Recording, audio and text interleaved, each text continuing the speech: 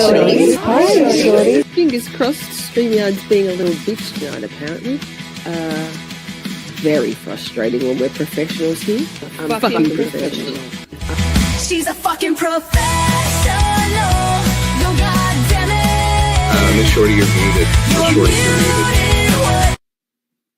God, yes. Endearing, it's iconic. Cheese breaks, faith breaks, staying hydrated. It's Shorty time. She's a fucking delight. Trial watching, trials and tribulations. It's Camp Shorty calling all nations. What are you drinking? Shall we skip this part? Left or right-handed? Shit, she slid it to the start. She's a fucking professional. Yo, goddamn it. You're muted, what? Daring, it's iconic. Cheese breaks, faith breaks, staying hydrated. It's Shorty time. She's a fucking delight. Psychology corner. Let's learn about stuff. New Miss Shorty music. Calling their bluff.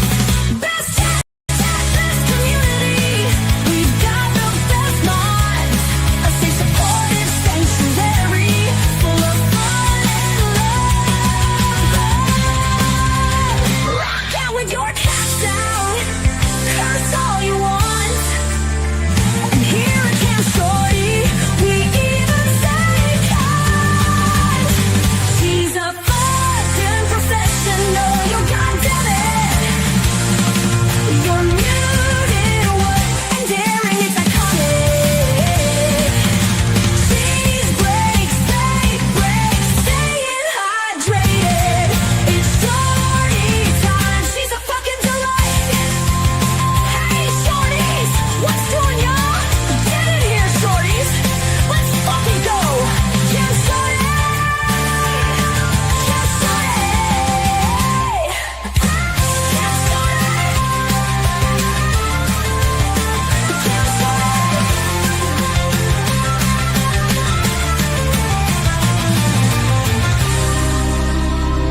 Camp Shorty.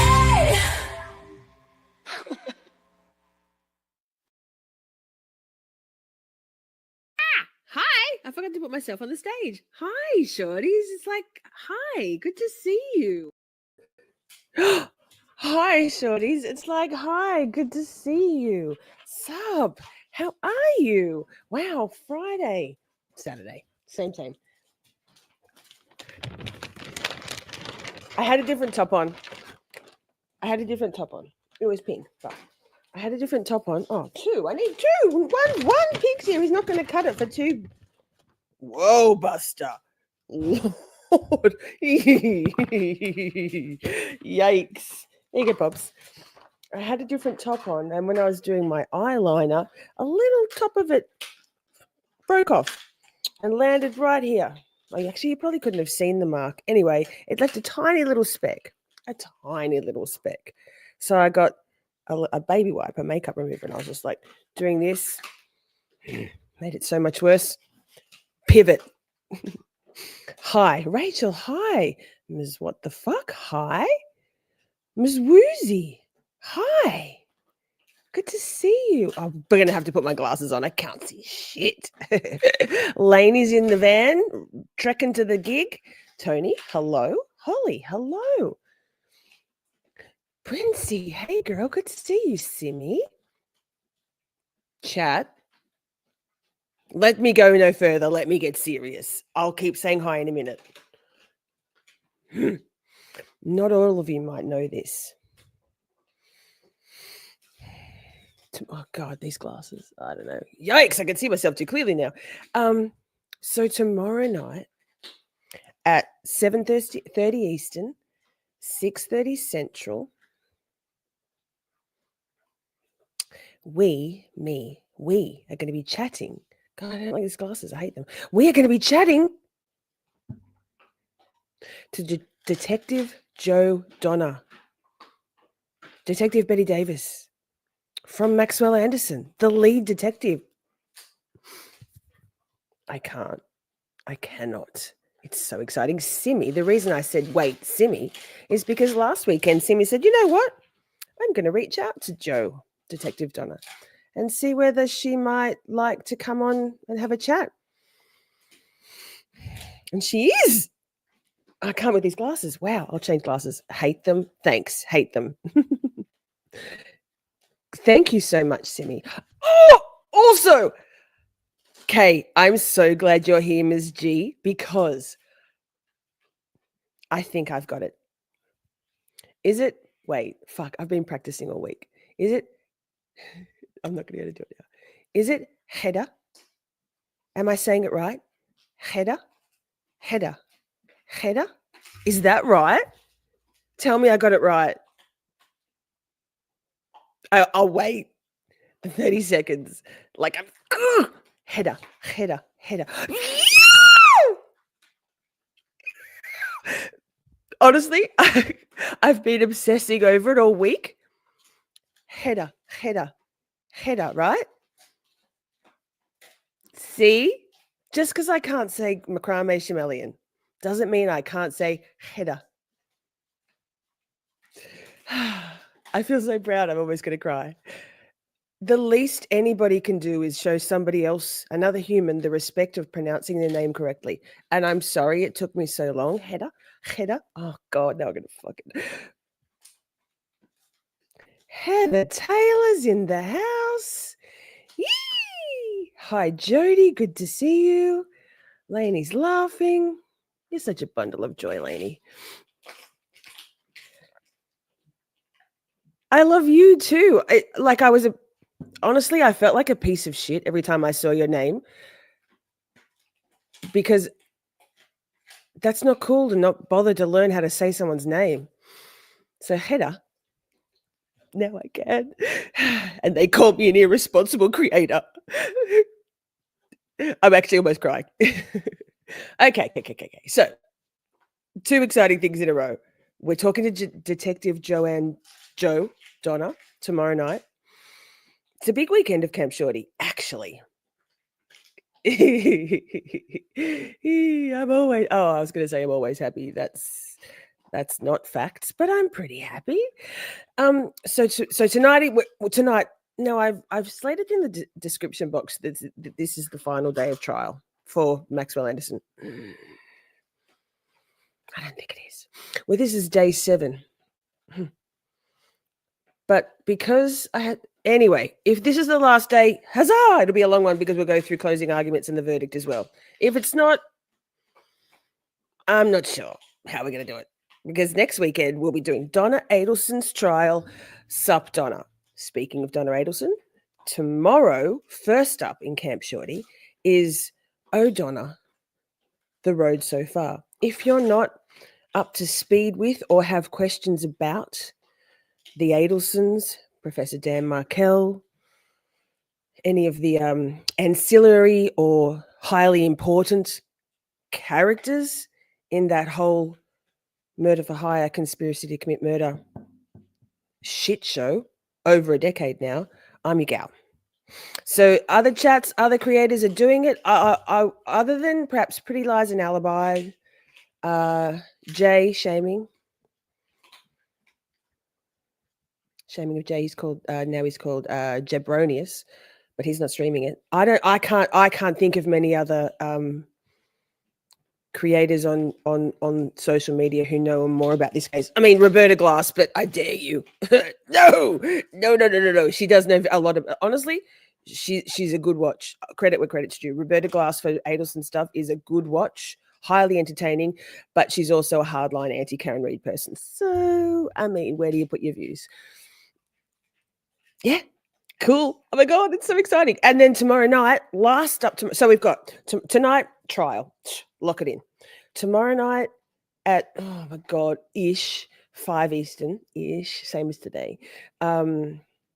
Donna, Ms. What the fuck and I can have a conversation. You guys can ask questions. We've got the royal we. We've got some maps, some supporting documents to go through for, I don't know, an hour and a half or so.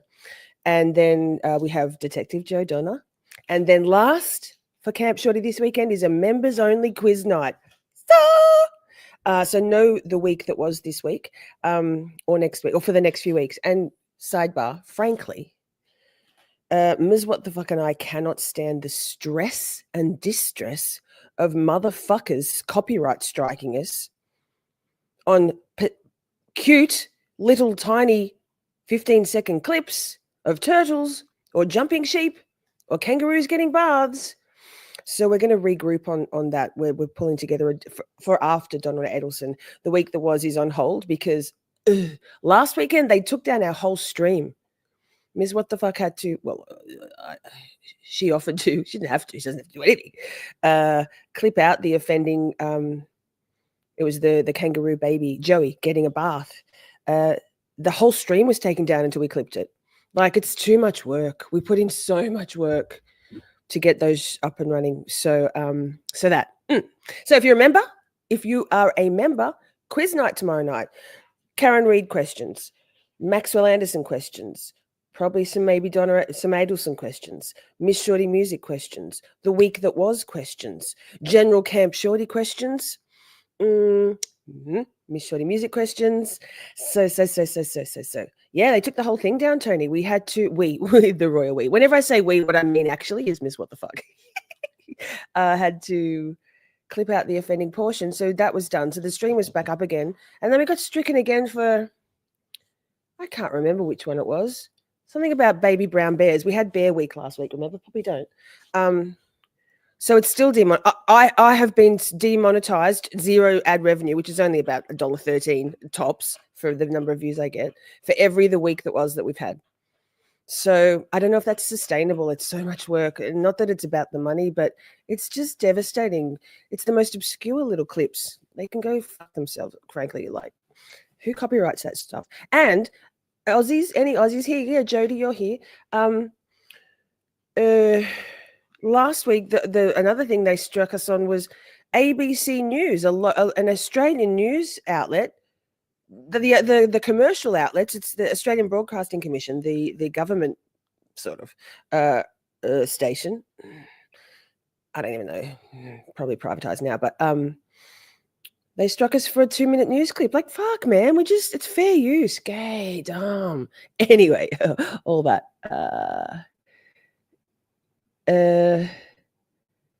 I'm doing this. I'm doing my squinting thing. I hate these glasses.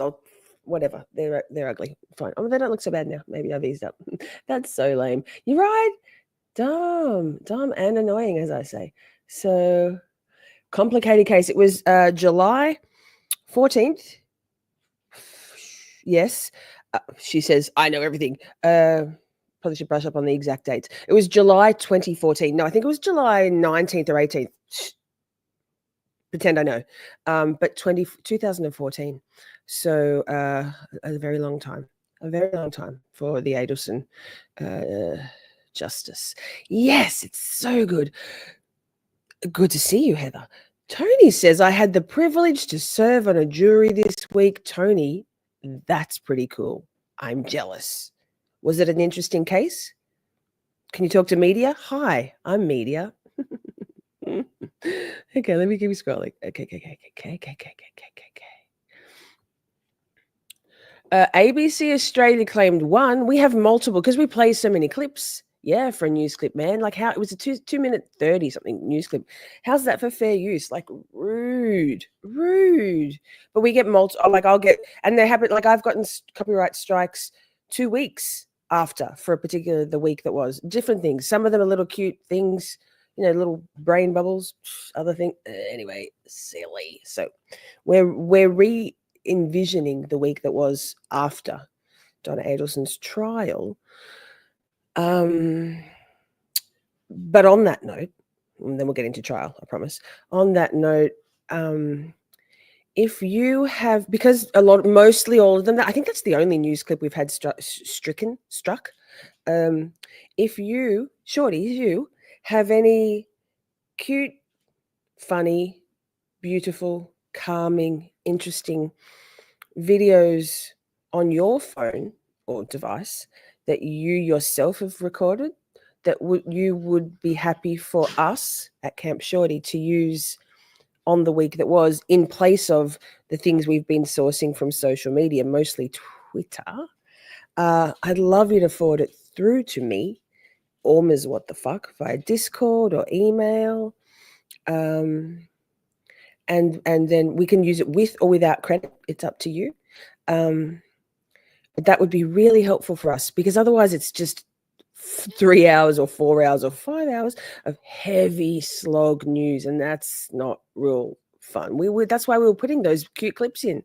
Yikes. So Tony says it was 2 felony counts of resisting and obstructing. Ran from the cops and didn't stop when they said stop. Well, that's silly. Ms. Woozy says, I've gotten called for jury duty 3 times. Me never. First time pregnant, second time in college, third time case dismissed. Maybe 4th time's a charm for you, Ms. Woozy. Tony says, we spent a not insubstantial amount of time discussing ham sandwiches, like ironically or actually. Did you get fed? Did you get paid? And aliens. Tony, we might need to have you up on stream sometime, just to talk jury stuff, because that's fascinating. What earrings am I wearing? Princey asks. Wait, let me go with this one.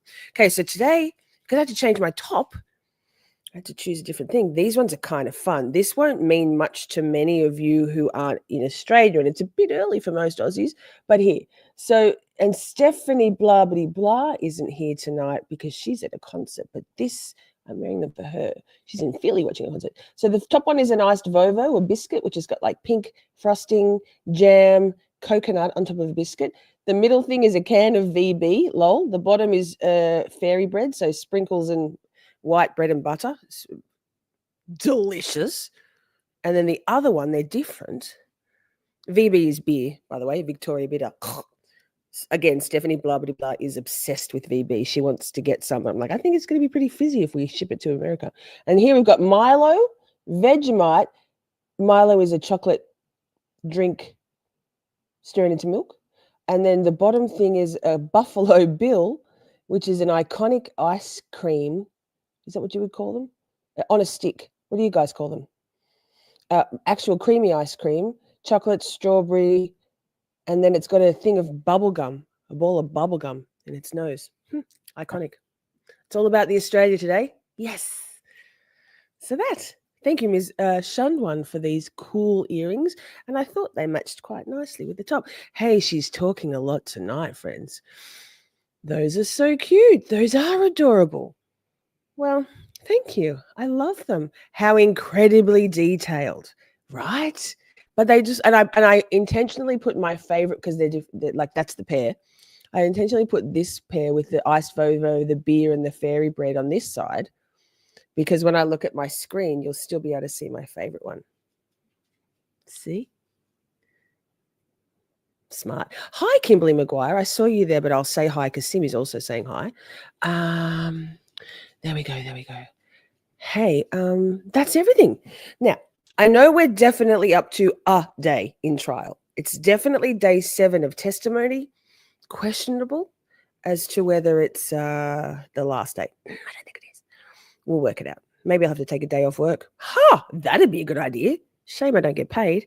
If I do, peasant work. Oh, a few more things. Replay crew, hi. Thank you so much. Hey, wow.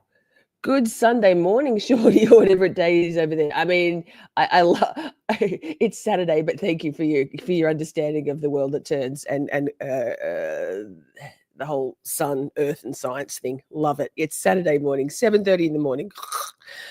Replay crew, on your mobile device, if you'd like to watch the live chat replay, as well as leaving a comment, it's possible. If you're on your mobile phone, your tablet, or whatever, just swipe left on the couple of little dots at the top of the comment tab, and it gives you the option to watch live chat replay instead. But also leave a comment, please. I love you. Hey, on that note, have you all hit the thumbs up or the thumbs down? Same. Love you.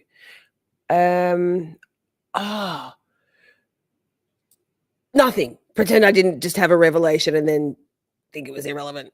Oh, irrelevant. There's a word. Share screen. Which one is it? Shiza. It's hard to say. It's this one. It's this one. It's this one. Yes. So we'll get rolling, shall we? So just a little reminder. Whoa, why am I circular? Yikes. Oh, that's from watching Wicked last weekend. Oh my God, on Kick. Well, I'm just getting organized. On Kick, very small group of us watched Wicked. Oh my God, I was sobbing and I hadn't seen it before. Bawling. It was so good. It's still over there for the next. Oh, it's in 2 parts. It's a whole thing. The first 20 minutes or so are in one part, and then the rest is in a second part. Seamless, but just me. Hi. If you haven't seen Wicked and you don't have access to streaming platforms, even if you have, get over there and give it a watch. It'll be there for another 3 weeks before it disappears off Kick. Now, what do we got? This is the day we're up to. Maybe, I don't know. I'm so confused. See the blue ones, all the blue ones we've watched. The whole trial was listed skewed, right? Didn't have the right day of testimony. So that threw me, but I worked it out because I'm a professional. And then they didn't have this day, the very bottom one on the screen there. So I had to source it from a different streaming provider, TMJ4. And then the only other thing I can see is the verdict. So I'm very confused. Welcome to me. Hi, it's me. Perpetually. Look, hi, I'm not Maxwell Anderson, but inside my brain is his perplexed face about this whole playlist. We'll work it out. Don't forget when we are joking at times. It's So not looking because- at pause. this matter, It's not what it comes down because to is anything about this trial is funny. The facts of the case. Well, my earbud's falling out. It's because it's so fucking heavy that if we don't have some moments of levity, that's too heavy, man. So that, and we love Judge Laura. Oh, what is she? Madam, oh yes, thanks, Ms. What the fuck? Will I be using trial channel for Adelson? Probably, because we're only going to be doing recaps. And it's much easier to use a defluffed, time-stamped, amazing chronological per witness playlist as you get with the trial channel. So yes. I think that's a hard yes. Hopefully the trial channel will come into our chat again, friend, to watch our recaps with us. I want a green matcha. What's a green matcha? Is that's a drink, right? I love what the Madam court clerk. She looks great today. Very dignified. She looks great every day. Bravo. Let's go. did the defense, by asking the question, Why is it so quiet? to the words of the effect of, did the defendant ever physically abuse you? Did that? Oh, okay. Now this is weird. I remember this because it comes out of nowhere. I'm not quite sure about the witness to which they are referring. Perhaps y'all could help me here, because it feels like there's something missing in terms of the coverage of the trial. And again, my brain. This is definitely the next day, but I don't know whether the pool cameras perhaps didn't start recording.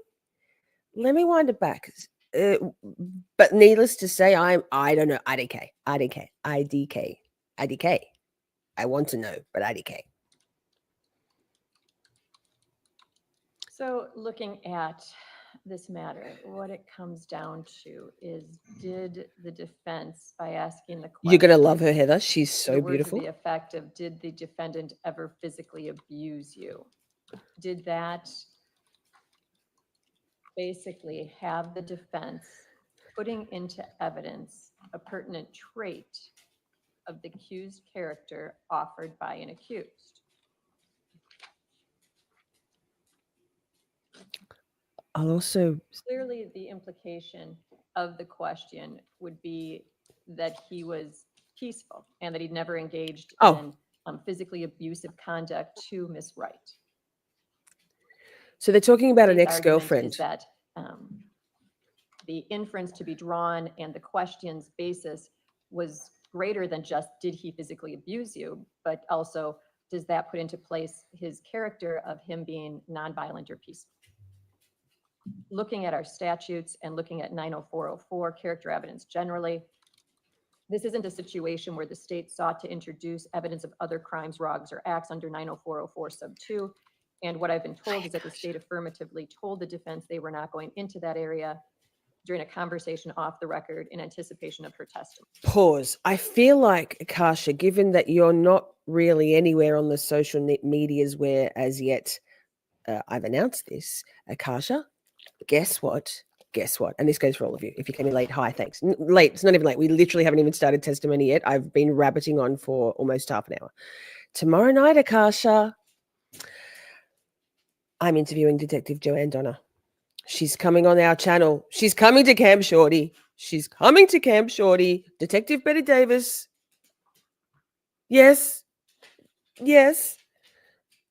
7:30 Eastern, 6:30 Central tomorrow night. Just saying. Testimony. However, during the course of the testimony, the defense interjected the question, which the state believes has now placed the character evidence into play.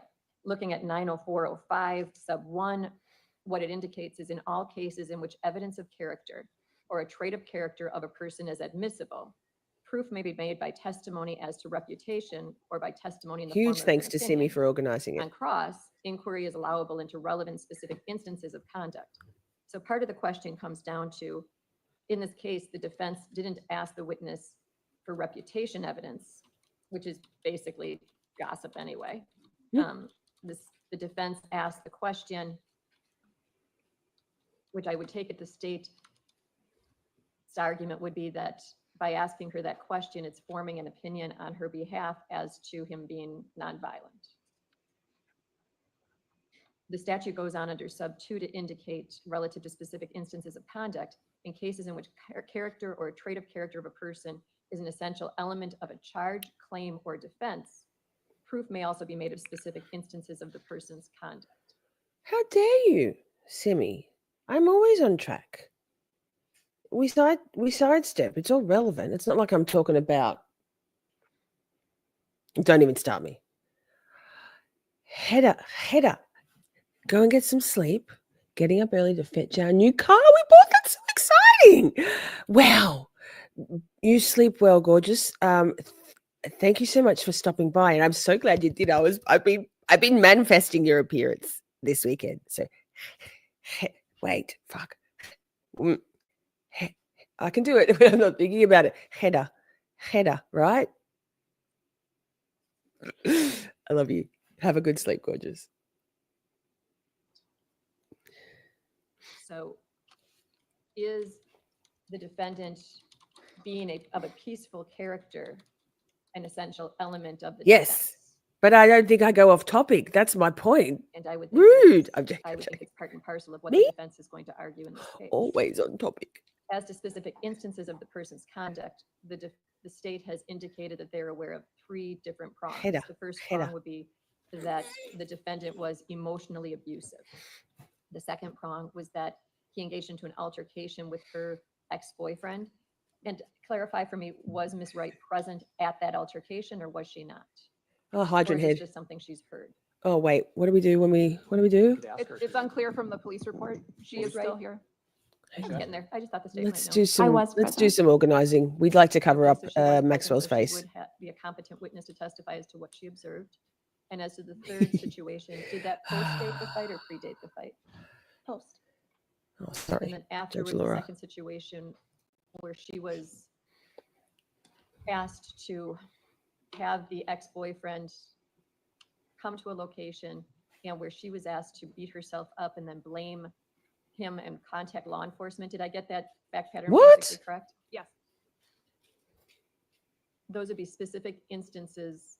As We call him from hydrant pursuant head to around here, proof Heather. Ah! of a nonviolent character. I will agree with the defense that I think that So tricky. at time, well, I guess I agree with both sides as to whether it being emotionally abusive, at times that can rise to a level of being indicative of not being peaceful without a doubt. But it also, on the other hand, is different than physical abuse.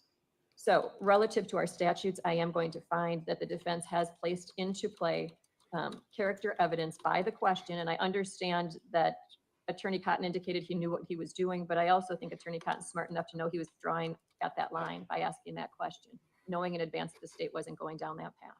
And I am going to find that the defense has opened the door by putting in play the character evidence of the defendants because it is an essential element of their defense. And that based on that, they put into play that he is of a peaceful character. I'm not Lol. going to allow the state to go into the emotional abuse. I think that that's at a different level than what's already been indicated here. And I think that that would create a whole separate issue. I will allow the state to go into the two specific instances of conduct to rebut the character evidence that the defense has put into play relative to her observations of a bar fight, as well as the conversation to have her beat herself up and to have the boyfriend come over and then to report it to the police. I am going to find that that is allowable pursuant to 90405 sub 2. Any questions relative to my ruling, state? Yeah, I think Attorney Vance Curzan and I were just chatting about making sure we have a very narrow scope of the questions to be asked. So I think we're going to ask her if she had observed any specific instance where the defendant was physically violent with someone, who that person was, when that was, and where it was, and we'll let it lie there. Okay. Thank you. Understood. Anything further to address on the record before we bring the jury back? No, I would just ask if Ms. Wright understands the scope of what I just described. Ms. Wright? I do. Okay. Okay, thank you.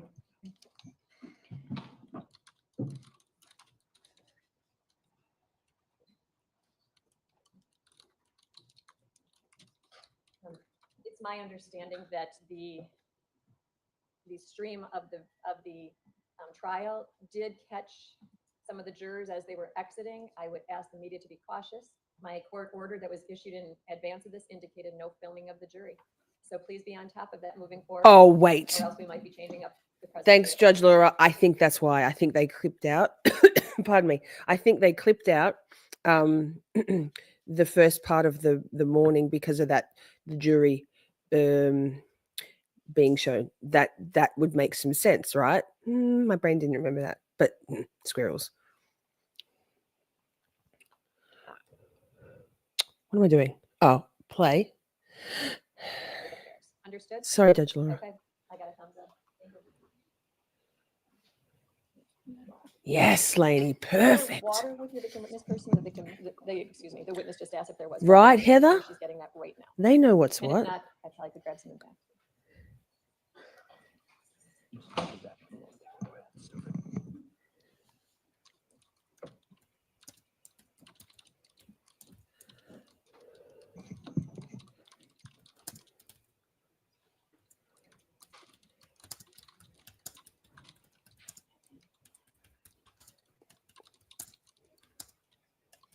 We're both typing. This other person typing is way more fast and accurate than me. Hang on. I probably should skip through this part because boring. Nothing's happening. Correct. And your answer was no. Wait, Correct. wait. Ms. Wright, on cross-examination, you were asked a question about whether the defendant had ever been physically abusive towards you, correct? Correct. And your answer was no. Correct. Do you recall telling the sheriff's department about a specific instance where you saw the defendant be physically violent with someone else? Yes. Who was that?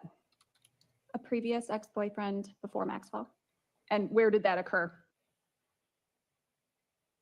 This is about the second or possibly third witness who hasn't been shown by the pool camera for anonymity, because why should this poor ex-girlfriend of Maxwell fucking Anderson have to have her face shown? So that's why, if you're wondering why we can't see the witness. That occurred at Trinity on I'm Water. in the way. At So the let bar, me move correct. myself. in Milwaukee? Correct. And what happened? Were you there? I was there. What did you see?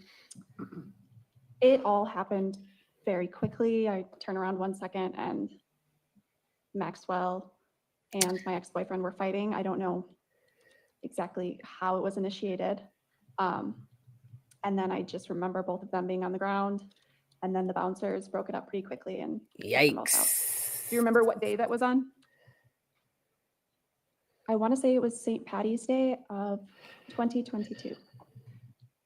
When you talk about fighting with each other, was this a fist fight? Can you further describe?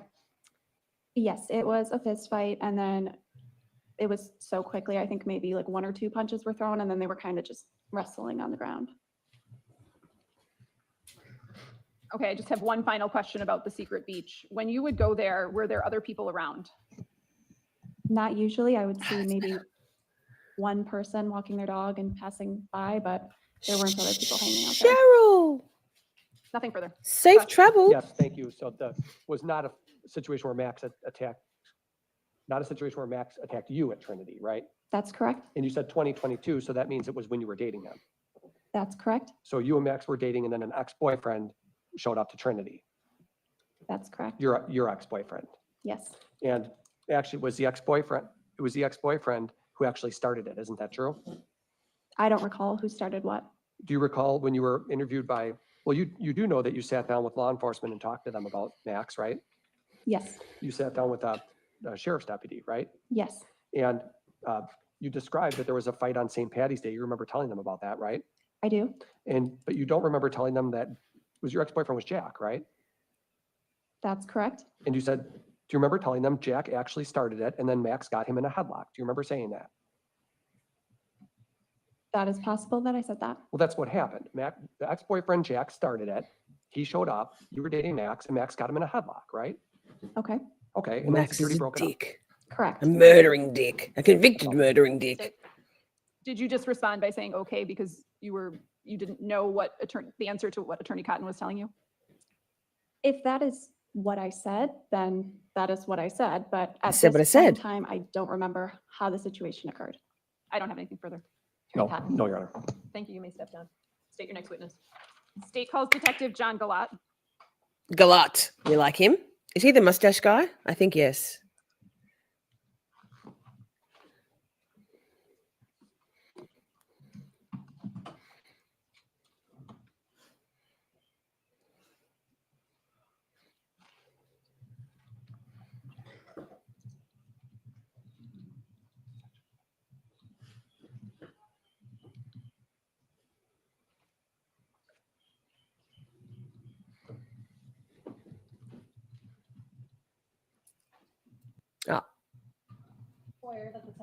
Oh no, no mustache. Different guy. If you could please be seated, restate and respell your name for the record. Detective John, John, Guillot, Guillot. You're a detective with the Sheriff's Department, correct? That is correct, yes. In Oof, Brooklyn. April and then July of 2024, did you have contact with somebody named Khloe Wright? Yes. And what was the nature of that contact? Through the investigation, it was learned that Miss Wright dated Mr. Maxwell Anderson. I believe she indicated that the I'm two. gonna, and I'll It's just, the guy with I'm the going to further direct your brooch. question, a more pointed question. Did she provide you with information 15 about bucks? a secret beach that she would go to with the Style. defendant? That's correct, yes. Okay, and was she able to describe where that was? Yes. Was she able to give you a name? I'm going to object to hearsay. We have the witness. What? Any response? It's going to go to the effect on the Hydrant listener as to head. why he did what he did. If it's not being offered for the truth of the matter, it's not hearsay, you can answer it. She indicated that Mr. Anderson never disclosed the park's name just in case the two ever parted ways. Was she able to describe the route to get to that park? Yes, she was. And did you in fact take her on that route? Yes. Can you describe where you started and where that route led you? Yeah, I believe it was July 10th, 2024. Myself and Deputy Ethan Stouts met up with Ms. Wright at her residence. She got into our vehicle and then she directed us to the route to the park. We started by traveling southbound on I-43 from Capitol Drive. She directed us to Layton Avenue. Once we got off of Layton Avenue, she directed us eastbound on Layton Avenue. Of note, she pointed out a Mexican restaurant, I believe it's called El Beso, which is located at 909 West Layton Avenue. She indicated Now that's a good question, Ms. Woozy. I mean, to be fair, I don't even know her name because we only know Cotton, Anthony Cotton. We've done much of the deep dives on Cotton. Don't even start us on that. Akash, I can tell you. We don't know Baby Junior lawyer, the other defense attorney. I know that the bald-headed defense attorney, state prosecutor is ADA, is Vance someone. I'm not sure what her name is, but I'm sure that's an easy Google if I can work out what her name is. Also, if you're new to this case, if you would like the TLDR, because we're six weeks in, this is our 7th episode. Sidebar, there's a playlist, so you can watch all of them if you'd like. In the description box, there's a rundown of the case against Maxwell Anderson. Spoiler alert: the jury comes back with a verdict in 45 minutes. So that's. She indicated that prior to Mr. Anderson and her going to this quote unquote secret beach, that they would often stop at this restaurant, have drinks, have food. Yes, learning Past at Camp that, Shorty. She Thank you. directed us to continue on eastbound to West Sheridan Drive. From there, she directed us to go southbound on Sheridan Drive to West Pulaski Avenue. And then what? That's his court outfit. She pointed out a fence. The fence was, I believe it said do not enter. And then she indicated past that fence is where this so-called secluded secret beach was. Where did she lead you? So she led us, And actually, like, was there a name of where she led you? yeah, it's essentially Warmont Park. And then did she lead you further?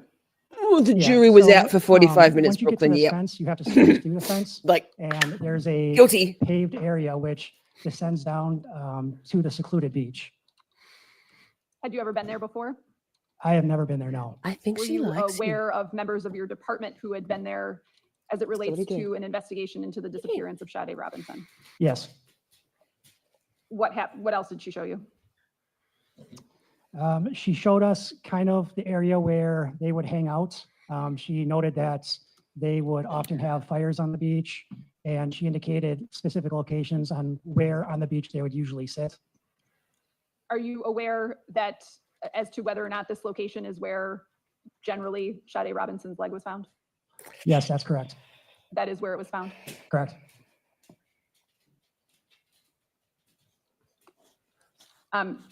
When she was leading you down to the beach, did you walk past what you know to be the Heyyy water department pump house? Correct. Nothing further. Cross? No. Thank you. Oh, State? no. My brain is always confused. No, we love Detective Donna's eyebrows. She and I are from the same school of eyebrows. I mean, we'll ask her about her eyebrows tomorrow night. I'm 100% going to ask her about her eyebrows tomorrow night. Oh my God. I'm like, girl. Do you solemnly swear that the testimony you give in this matter will be the truth, the Oh, whole who's truth, and this nothing but the truth, so help you God? Yes. You can please be seated, state and spell your name for the record. I'm Detective Mason, Mason. Last name is Kohlhapp, Kohlhapp. Are you a detective with the Milwaukee County Sheriff's Office? I am. How long have you worked for the Milwaukee County Sheriff's This Office? is a new 9 guy. years, and I've been a detective for 4. Did you assist in the investigation to the disappearance of Sade Robinson? I did. Was one of the roles that you assisted to review a phone extraction of Maxwell Anderson's cellular phone, a Samsung phone specifically? Yes. I'm Yeah, going to show you an man. exhibit. Pause. Sorry, Vance. IDK. Shh. For the record, I'm Detective Mason, Mason. Last name is Kohlhapp, Kohlhapp. You got it? Kohlhapp. Such exotic European names in Milwaukee. Love it. 1010. Are you a detective with the Milwaukee County Sheriff's Office? I am. How long have you worked for the Milwaukee County I got Sheriff's it now. Office? 9 years, and I've been a detective for 4. Did you assist in the investigation to the disappearance of Sade Robinson? I did. Was one of the roles that you assisted to review a phone extraction of Maxwell Anderson's cellular phone, a Samsung phone specifically. Yes. I'm going to show you an exhibit. It's already been entered into evidence as exhibit 264. Can you take a look at that and tell me if that's the phone extraction that you reviewed? Yes. And describe briefly, if you can, how you received that. Detective Vandertine and I went to DCI. We both picked up the phone, or I should say the actual download of the phone. We brought it back. Matt then uploaded it to evidence.com and then provided me a copy of that phone. Evidence.com? So what you were reviewing was the extraction that DCI had pulled off of that Samsung. That is What's correct. evidence.com? What is DCI, if you could just clarify that briefly? It's a state agency. It's a Department of Criminal Investigations. What kind of, Evidence.com. what were you looking for? What was the purpose behind going through this? To look for any evidence pertaining to the owner of the phone, along with the anything with the disappearance of Sade. Do you recall what date you went through that phone extraction? I believe it was April 9th, 2024. And her leg had been found on the 2nd, right? I believe so, yes. Did you prepare some reports through any kind of computer program that you used to go through the phone? Yes, when it was handed, or when I was provided the copy from Detective Vandertine, it came on two different, I should say, it's not necessarily reports, but phone reviewing systems. One is Celebrate, and the other one is Axiom, is how they take the phone, they download it, and it's just put into two different programs so we can view the contents of that phone. So you have multiple different programs that are used to essentially look at the contents of the phone? Yes, And you used 2 of them? correct. What were they again? Not Axiom for, and, Celebrate. Can you spell those? Okay, cool. CELL Not for lay people. and AXIUM, I can't believe. access it. I'm going to show you a few exhibits here. The first one is exhibit 444. Wild. Do you know what 444 is? This is a Celebrate, and this, the end result of the Celebrate is usually put into a PDF form, How many Uh, pages is it? 7 pages. And is it contain certain information about that phone? Yes. Okay, I would move exhibit 444 in. Any objection? No. It's received. Can you tell us from exhibit 444 what the phone number assigned to that cell phone was? Yep. It's 262-416-4874. I can take that one from you, and I'm going to ask you to page through 296. Take a moment to do that, and then tell me when you're done. Okay.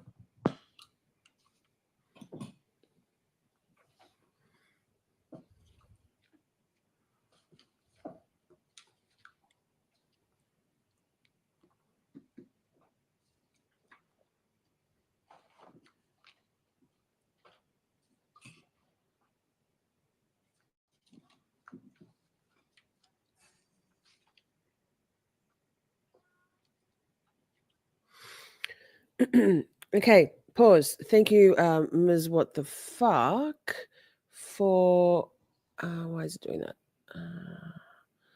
BRB. Oh, look at me. I'm in the way. Wait. So Megan Newport is the female district attorney there, and if you can see down the bottom, it says she oversees the violent crimes unit. That's very cool. I'm going to go back to this. And I'm going to go back by a moment or two because me. Why is it doing that? Why is it doing that?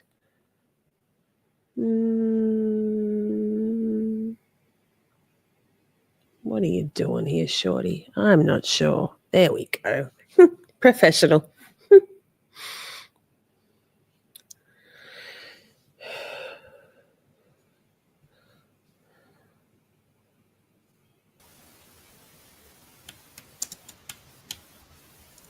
Lisa, Hello? is there any audio?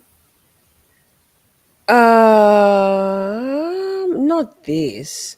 Wait, are they talking? Might be quietly. It did just tell me I lost audio. Hang on. Okay, you just need to reshare. No, I can hear it. them. No, It's- wait. Wait, They're not let me do talking. something. He's just leafing through his pages. Hang on. I can hear court noise, or is that your noise? There's no noise coming. Hang on. Okay, I'll do it. I'll stop screen and then reshare screen. Easy peasy. We've had this happen before. It's when you toggle between a document or like a website and is it this one? Yeah. A website and then back to a YouTube video. Sometimes it does it. And it could be because I did it on my other screen. There we go. Ba-doo! Okay.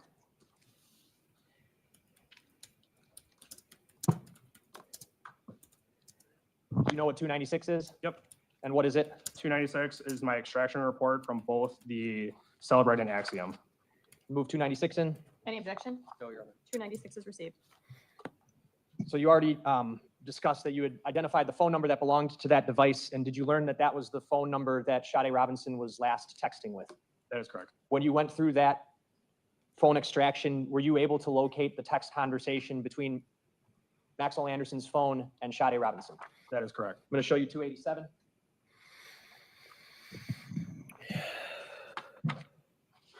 What is that? This is the Celebrate report that contains the text conversation between Sade and Max. Was that the entirety of the text conversation that was on the device? That is correct.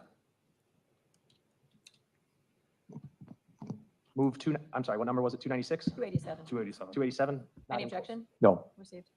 I have 287 up on the screen. There are multiple ways of looking at text messages in these Celebrate. It should be Excuse loaded me. soon, hopefully. It's not blurry on my end, Ms. Woozy. Oh, Ms. Laney, sorry. My eyes are a bit woozy. Woozy, All right, is that Laney, 287 Lisa. up there? What? It is. There are multiple ways that you Maybe can exit and view come back? text message conversations on Celebrate, right? Correct. Would you say this is probably the easiest way to do so? By far, yes. Why is that? Because it shows the send and receive from both phones compared to other ways you can do it where it's a lot more information heavy, but you got to look at each individual text itself. So this has the full conversation as it would appear on your phone. Oh, wait. I've got two tabs. Weird. Hang on. Wait. Pause. Weird shit's happening now. The ticker looks clear if you close the chat. No, something weird happened. Welcome to my life. Pause. Everyone, walk the dog. No, because I've got two StreamYard tabs open. Okay. Anyway, pretend it's not happening. Streaming. I am a professional. I'm a fucking professional.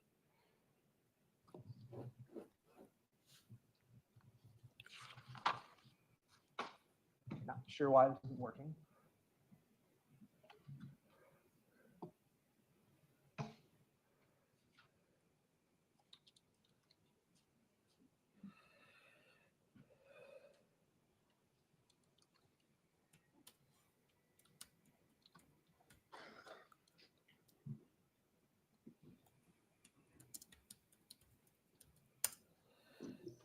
I know this morning, the IT person was here doing some work before we started to make sure it all ran smoothly. Doesn't seem that worked. We'll call him right now and have him come back directly.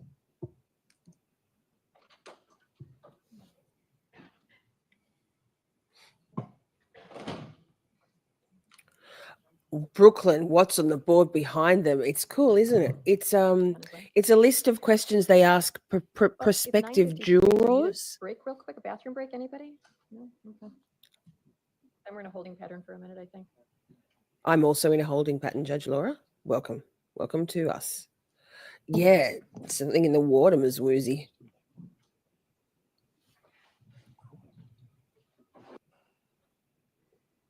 Emo, Elmo. Yo. Oh, who's that guy there?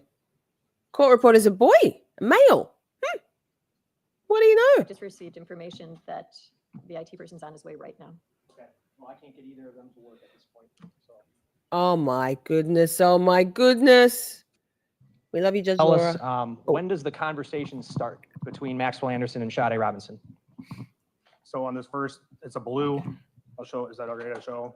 Sure. Okay, so this is where the conversation Sure. starts. So blue, it was created on 3/30 of 2024 at 6:33:10 a.m. UTC.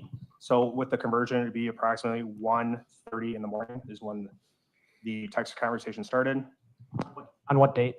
The 30th, I believe. Okay. March 30th. And were you aware that they went to the Twisted Fisherman on April 1st? Correct. So this was just 2 days prior? Yes. And what time in the morning? 1:30. 1:33 to be specific. How does the text conversation begin? It says the first text was to Sade, and it says Maxwell. And then the follow-up one is Sade responding to Sade. Exchanging their names Exchanging their names, correct. at 1:30 in the morning on basically a Friday into a Saturday. That is Oh, he's got his karaoke mic. I love it. When is the next text? Heather, next time a witness, because occasionally when a witness does the oath, they camera person does a close up rather than that wide shot. And if I notice it, I will pause and we can read through it again. But yes, it says there's something about job. Last time we've served in a jury, something.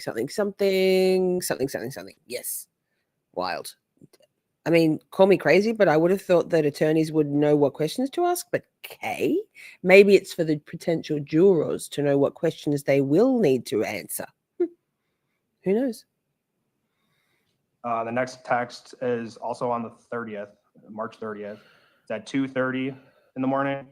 And it says, "Hey, love, I left my comb there." Who So sent that? That was from this, pay attention, chat, pay attention.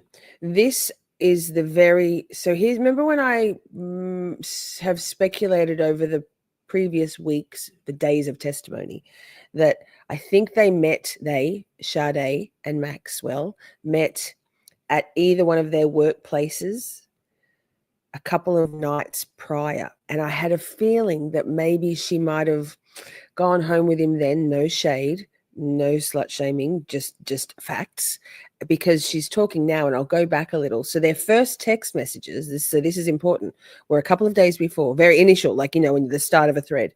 And it's him saying his name, I believe. And then she says, "I think I might have left my comb there."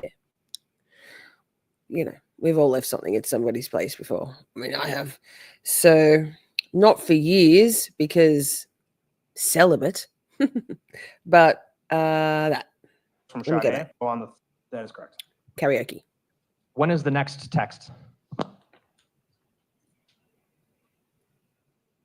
The next text is I didn't get back also far on enough. Maxwell. And that's So, 1:33. So that's the very first text. He just says How does Maxwell. the text conversation begin? It says the first text Focus. was to Sade, and it says Maxwell. And then the follow-up one is Sade responding to Sade. Exchanging their names Exchanging their names, correct. at 1:30 in the morning on Blessedly, basically a Friday into a Ms. Saturday. Woozy. That is correct. When is the next text? The next text is also on the 30th, March 30th. It's at 2:30 in the morning. And it says, "Hey, love, I left my comb there." Who sent that? That was from Sade. So Sade's in the blue, Max is in the green. A follow-up text after that one, sent a little bit after that, within 35 seconds estimate. "Can you just take it and give it back when you get a chance?" Sade asking him for a comb that she left somewhere. Correct. Okay, after that? After that, Max responded with, "Of course, I'll bring it on Sunday." And that was sent at 3:40 in the morning. Sidebar.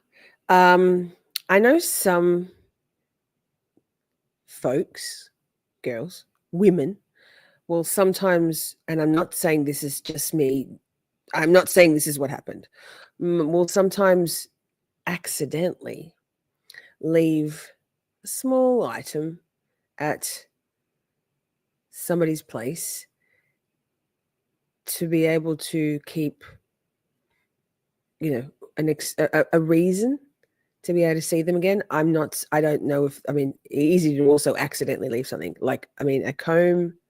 Do we care about a comb?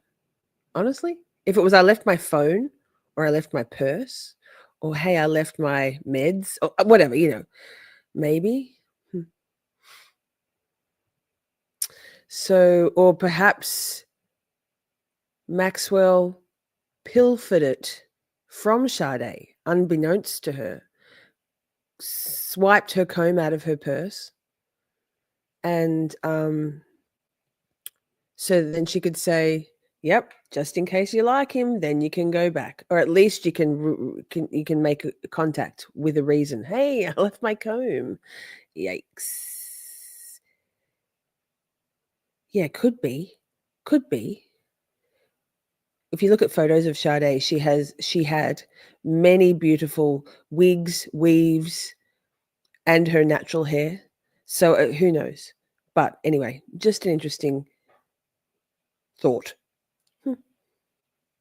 On March 30th. Implicit that there was a plan to meet up on Sunday. Objection to implicit anything. I didn't hear you. You're- Objection to him implying anything. He said implicit. I'll ask you to rephrase that question. Does it appear from that text that there was a plan to meet on Sunday? Objection calls for speculation. I asked from that text alone. Based on the way the question's crafted, I'll overrule the objection and you may answer that question. I would say yes. How does the conversation go on? And then Sade responds later with a thank you. This would have been that next more, it would have been 3/30/2024 at approximately 10, I believe, with the UTC conversion. 10 a.m. or p.m.? AM. Okay. Phil how does the Donahue. conversation go on So from there? good, Heather. The next one is from Max on 3/31/2024 with the UTC. It says 3:05:56 a.m. with UTC is about, I would say, 10 o'clock, I believe, that night on the 30th. No problem. How is your night going? And then Sade responded, my night is going fine. My friend is here Excuse from me. Minnesota. What night of the week would this have been? If the first was Monday, This would have been Sunday. okay? And then the next text message was from Sade. We might stop there. Does she say where, or it just says there? It just says there. This would have been 3/31/2024 at approximately midnight. All right. Max responded with, I'm here. And that would have been around 12:30 a.m. on the 31st. And that's the text conversation. All right, give me 1 second. We're going to try to get the computer back on here.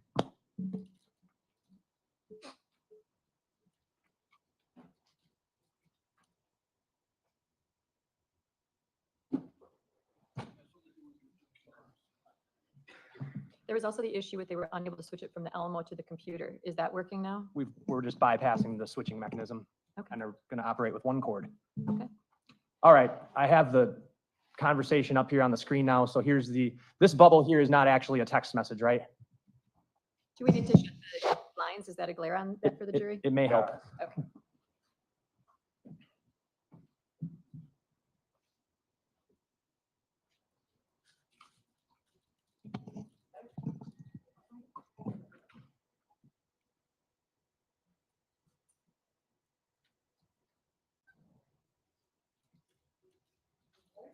Thank you.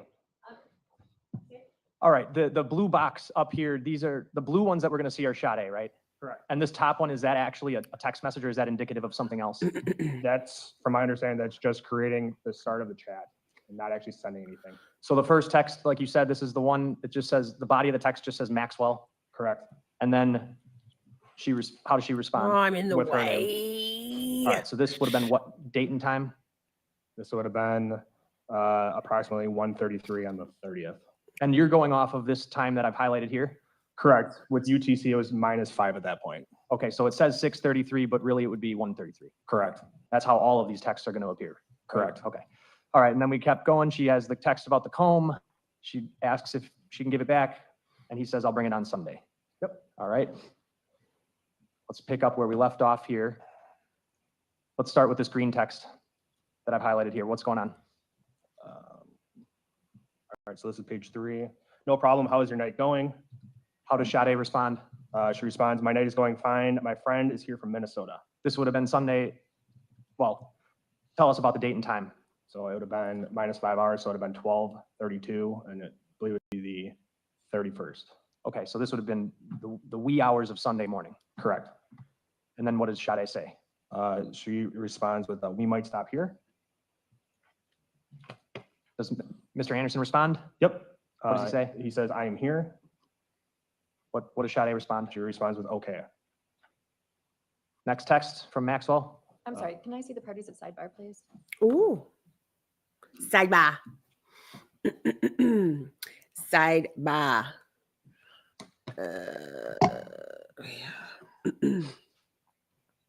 Ooh, there's the sidebar. Sidebar. Look how short baby junior attorney is. He's tiny.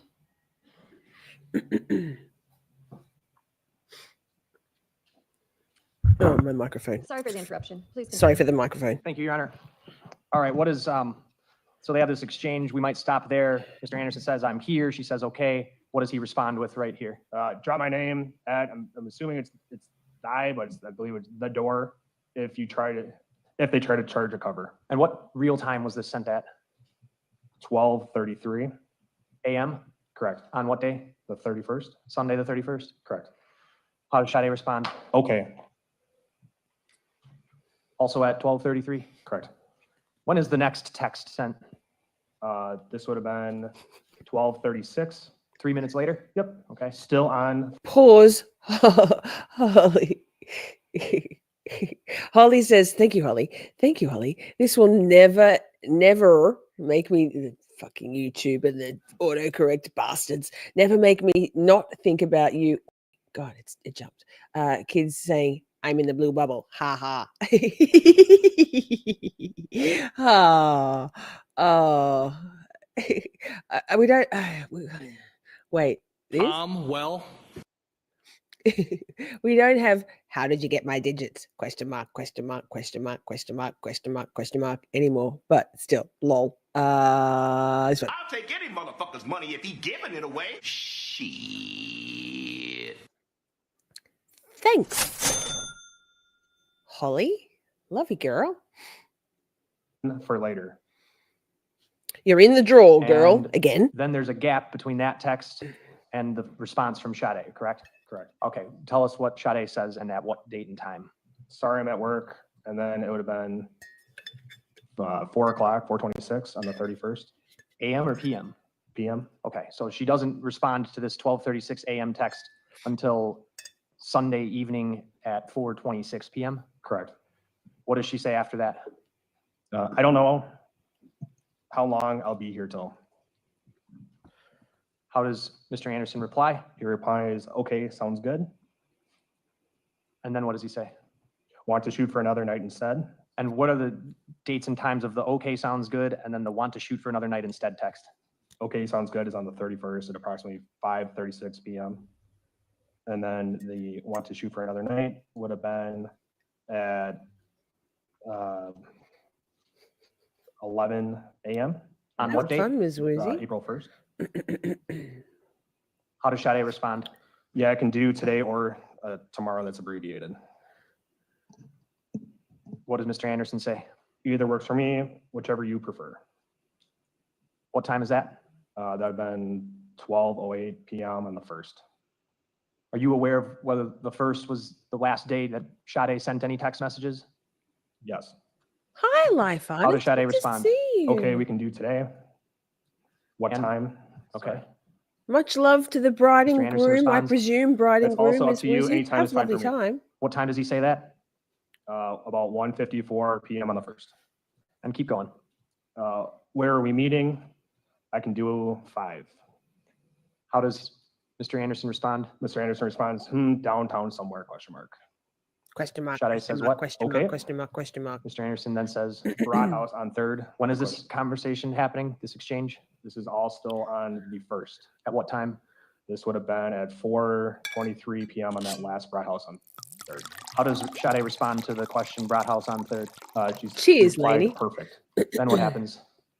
Max responds with, okay, I'm going to shower quick. I'll probably get there more around 5:15. What does he say next?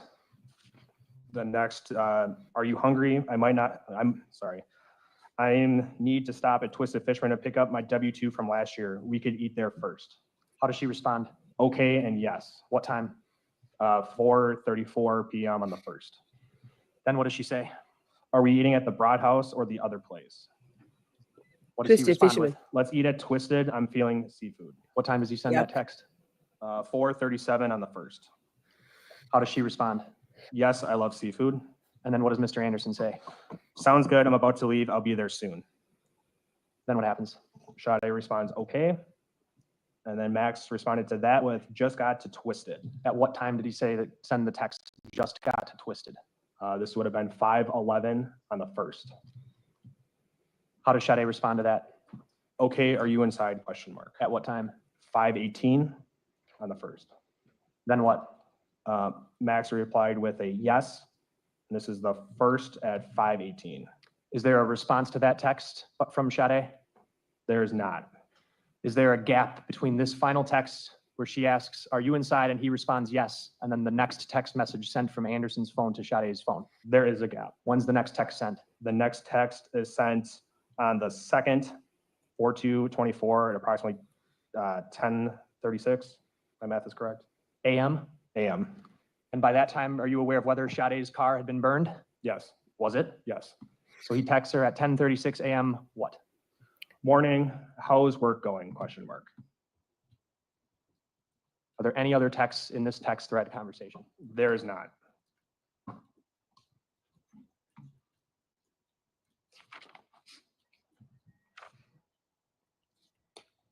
Did you also look through the phone extraction in an attempt to find any images that might be of interest to this investigation? I did. I'm going to show you exhibits 288 through 293.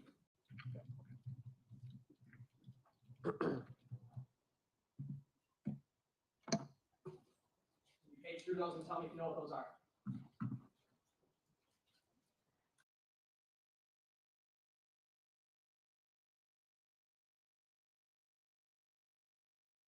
Miss Shorty, you're muted. Miss Shorty, you're muted. Fuck, because I was coughing. He texted her after he killed her? Yes. Hi, Christy. Good to see you. Yes, Holly. Yes. Diabolical. Motherfucker.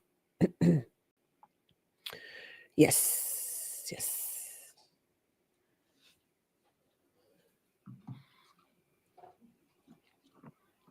They are photos that I found within the download of Mr. Anderson's Okay, so phone. trigger Do they warning. have note to you for some reason? Excuse were. me. Why? Because of Number one trigger warning, Maxwell Anderson's face. But let me do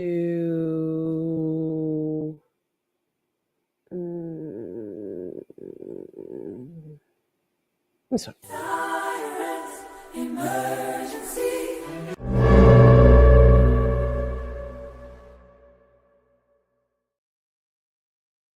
So I'm pretty sure, if I recall, the next bit of testimony is rather distressing, just because of the photos that fuckface had on his phone of Sade, and it's questionable as to when these photos were taken, as in terms of her level of consciousness or life.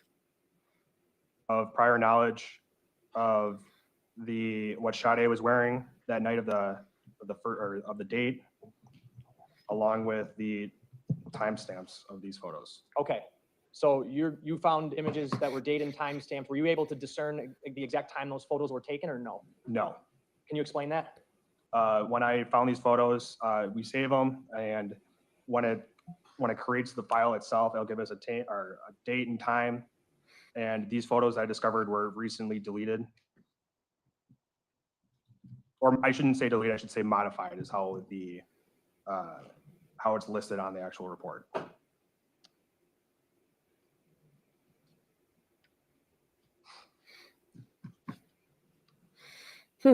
Weird, huh, Holly? Weird.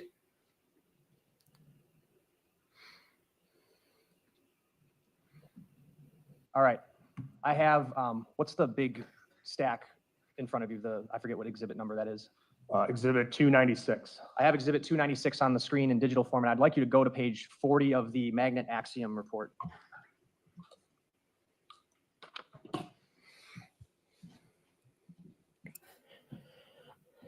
What was the page? 40. They're numbered at the bottom, correct? Correct. Okay. All right, I'm on page 40. And on page 40, is there one of the images that is amidst the other stack I handed you? Yes, this is a photo of exhibit 288. For the record, I'm going to move 288 through 293 into evidence at this time. 288 through 293? Yes. Any objection? No, Your Honor. They are received. What are we looking at? It appears gonna to be say, who the hand fuck is grabbing Kevin? something. Okay, it's quite pixelated, so to speak, blurry. It's blurry, all right. Next, I want you to turn to page 43.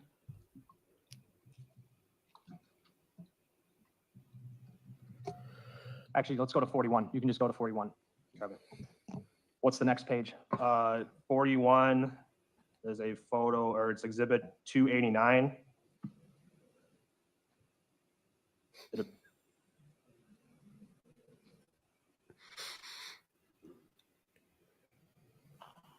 Is this the photo? That is. And why was this of note to you? Because Sade was wearing light colored pants along with a light color underwear that was recovered. Are you, and where were those recovered? They were recovered within her vehicle. And what do you see right here where I'm circling? That is the tears from the front of her pants, I believe. I'm going to show you exhibit 76. On the Elmo. On the Elmo? Fucking Elmo. Why, you little? Recognize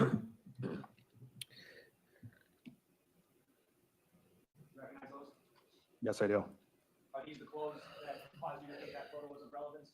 It is.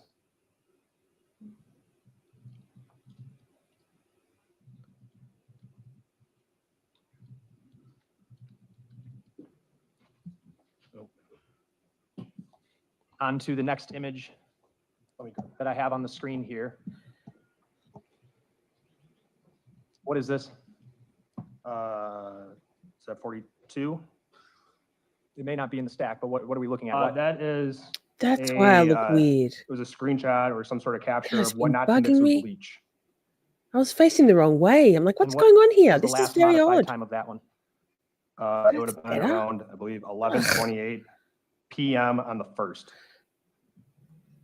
That's April 1st. I'm sorry, I missed the time. Sidebar. I've been looking at myself, looking at the screen, and normally I have to be positioned for me to look like I'm looking at the witness on your screen. I have to be over the other side of the screen. And I've been like, why do I look different today? Why do I feel ugly today? Well, every day, but like uglier. I was a Sally Port. I don't know. It had mirror my image ticked. I didn't check it. And just then I'm like, hang on a second. Aren't my lights usually on the other side? This is very odd. So, hi. Sorry, it's my first day streaming. Yikes. That's I believe good. it's around 11. Goodness me. 11:28 Sally Porting p.m. that of shit. 4/1/24. Gosh. The next image. At least I'm not 43, what are we filtered looking like at? every bastard on the It's YouTubes. Another photo of the light colored jeans See? and the underwear and Looking at the guy. presumably skin. And what Yikes. Wait, body part is pause. visible? Pause. That's her buttocks. Pause. I was being disrespectful unintentionally. Let me go back a little bit, and I'm going to put the trigger warning back on the screen. Apologies. I didn't mean to speak over very sensitive testimony with stupid Miss Shorty bullshit. I'm sorry. 1/24. The next image, page 43, what are we looking at? It's another photo of the light colored jeans and the underwear and presumably skin. And what body part is visible? That's her buttocks. The next image? The next image is another photo. It's kind of pixelated. It looks like a hand grabbing something.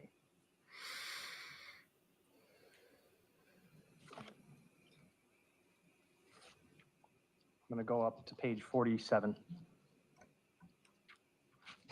What are we looking at here? It appears to be, I'll describe it. It's a white very distinct sweater. I believe it's cable knit sweater is the term for it. It appears to be somebody laying on their face down on a couch or some sort of item with their breast exposed. And the next image, is it different than the previous one? Yes, it's the same. It appears to be the same person, but with this time a hand grabbing the breast. I'm going to put on the screen exhibit 294, which is a flash drive.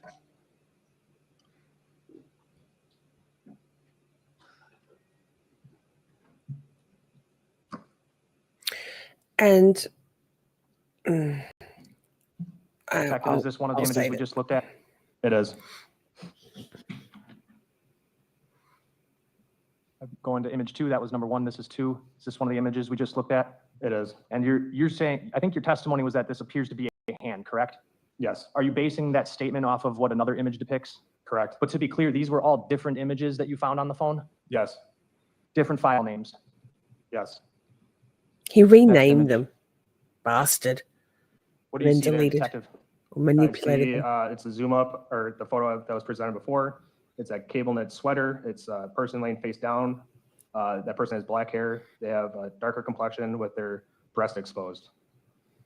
And then there's, it appears to be the red, very distinct couch or item.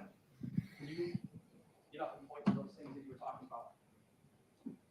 So right here is hair, presumably hair. This is the very distinct sweater I was talking about, the cable net. Right here is an exposed breast.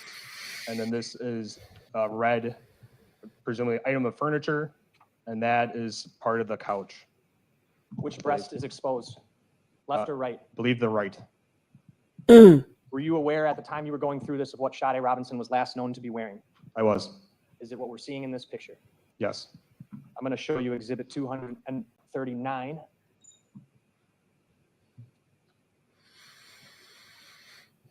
On the elbow.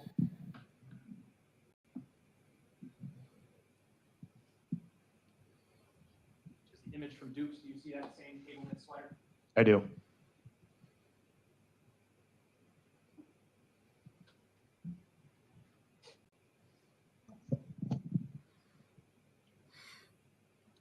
Her breast was How never does found, Sade appear in this Akasha. photo?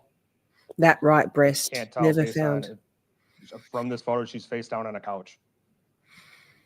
I don't know if she's alive or dead or sleeping. I can't tell from this photo. Okay. Next photo. This is different from the last one, correct? That is correct. And what are we seeing here? It's a different variation of the photo from before. Here's the white cable knit sweater, the Yeah. black hair. It appears to be a white hand, and then her breast, presumably her right breast. And this is a zoom in of that couch, the red maroon couch. Yeah, Are Heather. you aware of what breast was cut off of Sade Robinson's torso? I don't recall off the top of my head. It was her right breast. Now what are we looking at? This is that kind of pixelated photo, but it appears to be a hand grabbing something, and then that's a part of that couch with that, I don't know if it's trim or how you describe it, but that looks like part of the couch. And this next image? This next image appears to be her buttocks. There's the very distinct yellow, light colored underwear with the jeans, and then there's the tear from the front of the jeans. And then here's the couch. The scene.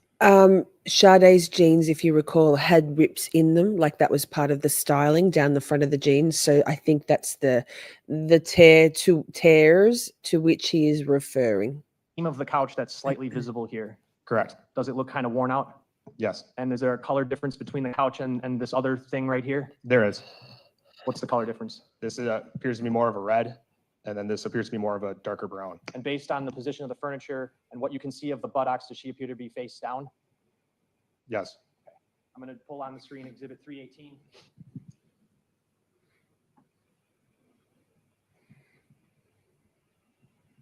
You see comparable furniture in this image? I do. Point that out, please. Here's that couch I was describing. It's a red in color. Here's that trim or seam I was describing. And this is the ottoman that was within the apartment. On the couch, there is somewhat of like a blue pillow or something, correct? Correct. Point that out, please. I believe it's right here. Going back to the images.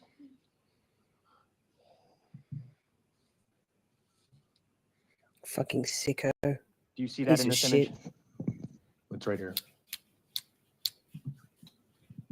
move 294 in, which is the flash drive that has the images that are contained within the paper exhibits, I want to say 289 through 293. Any objection? No. Received. No. Okay, hydrant head.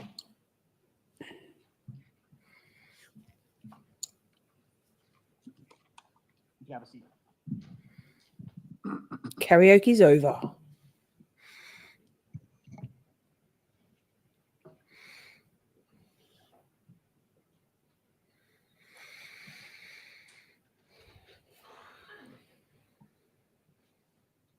Did you attempt to ascertain the times in which any of those photos were taken? I can only go off of what the program showed me, and it only said it was a modified date. What does that mean to you?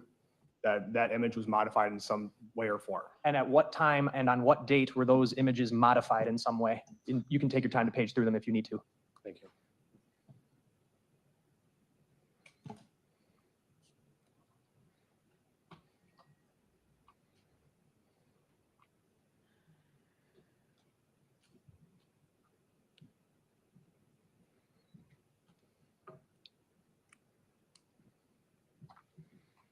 Okay.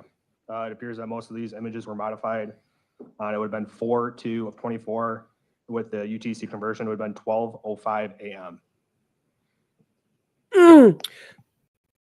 Okay, chat. Pause if I can get the right tab. No hot mics for Vance. So 12:05. Remember us watching all of those fascinatingly, what are we watching? Ring camera or CCTV stuff from the street up to Maxwell Anderson's top floor residence and the activities he was doing. And then going out downstairs, out the gate, out the back door, back in again, upstairs. That was all at that 12:05 time frame. So like that's what I'm saying. The photos he took were likely, trigger warning, likely after he'd killed her. Yes, Princey, life without parole. His sentencing was what, last week? Was it the week before? Time. We watched the very powerful victims impact statements. They're there on, I think, day 5 of our coverage. At the end, we watched the mother, Sade's mother, Sheila, her name is, I think. Sheesh, I should know that. And sister, her 16-year-old sister, and Sade's father give their victims impact statements. Princey, I'm not sure if he edited the photos, but he edited the metadata. He manipulated, he renamed them, I think. Yeah. They weren't deleted, they were renamed or something, manipulated the metadata. But don't quote me. I'm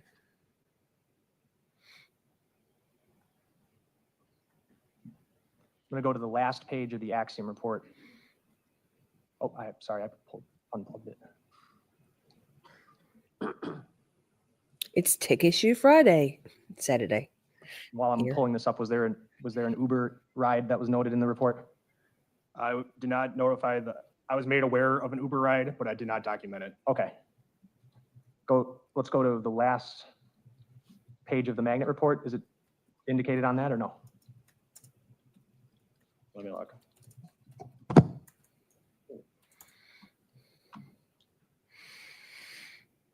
It was. Pause.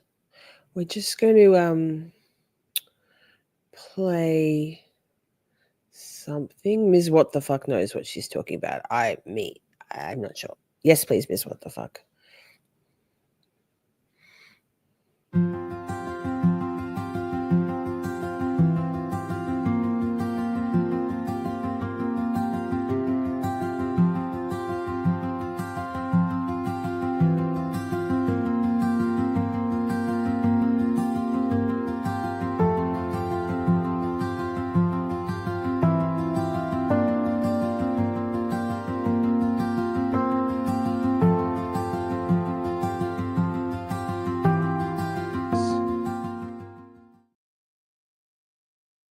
Good idea. Thank you. me look.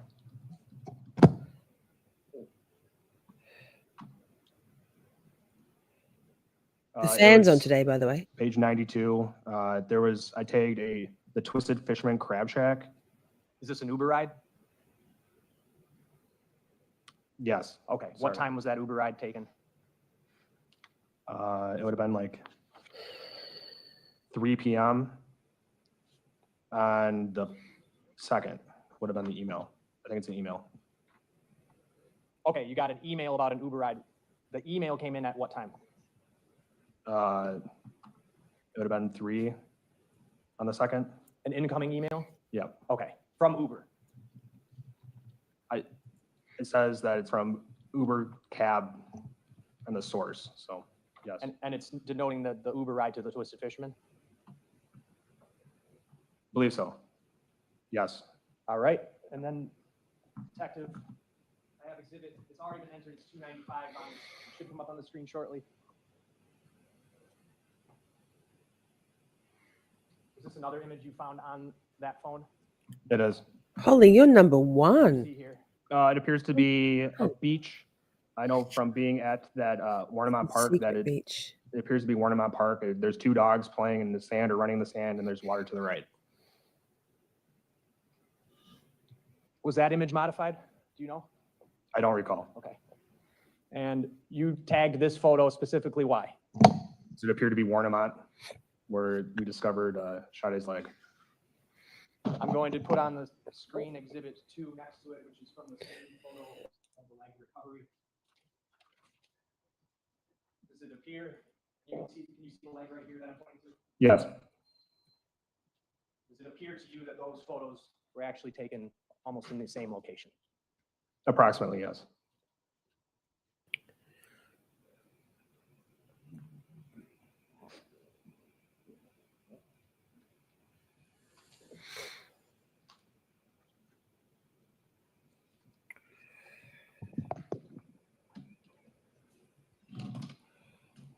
Nothing else.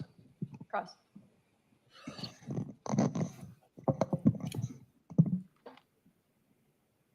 Good morning, Detective. Good morning. Oh, it's baby Junior I wanna there. First start with, Baby- did you actually baby. examine the physical phone? It's the baby. No. Okay, so what you got was kind of what was the download from the Cellbrite, right? Yes. And so I want to start with talking about this conversation between Mr. Anderson's phone and Sade's phone. So those messages were found in Max's phone, right? You located those through the download, right? Correct. And it was displayed as like a text thread between 2 different people, right? Sade's phone and Mr. Anderson's phone, right? Yes. And that thread wasn't deleted, right? No. And these tools that you're talking about, Cellbrite, Magnet Axiom, AXIOM, right? That's the program that was used. Correct. Those are programs that are used by law enforcement, right? Yes. And they're used to recover deleted messages is something that they can recover, right? Yes. Deleted emails, Yes. and they can recover browser history as well, right? Correct. And I just want to make sure I understand this. Cellbrite is used for phones, and Magnet Axiom can be used for phone or computer, right? I believe both can be used for both. Okay. And so those text messages, you said the conversation begins on March 30th, right? I believe so. And that's a couple days, that's like about 3 days before this leg is ultimately found, right? Yes. The conversation starts at 1:33 a.m. I love you, Max Akasha. texts Sade's number, his name, right? Correct. And then she sends her name back. Yep. Almost immediately, right? Correct. And that's pretty normal and common when people are exchanging numbers. If someone gives you their number, you text them your name, so then they can put you in their contact list, right? Yes. And when you were reviewing the phone, was Sade's contact added to Max's phone? I believe so. Okay, it wasn't a deleted number, right? No. And the phone number wasn't blocked. Oh God, what are we doing? And so after they text each other their names, Sade texts Max's phone and says that she forgot her comb, right? Correct. And she asks him if she could bring it back next time he sees her, right? Yep. Yeah, mate. And he responds, of course, I'll bring it on Sunday, right? He texts that. Yep. Suggesting that the two had plans to see each other on Sunday, right? Correct. And she responds, thank you. Yep. Yep. And the Like, yep. texts, the bubbles that we saw, do those show Ha ha. emojis or not? The ones that I made the report with. I don't recall if it did or did not. Okay, I'm in the does the blue bubble. program typically pick up like when emojis are sent, or is that not something the Haha. program can? It depends on the phone, the carrier, the phone, and what level. I don't know how to explain that. Okay. And then they're continuing to text from March Equally 30th, important. and then they're Ella. continuing to text on March Socks and 31st as rocks. well. Yes. Max is texting, asking her how her night's going, Correct? and she's responding. Yes. She says she might even stop there. She says she texts that, right? Yes. And Max responds, I'm here. Correct. Suggesting that she knows where Max is, and she might plan to see him, right? Yes. And then they continue to text, and they talk about meeting for a date, right? Yep. And she says she's working, and Max suggests that maybe they do it a different night, right? I believe so. And then Sade chooses today. She says, I can meet today. Yes. And ultimately, they agree on a place. Yes. I think it was first Broad House, and then ultimately they decided on Twisted Fisherman. Yes. And in those texts, Max says, he mentions his W-2, right? Yes. Which would, maybe assume that maybe he worked there. That's what W-2s are typically for, work-related stuff. Yes. So a place he worked at, they had planned to meet. Yes. Place that he's probably known at, right? Yes. And So so the- these texts that we reviewed, these are just two texts between two people getting to know each other and agreeing on a date, Whoa. right? Objection calls for the witness to speculate on their mindset. Sustained. Next question. Those text messages, there's no threats in those text Did he messages, say right? Aldi? What? Correct. There's nothing aggressive. There's no aggressive language used. I don't know how you define aggressive language, but I would say no. Okay. I mean, mostly murderers don't like alert people to their murder status And in so advance. those text conversations, Mostly. Sade never sends, Mostly. and never mentions her address, correct? Yes. So her address is never sent to Max in any of those texts, right? No. Or the name of her apartment, One more time? or the name of her apartment, No. or even the general area of the city that she lives, right? Correct. They went to his house, baby junior attorney. For goodness sake. And then we saw there was a gap between the last message where I believe she says, Max says, I'm inside, right? And then there's a gap. And then the final text is morning, how's work going, right? So Diabolical. after the date that, they presumably went on, Oh. he sends a message the next morning, right? Yes. That's not unusual to text someone the next morning after a date, right? Yes. Wait, what? Correct. I would have said correct.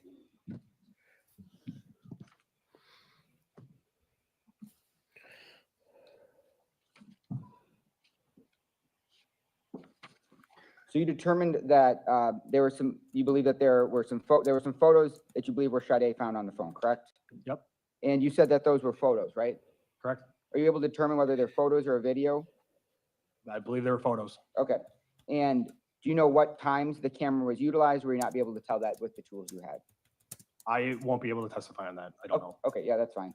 But those photos, a lot of those were pretty grainy. You could see them on the screen, right? Correct. And did you have to utilize any tools to enhance them at all? There was one photo that was sent, I believe, to the crime lab to be enhanced. Okay, so some of these photos, that's not the actual form that they were found on the phone. They were enhanced through a crime lab, right? Objection, that's a mischaracterization of the testimony. I think that does misstate the testimony. You want to re-ask your question? Okay, but the photos, they were sent to the crime lab to be enhanced, right? Heather, last week, I think it was last week, we it was like kind of boring DNA stuff, and we scooted through quite a bit of the testimony, particularly the direct testimony. The bottom line is that there was Sade's DNA was found on things in Maxwell Anderson's house, and on her own things, obviously, and also hair found on, trigger warning, one of the dismembered body parts that were recovered. Sade's dismembered body parts had one of her hairs on it. Revelatory, I know, but baby junior attorney did the cross.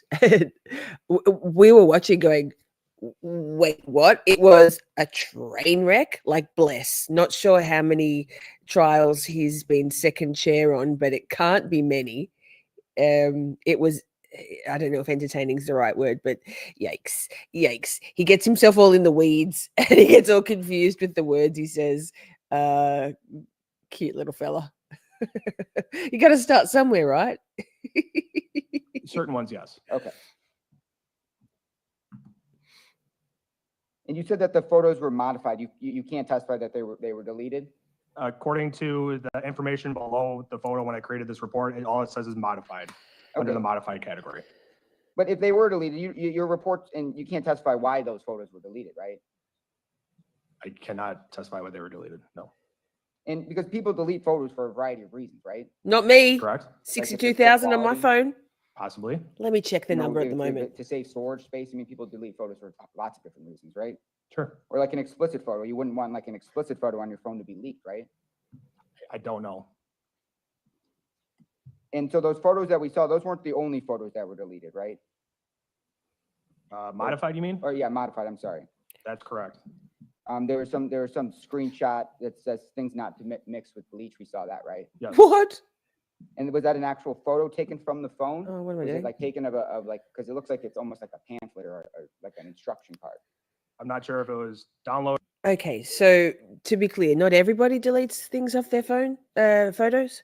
Currently, in my in my camera roll,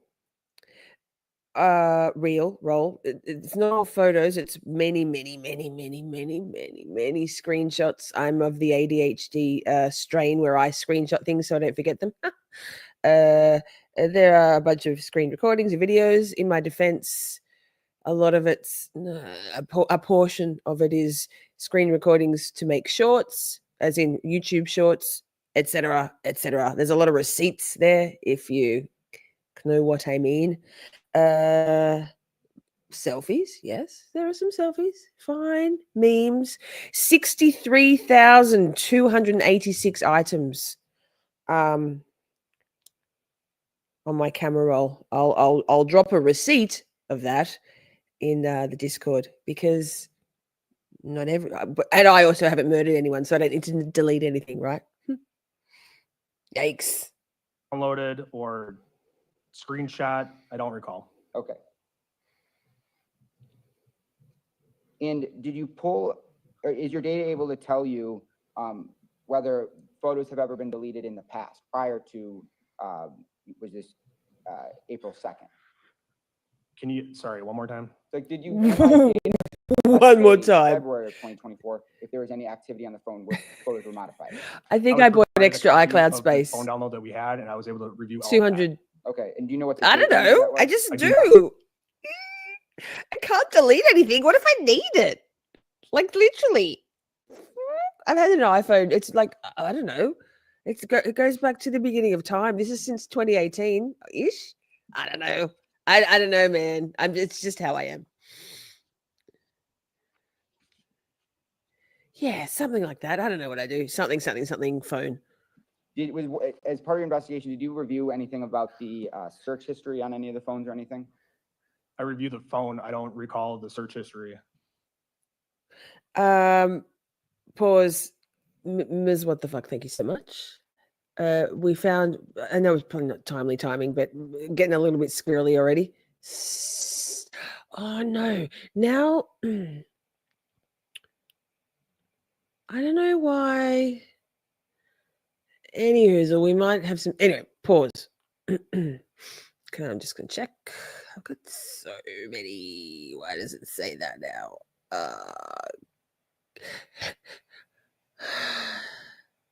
Share this tab instead. I'm getting myself in these ultra layers of I don't know what's going on here. Okay, now this is baby junior attorney. I knew his name was Jason. Mildly, I somewhat knew. Thank you, Ms. What the fuck, for finding this. Let me go back here. Oh, he even looks kind of cute. So he was born and raised in. I don't know how to say this. Macon. He went to Wisconsin. He went to Homestead High School, University of Colorado at Boulder, and Marquette University Law School. In law school, Jason, excuse me, God, centered his studies and internships around criminal law and trial practice. He worked as a criminal law clerk for a private criminal defense firm, assisting with white collar and high profile criminal defense. In his third year, he was accepted into the public defender legal clinic, where he was able to get a jump start on his criminal defense career and began litigating criminal cases before even graduating from law school. Yikes. Prior to joining the firm, a Hydrant Heads firm, Kukla and Cotton, yes, Donna Kukla, who was the defense attorney for Jesse Krzyzewski, the eye drops murder trial. That's a good one to watch if you haven't. If you're ever looking for a trial, if there's a gap in trial, watch it. Oh, wild. It's Donna. It's Jennifer Doro is the judge. Oh, love her. Prior to joining the firm, Jason spent 4 years at the Milwaukee Public Defender's Office practicing at the felony trial level. No offense, baby, but it doesn't show. Excuse me. Excuse me. While at the Public Defender's Office, he was widely recognized as a vigorous trial attorney and spent most of his time preparing for and conducting complex trial and motion issues. Not about DNA though, right? Yeah. Although he has handled a variety of cases, Jason specializes in drug defense, including possession with intent to distribute, possession with intent to manufacture, noted, maintaining a drug trafficking house, and simple possession of drugs/narcotics. Jason has specialized knowledge in Fourth Amendment rights and has been fighting for people's rights since he started practicing law. Jason has suppressed virtually all types of evidence. Good. Whether it be cocaine, fentanyl, firearms, or a Mirandized statement. He takes great pride in suppressing evidence that has been unlawfully obtained.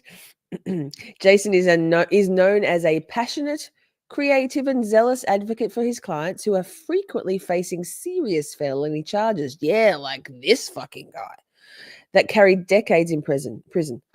LWOP, Maxwell Anderson. He has had numerous jury trials and obtained acquittals for dozens of his clients. This experience doesn't seem to translate into courtroom practice. I don't know. I don't know. Is this a fucking Shannon Burgess LinkedIn? Jason is an aggressive litigator and respected advocate in the criminal justice system. Pumping up those tires. God knows he needs the lift. Regardless of the situation, Jason uses his experience and litigation skills to secure favorable results for his clients. I need to know how old he is. Thanks. Okay, thanks, bye. So is that cute? Hi, Miss What the Fuck. Okay, so he's 33. He graduated from Marquette University Law School in 2020. 2020. He graduated law school in 2020, so 5 years out of university. Yeah. 30. Yeah, he really. Me, everyone who's 33 or 37 or 38 is a baby. I'm a baby. You're a baby. 33. Thank you. Tony's home. Fantastic. Made it home and just in time for the storm break. Wall-to-wall thunderstorms right now. Yikes. So now let me see if I can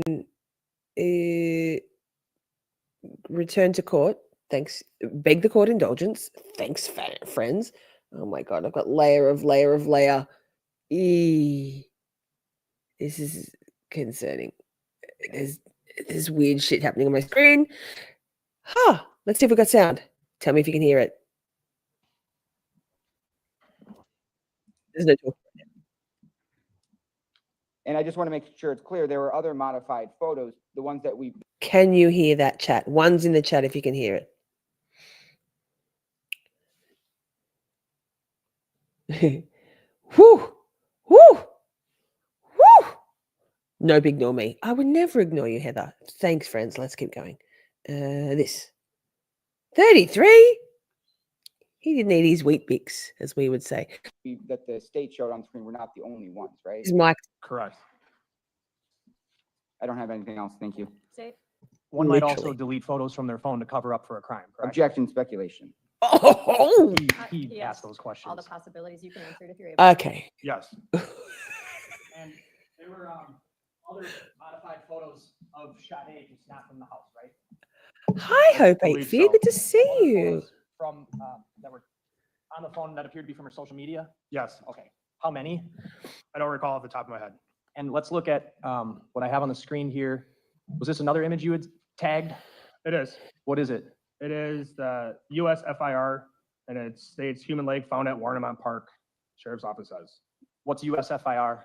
It's I'm not exactly sure how to explain it. It's a Facebook or Instagram where they'll post things about law enforcement activity, I believe. And when was this image modified, if you can, I'll zoom in.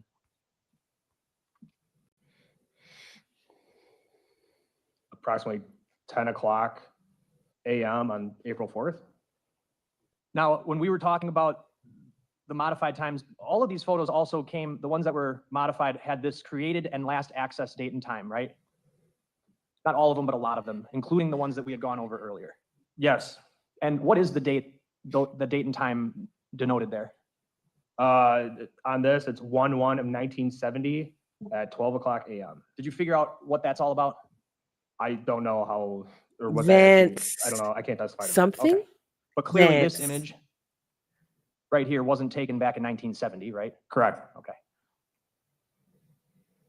And just to be very clear, because I think there might have been some confusion, the photos as we have seen them on the screen today, those photos were as is, as you found them on the phone, correct? Yes. And all of this information we've covered today came off of the defendant's phone, Yes. nothing else. Defense? Yes, just briefly here. We look down here on the source, and it says Instagram. We see that, right? Yes, it says Instagram. So is that saying that, is that where this image was viewed on, was Instagram? Possibly. It says Instagram with the .com on it. So it might have been viewed from Instagram, correct? Well, you're an expert in analysis or not? I am not. Okay, but so you're not able to testify where this photo was viewed from, if it was viewed on a website or if it was viewed on Instagram? Correct. And social media platforms are commonly have news stories on them, right? Yes. A lot of young people of the younger generation, even their 30s, get their news from Instagram because there's hundreds of, maybe thousands of different news websites, right? Correct. And someone doesn't even need to follow that specific news, that news team or whatever to get news stories on their feed, because sometimes there's suggested things on Instagram, right? Yes. Is there anything in this record for you to be able to conclude that he ever even clicked on that link? I don't know. I'm not an expert on it. I can't say it. Okay, and I don't have anything else. State? No, nothing. Thank you. Anyone need a break, or are you good? Need a break? Okay, we'll take our break right now. We'll come back shortly and continue. Can you get that to my clerk, please? Thank you. All right. Now, that's a good time. It's a natural break. It is a natural break. Hey, they haven't even done a poll. Shall we play a song? Shall we play a song? Oh, I've got a new song and I didn't upload it. Yikes. First things first. Why is that doing that? Maybe that's why. Walk and talk chat. I've got weird shit going on. No, wait. Now. Oh, yes, music break. Hi. But before we go music break, because it's relevant right now, what the hell is Weet-bix? So Weet-bix is an Australian cereal, because we have cereals that are not just sugar. Actually, there is almost no sugar in this cereal. They're like blocks of. Let me move myself. Blocks of pressed together flakes of wheat. Sounds delicious, huh? Very low in sugar, very low in salt, very low in everything except for wheat flakes, right? And you put them, how many Weet-bix is the whole thing?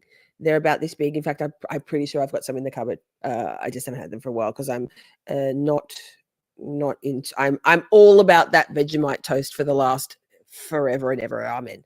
About this big, and you put them in, you add milk, obviously cereal, and it soaks up the milk. And depending on how soggy you want them, how much wheat, I'm reading wheat in the chat, how much milk you add and how long you leave it, because as it sits in the milk, they get more and more soggy. So it could be great baby food because you can let it soak for a while and mush it up, and it's very healthy, delicious, amazing with brown sugar on top, amazing with honey and banana on top. Hilarious because they are so dry. Hilarious if you're stoned, not me, but back in the day, to make someone eat a Weet-bix dry, because you will die, like not actually die, but you literally already dry mouth and try to eat Weet-bix. Hi, Pierre, good to see you. So it's not shredded wheat, different. Shredded wheat is, hang on. I'll play while we're playing a song. Hello. Hi. It sounds just like it though. No, we have that as well. We have them. Yeah. Shredded wheat is strands, right? It's like strands. Just like super compressed though. Yeah, we have that as well in little tiny pieces. But Weet-bix are flakes. While we're playing the song, it's delicious. But I don't eat sugar, so to me, it's delicious. I would have. You can have oat milk on there, Princey. You can have whatever you want. Probably my weird mother would put fucking orange juice on Weet-bix because my weird mother.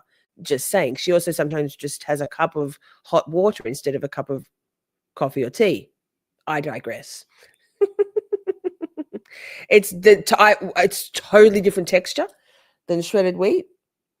It's flakes. I'll get one out of the cupboard while I'm playing a song, and I'll prove it because facts, not fuckery. Now, I haven't thought of any song. Wait, do we have this? just because. Wait, Nick's not here. I wonder what he's doing. Hang on, back to this. Just watch this. I have no idea what is happening there with those two chaps and that bear. It's like a dream. You know, when you have a dream and you're in the middle of the dream and you think it's a real dream, and then all of a sudden an animal comes in and starts talking, and you realise, oh, it's a dream. It's bizarre. But what is that?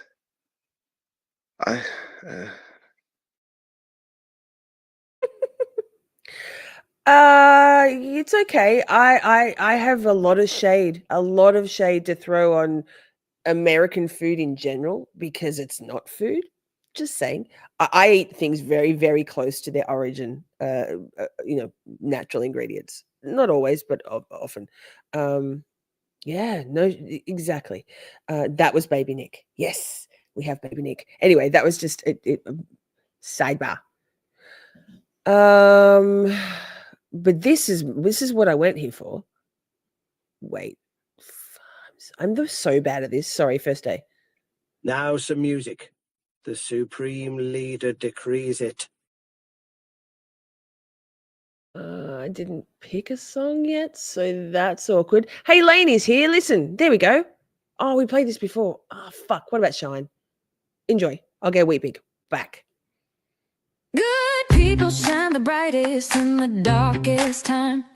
And wishes are like beauty, they are vain, vain things. Expect nothing at all, girl, but never lose hope. Walk a fine, fine line, give me just enough rope. Shine, shine, it's gonna be fine. Time is all mine.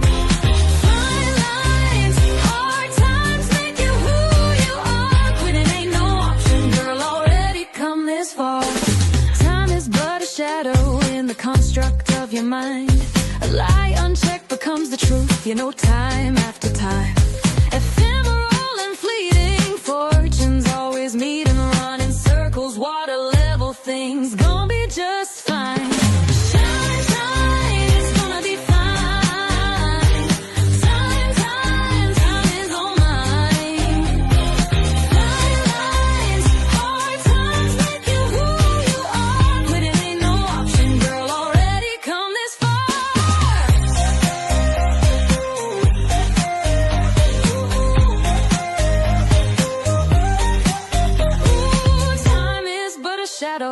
the construct of your mind.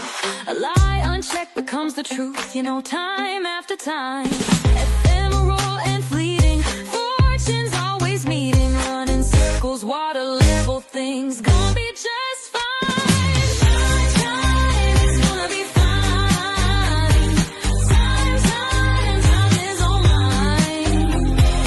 Fine lines, hard times make you who you are. Quitting ain't no option, girl, already come this far. Whoa, now slow down, what you gonna do?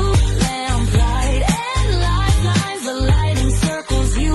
Opportunity, community, living, breathing entity, creation, foundation, building your eternity. It's gonna be fine. Time is all mine. Times make you who you are. Quitting ain't no option, girl, already come this far. Shine, time, fine, mine. Walk that line until the end of time. 'Cause good people shine brightest in the darkest times. Okay, I was correct. I do have Weet-bix. I put them in containers because Tupperware. So y'all sugar junkies are going to be like, what the fuck? So see their flakes?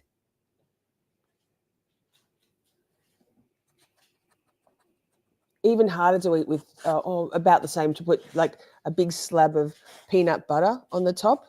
Hilarious. Guys, the dogs are like, what are we having, Weet-bix? No, it's not like a granola bar. Wait. They're flakes. Let me get a flake.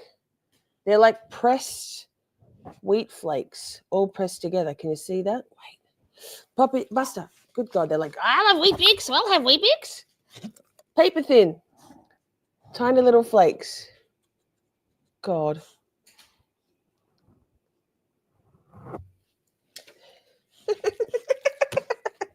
wait. So that Poppy says, yeah, I love that. Thanks. I'll have that. So let me see. I'm going to make a massive mess here. Hang on. Education. Australia education. So ready? Oh my God. Flakes. I guess. I think granola bars are more chunky. I don't know, man. That's Weet-bix. They're bloody delicious. Bloody delicious. Buster. Oh my God. They have it in New Zealand too. What's Ms. What the Fuck doing over there? She's got something. Okay, Ms. What the Fuck, what you got?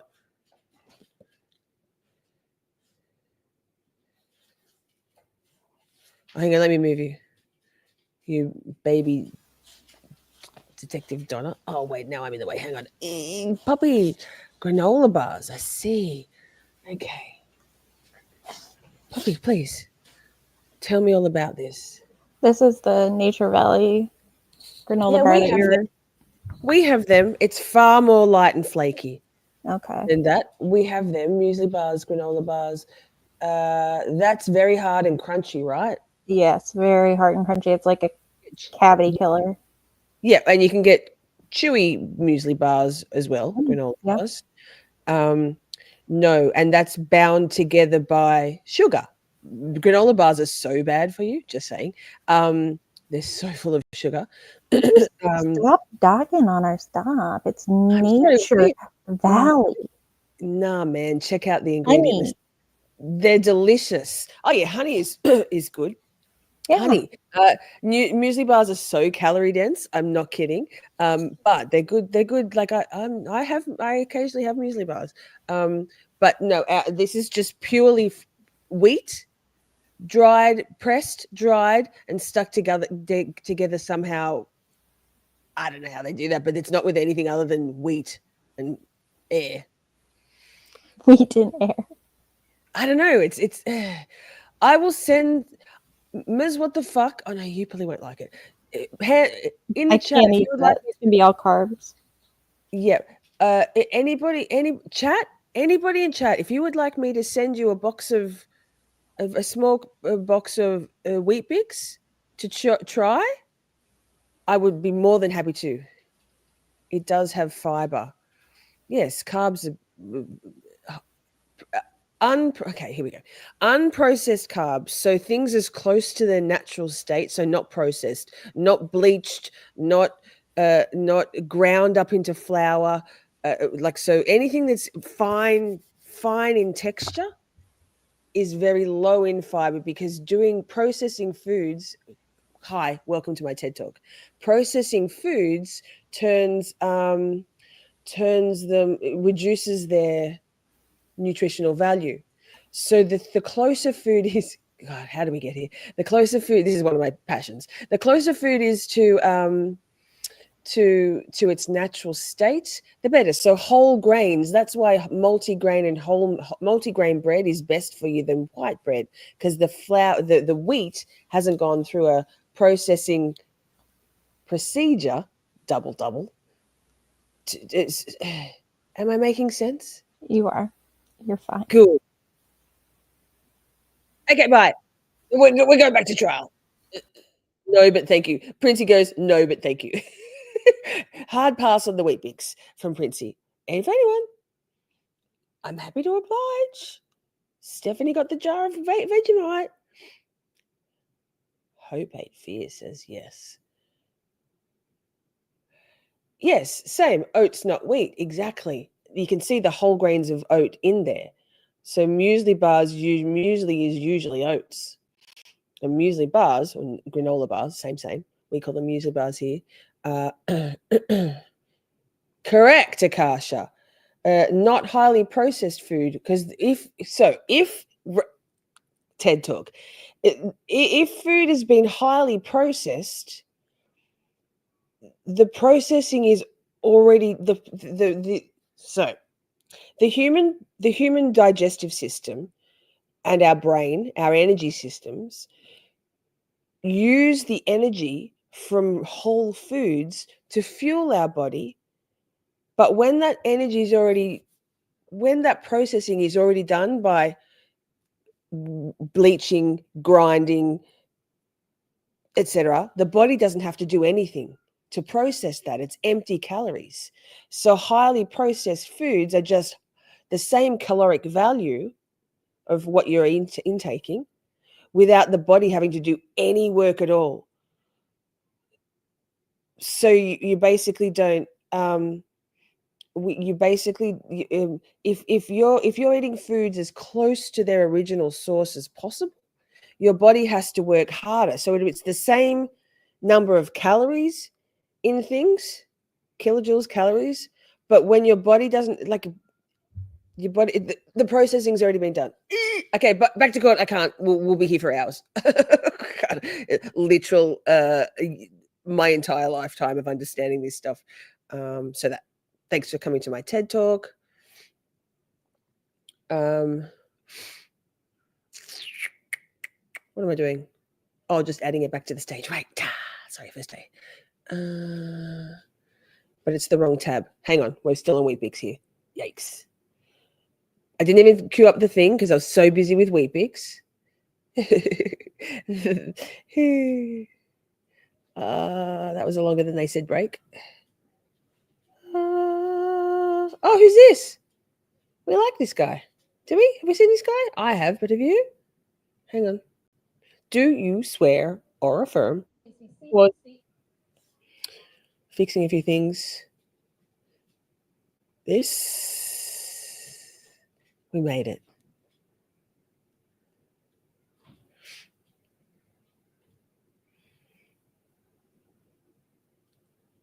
My brain. Okay, topic reminder.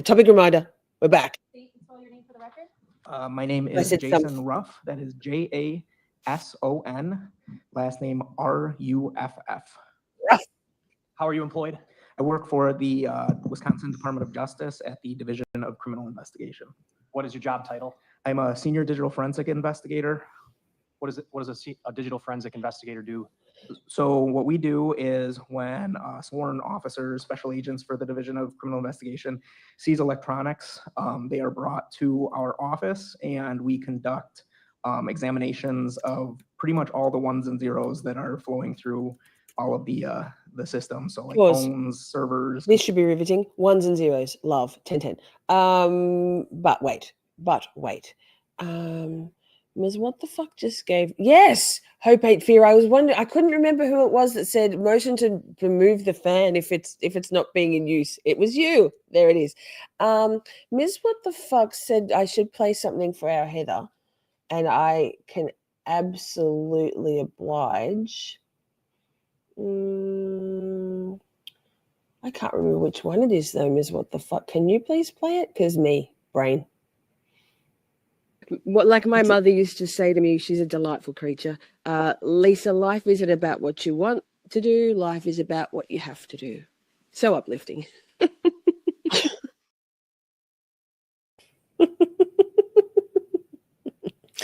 So many gems. Love that woman. Computers, anything like that, we recover that data and kind of see the types of activity that were on it in a scientific manner. Do you have any special kind of training that qualifies you to examine forensic data from electronic devices? I do. I have a master's in cybersecurity with a focus in computer forensics. I have another master's from John Jay College in criminology. I have gone to a large number of trainings through the National Computer Forensic Institute with the Secret Service. I have several trainings with the National White Collar Crime Institute, and just kind of a litany of different certifications, specifically with the IASIS, which I can't specifically remember off the top of my head what IASIS stands for, but it's the International Computer Investigators something. And so what is it that you predominantly spend your time doing? So primarily I am behind a screen looking at data that has been acquired from just different devices that have been seized related to criminal investigations. Were you asked to examine, do forensic examinations related to 2 devices recovered during the course of the investigation into this case? I was. And was one of those items Maxwell Anderson's Samsung Galaxy S22 phone? It was. Can you tell me, do you examine the phone itself or are you examining something else? So in this case, because I came on a little bit later, I examined what's called the extraction of the device, or the forensic image of the device, which is acquired by another examiner and then was given to me to look at. A forensic image is essentially what? So it is, there's different versions of it. Forensic image would be a bit for bit copy of the actual data that's on the device. Now, what makes this somewhat more difficult with cell phones is because cell phones have all those applications that we have on there. There's lots of encrypted proprietary data that most I of prefer those, serial killers over murders, but companies yes. wouldn't necessarily Not want myself or anybody else knowing how they fully create those Disclaimer, things. So not what all we get Android is what's called a users full file murderers. system extraction, and a full file system extraction is pretty much all the data that you can possibly get from a phone within the file structure of the actual device itself. And were you also asked to examine the forensic image or extraction from a different item? Yes, I was. What was the second item? So the second item was an actual forensic image of a computer hard drive. Did you prepare a report related to what you found after conducting those examinations? I did. I'm going to show you Exhibit 495. Thanks. Is that your report? This is. 495 in? Any objection? No. Received. I want to start going through Exhibit 495 first by, let's just go through it front to back here, okay? Sure. So what do we have? What'd you do? So the first part is me describing the tools that I used, which I can list off. The tools were because like in anything you need tools to conduct your examinations. I used X-Ways Forensics, Magnet Axiom, Celebrate, A-Leap, Notepad++, DB Browser for SQLite. So much of this is narrative that you typed yourself, but a lot of what we're going to see is stuff you put into the report directly off of the Samsung device, correct? Correct. And these things I've highlighted here, I think they're what you just listed off, right? Yes. All of those are just programs you use? Yeah, so the different forensic tools for just different things that need to be done for either recovering certain data or analyzing certain data. All right, and then you had found a text conversation between the phone. Well, what was the phone number for this phone, by the way? So the phone number for this phone would have have it highlighted on yeah, it would have been 262-416-4874. And you looked at the conversation between this phone and Sade Robinson's phone? Yes. Did you ascertain whether any phone calls had ever been made between Maxwell Anderson's phone and Sade Robinson's phone? I could not find any phone calls. So from what you looked at, it appeared they only communicated through these text messages. Actually, he's leading the witness. I'll rephrase it. Did you find any other communications beyond text messages? I did not. Between those two phones, sorry. I did not, no. All right, and as we go ahead here, this is the phone conversation? Yes. Android phones are confusing to me. That's all. I'm a very simple person. Or I'm also not a Last serial text killer. message So is sent at what time? So the very last text message between those two phone numbers is sent at 10:36 Princey, yum. in the morning AM. Enjoy So in dinner. these timestamps, these are going to be in real time? Well, yeah, they're going to be in Central Daylight Standard. Okay, thank you. Tim wants to go out. Did you go on to see whether the device interacted with No, puppy. Tim, come here. Sade Robinson's Instagram account? So I wouldn't be able to say whether or not it was the actual Instagram account, but it interacted with something on Instagram that cached images that appeared to be of Sade. Tell us what a cached image is. So a cached image, He says, "I the wanna go best way that outside, I was kind of bitch." taught it is when you think of surfing the web, what you're actually doing is actually downloading the web to your device. And part of the reason that happens is just for the purposes of allowing your device to potentially reload things that you frequent. Just because something's cached doesn't necessarily mean it's a frequently viewed thing. However, when you, for example, scroll through Instagram, as you're scrolling through Instagram, it creates thumbnail or representative images on your phone within that application so that if you scroll past those again, it will load faster. And those are cache images. So your phone's essentially remembering the images it's seeing. Correct. I'm going to go down. I think this is going to be going on to page 5 here. Were there cached images of Sade? Yes, correct.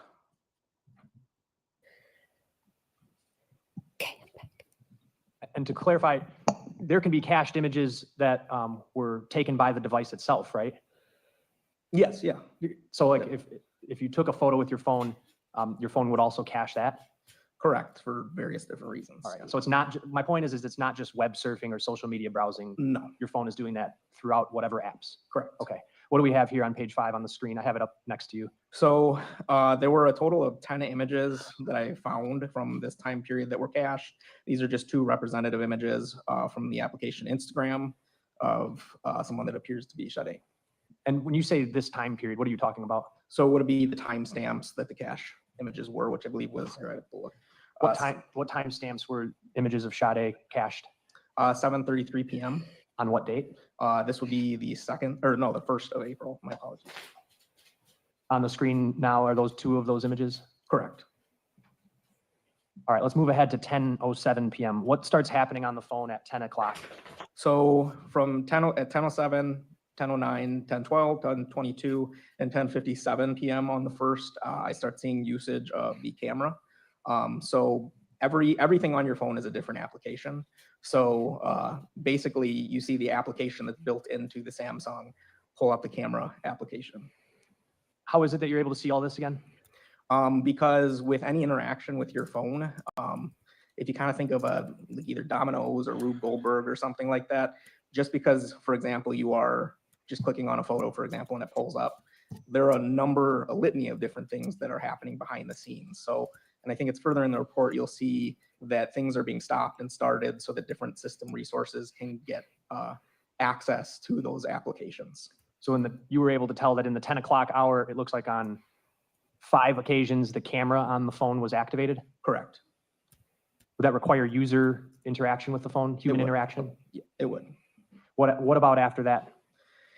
After that, there is a somewhat of a lull in usage, and then until the next morning, I would say. All right. What did you notice occurring on the phone at around 12:05 a.m.?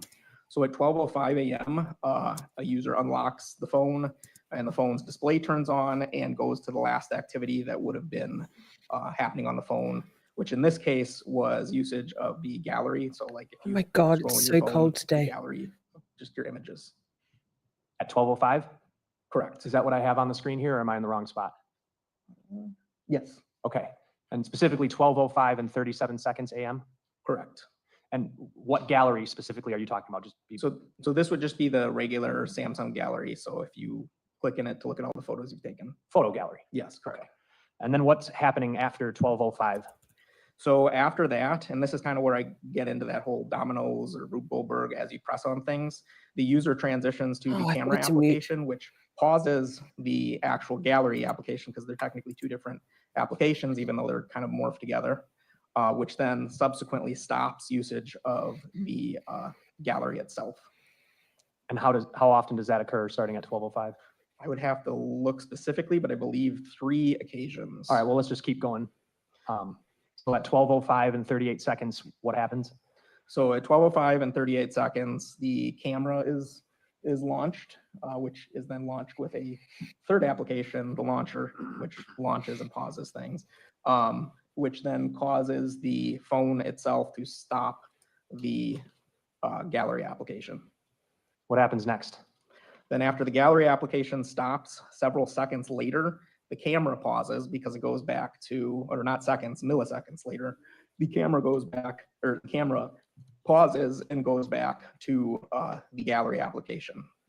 And does that interaction then stop? Yes, and then a second later, the camera application stops. After that? After that, the gallery application is going on. 12:05:42. Oh, I think I skipped ahead. 12:05:42, I see that there is some interaction with a cache image. I can't determine what that interaction exactly is. Okay. So there's a modified date to that. So there's some sort of interaction with the photo. Then what happens next? Then the gallery application is paused. What continues to happen until 12:08? So until 12:08, this kind of sequence of events happens until there is, like, it goes from camera back to gallery, and then there is a period in between there when the pattern of usage appears that the bunch of images are deleted. Tell us about that. What time does that happen? So the deletion period begins at approximately 12:05 and 53 seconds. It starts, there's an interaction with about 32 cache images. Is that what I'm highlighting here on the screen? Correct. Okay. Now, the interaction with those images, it could have been more or less of those images. Those are just the images that the cache was left over from after that period. Shortly after that interaction, there is the delete services of the phone begin. So it starts deleting, and then a millisecond or so after they hit delete, there's a notification interruption. And that notification is simply the phone saying, "Are you sure you want to delete these images?" Okay, so I just want to break that down a little bit because that was a lot and a lot of lingo too. At 12:05 and 53 seconds, there are 32 images that you identified as having a modified timestamp. Is that correct? Correct. Do you know what modified means is happening to those images? Yes, so there's interaction with those images. Human interaction? Yes, human interaction. This is not the device No, doing this is itself not on the its own? device. Yeah. Okay. And are you able to tell what happens with the human interaction to those images? Based on the time frame and when the phone itself actually has in the actual timeline itself, the next actions that happen within that system is deletion. Of those images that were deleted? It is highly likely that it was of those images. Okay. And included in those images, were there images purported to be of Sade Robinson? Correct. And I'm going to scroll down. Are these those images? Yes.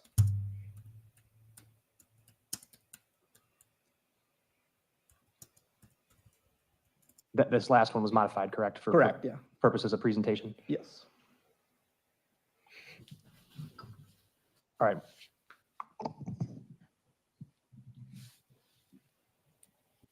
Are you aware for that particular Samsung phone what a person practically would have to do to delete those photos?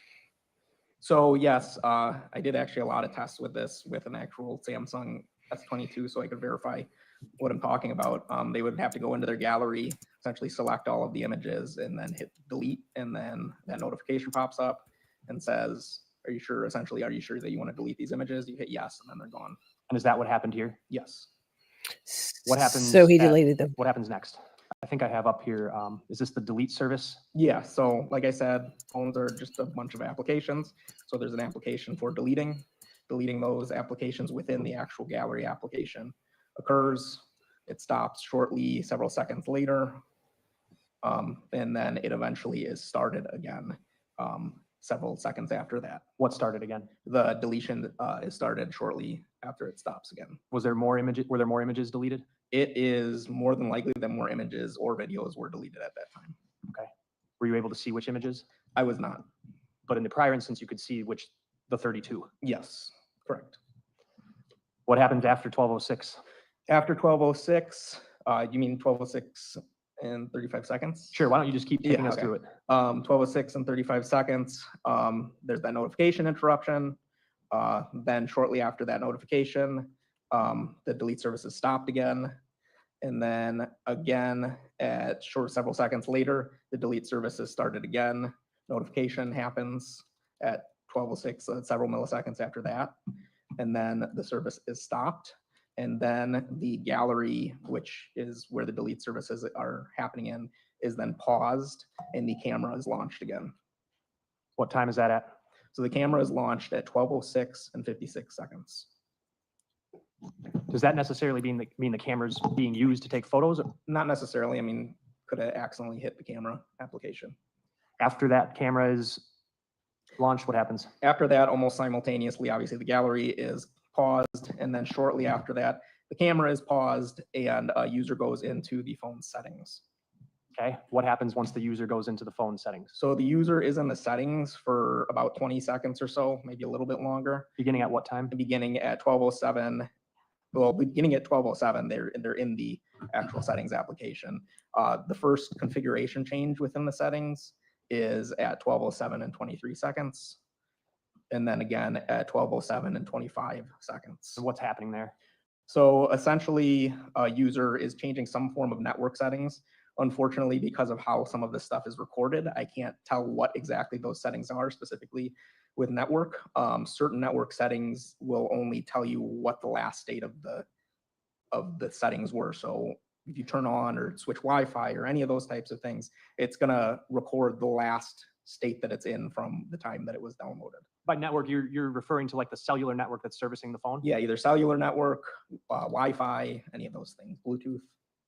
What happens shortly after 12:07 and 25 seconds? So shortly after that, there is a notification from the operating system that pops up. I don't know again what that notification was, but a phone notification? Yeah. Not something the user's doing? No, not something the user's doing. And then what time is that at? That is at 12:08 and 38 seconds. All right, now this is beginning after 12:08 and 38 seconds. What are you seeing? I do not see any user interaction. Or human user interaction. Human user interaction. When is the last time that you see human user interaction with that Samsung phone? So the last time that I can determine that there is any human user interaction for sure is at 12:07 and 25 seconds. There's possible human interaction for that Yes, right, 12:08 Jeff. time Keep it. period that caused that notification, but it's also likely possible that there was some other system thing that popped up because of it. Okay, so let's just assume for the sake of argument, it's the latter one, the 12:08 one. Sure. Do you see any human user interaction on the phone for the rest of that night for hours? No. That's the last time? That is the last time. Until when?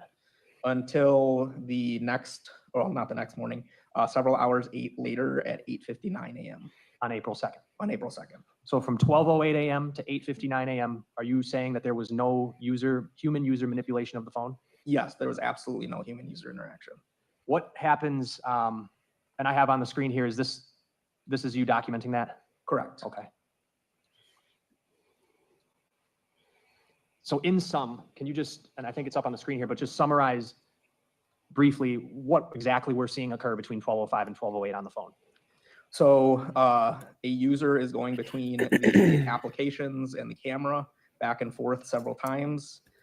Then they begin deleting things, and then there are some form of configuration changes in the settings, and the phone is not interacted with After 12. after 12, yeah, 12:08.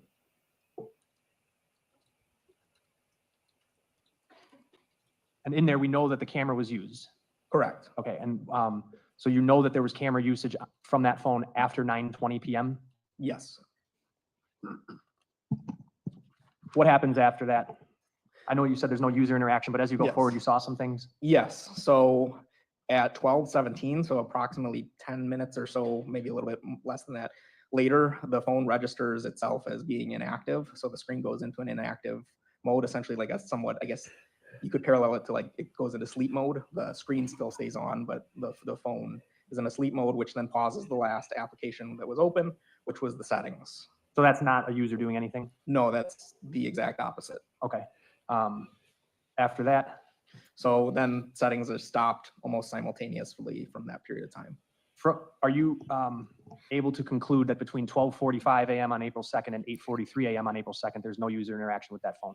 I can 100% include that. There's some notifications that come in though overnight, right? Correct. Tell us about that. So when you have social media, there's different types of timestamps and everything when it comes to digital media. There are the timestamps that are recorded from when you are interacting with your devices that are changing those timestamps. And then, for example, when you're talking about social media, email, really anything network related, there are also timestamps from, say, the other person who maybe posted it or sent you that email. Those timestamps are going to be from likely when the actual email or post was created, and that is registered to whatever server is hosting whatever application that is. That created timestamp doesn't mean that somebody's actually interacting with that on that specific device. It's just the time at which that was registered to outside servers. There were some of those overnight after 12:08? Correct. Okay. I have one on the screen here, 12:09, or excuse me, 12:49. There was some kind of social media notification. Correct. And then 12:59. Correct. Okay. What starts happening at 1:21 a.m.? So at 1:21 a.m., the phone screen officially turns off. And then shortly after this, there is a notification that comes in, and it's about 2 or 3 minutes after that, there's what's called edge lighting, which I don't know if any of you have Samsungs, but essentially the idea is that when you get a notification, the outside edge of the phone lights up to let you know there's a notification, even though the screen is off. And then 4 seconds after that, it lights up again. Just to remind you Suspicious that the notification. and annoying. All right. No thanks. Then what happens? And then the phone begins to power off. Describe what happens to the phone. So the phone had a low battery state, and the phone essentially dies. So as a phone is dying, essentially the phone starts moving different. I know it's the parlance when speaking of phones, but I feel like there's got to be something else we can say in a murder trial when we're talking about the victim's phone dying. It makes me feel uncomfortable. Just saying. Different things and energy towards more important aspects of what the phone actually is meant to use for. So for example, if you're out in the woods and your phone is dying, the last thing that's going to probably turn itself off before dying is going to be your ability to call for help. Interesting. So certain applications, so Good the to screen know. turning it off, it was going into a low state, and then the phone kind of starts checking itself to make sure that is there really not power, or is there something else going on with this phone? Doesn't mean it's not going to turn itself off, but that's essentially what happens. So this artifact, essentially I don't know if he's got that up. Oh, so the Samsung Wellbeing gives you the ability to kind of look at your own phone usage. So it starts recording that the phone is powering off, and then there's an internal application that usually doesn't necessarily parse out with a lot of forensic tools called the ERR.P, which I guess that's the name is, I guess, irrelevant. But what it is it records different powering events on the phone. It records, for example, when the phone is factory reset or first set up. It records when a human user turns off the phone. It records when there is a shutdown and power up related to a system. So like when you're updating the operating system of your phone, it frequently has to turn itself off. And then it registers when the phone dies. In this case, it registered that the phone died due to lack of power. And at what time did the phone die due to having no power? At approximately 1:35 and 57 seconds. Is that what I have highlighted here? Correct. Okay. And below that would be the artifact that you're talking about? Correct. That is not the same as someone physically turning the phone off, right? No. So if the phone is physically turned off, this artifact registers it as an unrequested because it's essentially monitoring the system itself. So if the system requests that something be turned off, then it'll be recording why it was turned off. If a human user interacts with it, it is listed as unrequested. And were you able to identify the next time that the phone was connected to a power source or had power? Yes. So the phone at about 8:59 in the morning. 8:59 a.m. on April 2nd? Correct. And what did you see? So the phone registers that there is no power, and it goes into a low power mode, likely due to a phone being plugged into a charger. And then how about when the phone turns on? The phone officially turns on at around 9:20 in the morning.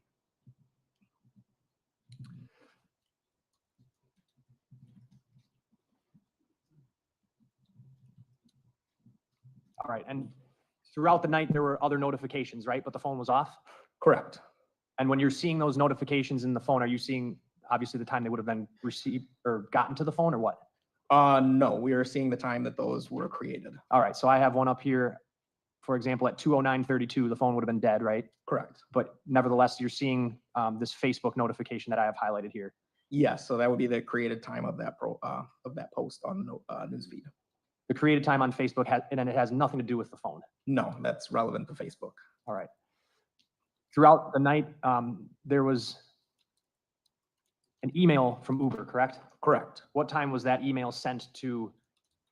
So the email was sent and recorded on the email server, so Gmail in this case, at 3:51 and 17 seconds. And from Uber? From Uber. And where was the Uber ride?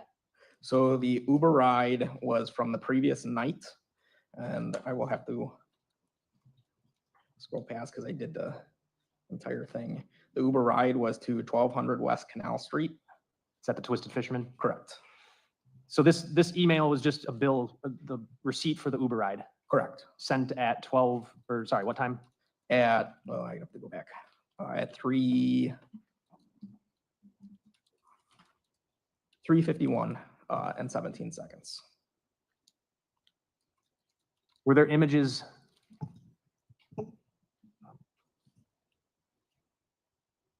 I'm sorry, there were a number of other social media notifications that you could see, correct? Yeah, throughout the early morning, there's a bunch of Facebook notifications or Facebook newsfeed.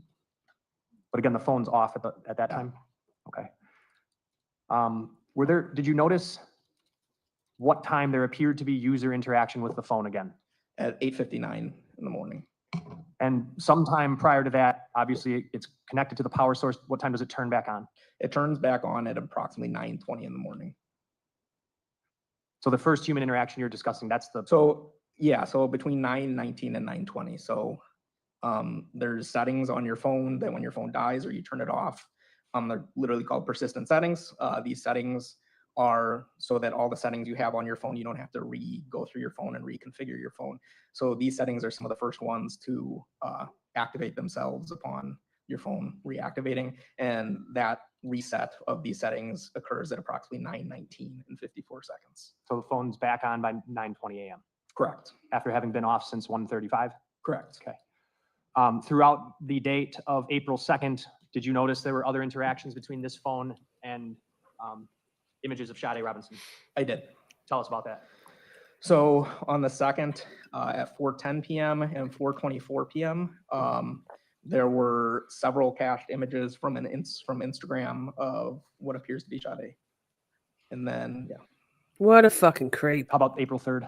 Again, on April 3rd, there are 2 photos cached of looking at the Instagram images or interaction with.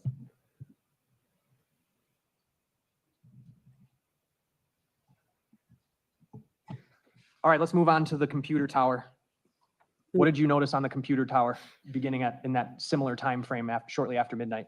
So shortly after midnight, there's a user on Netflix, And at approximately 12:07 and 38 seconds, they search within Netflix Love Death, which brings them to the Netflix show Love, Death, and Robots. Whose computer is this again? It was told me to be Maxwell Anderson's. Okay, wait, this So is the creepy. computer goes to Netflix at 12:07 and puts on a show, Love, Death, and Robots? Correct. And then tell us what you're able to see about what happens with Netflix and what you were able to determine is specific user interaction when that stops. Sure. So from that period of time, the first show is queued up, and that is an episode called 3 Robots Exit Strategy. After this, the user several seconds later transitions to another episode called Bad Traveling. The show begins to play several seconds after that. What time is this at? That is at 12:07 and 50 seconds. Okay, then what? Then shortly after that show ends, the next episode begins to autoplay. This would be the episode, The Very Pulse of the Machine. At what time? That is at 12:08 and, 12:08 and 16 seconds. Okay. That was not user interaction, that was Netflix auto playing? Yes. Okay, then what? Then around a dozen minutes after that episode begins, its credits transfer to the Night of the Mini Dead, which plays. It's just under 7 minutes. Again, I tested using the same browser and everything to check the properties of how Netflix worked at that time. And approximately when there is the time when Netflix starts to autoplay the next episode is when that episode starts to transition and beginning, which would be this Night of the Mini Dead. Okay, and what time is that happening at? And that is happening at 12:23 in the morning. And is that what I have on the screen here highlighted? That is, yes, that is correct. So when is before 12:23, when is the previous last human interaction with Netflix? Before 12:23 would be around that 12:07. So from 12:07 to 12:23, Netflix is just playing on the computer. And then at 12:23, is there human interaction at 12:23 or no? At 12:23, shortly thereafter, well, no, not at 12:23. Shortly after that, there is user interaction about 5 minutes after that. At what time? At 12:28 and 11 minutes. And he puts on an episode of what? An episode of 3 Body Problem, which is a suggested show under Love, Death, and Robots.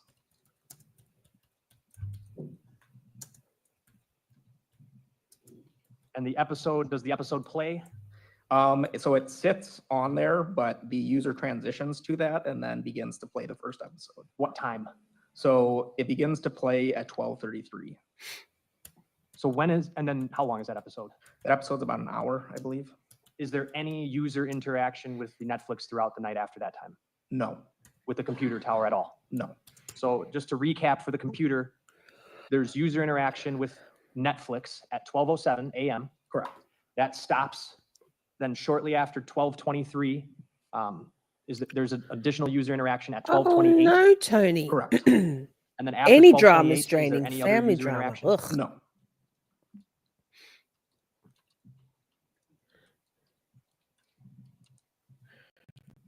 Any user interaction with the computer tower whatsoever between 12:45 a.m. and 8:43 a.m.? No. There's stuff going on in the background of the computer though? Correct. Can you summarize that? Yes. So, I mean, there's a lot of system activity with a computer that's tied to the internet. So just to name a few, there are what appear to be logins, but these logins are system only. So when you aren't using your computer, the computer is doing maintenance of itself. So it's logging in and out. There's different security IDs. So one of the ones that I have down here listed is it's a Windows event log 4625, and it's a type 5 service, which is again operating system only, not human interaction.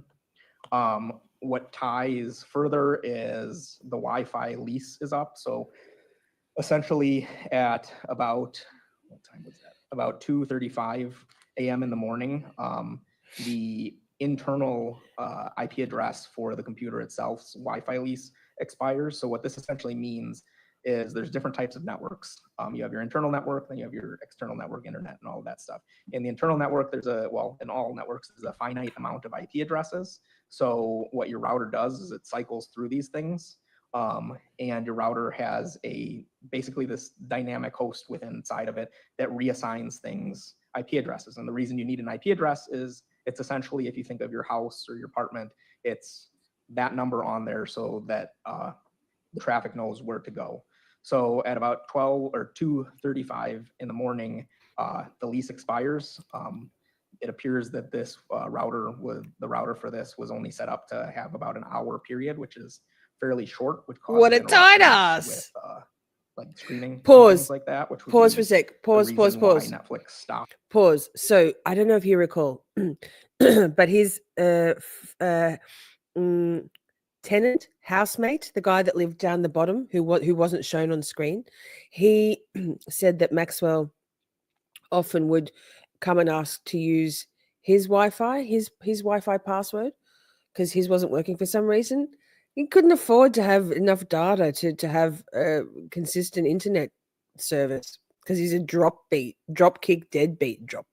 He's a dropkick deadbeat murderer piece of shit. Stops at that exact time because it can't reach out to Netflix because it doesn't have an IP address for a millisecond or two to pull the next episode. So when the episode is started at 12:28 a.m., well, first of all, are you aware if Netflix will just continue to play the next episode? Yeah, Netflix plays 3 episodes on average, unless you change the settings, but it will auto play 3 episodes and then do the whole, are you still there kind of thing. Is that what was happening here? Correct. Okay.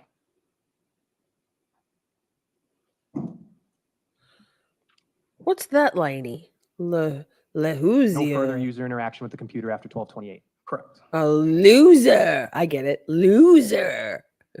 Just a couple clarifications. I actually want to touch on one thing. When we looked at those, I got you. Loser. When we looked at some of those cached images from the phone, a lot of those have it's like a created date that says January 1st, 1970. Correct. Can you tell the jury what that's about? So in computers I don't watch obviously movies. Don't understand There you go. time, so they need a Gotcha. time frame from which to start.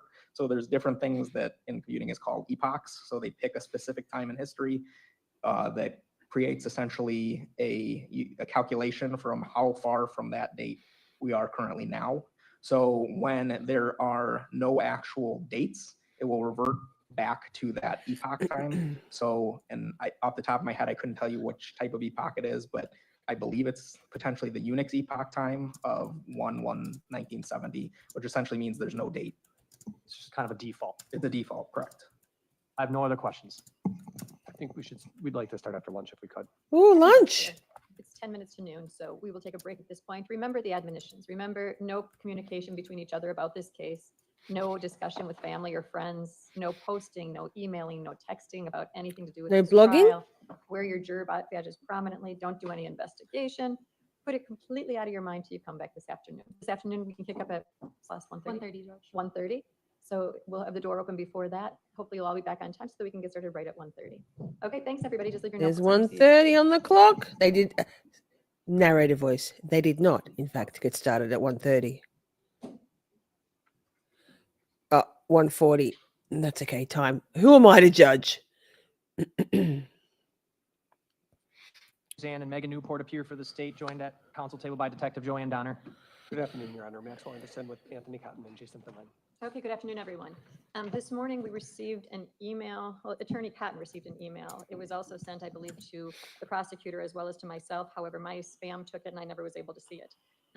Attorney Cotton showed it to the state as well as to me, and it reflected comments regarding comments posted to, I believe, Law and Crime's website on YouTube, and a concern relative to that.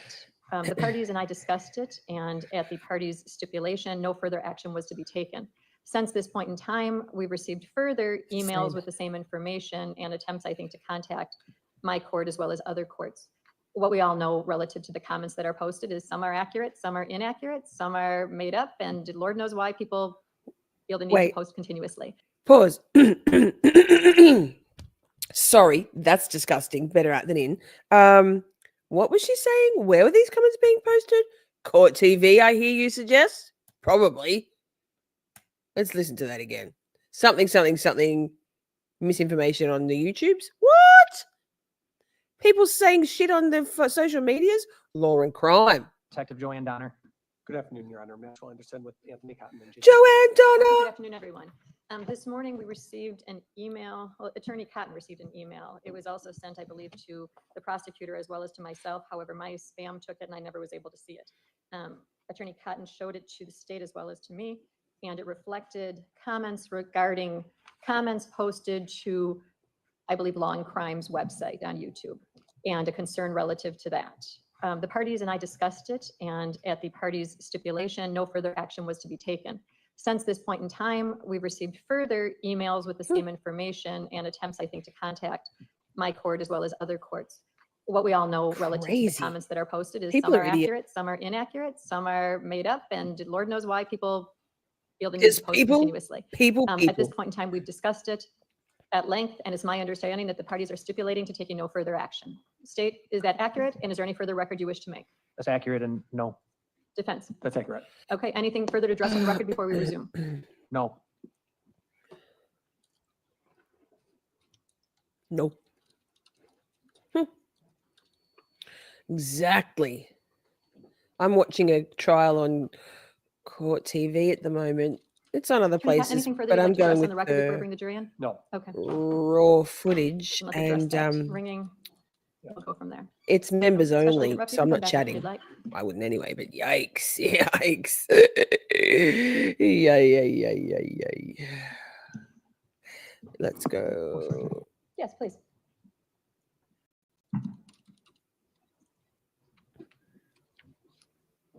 Recalling State of Wisconsin versus Jason Findling and Tony Cotton with Max Anderson, and also our private investigator, Jason Barber.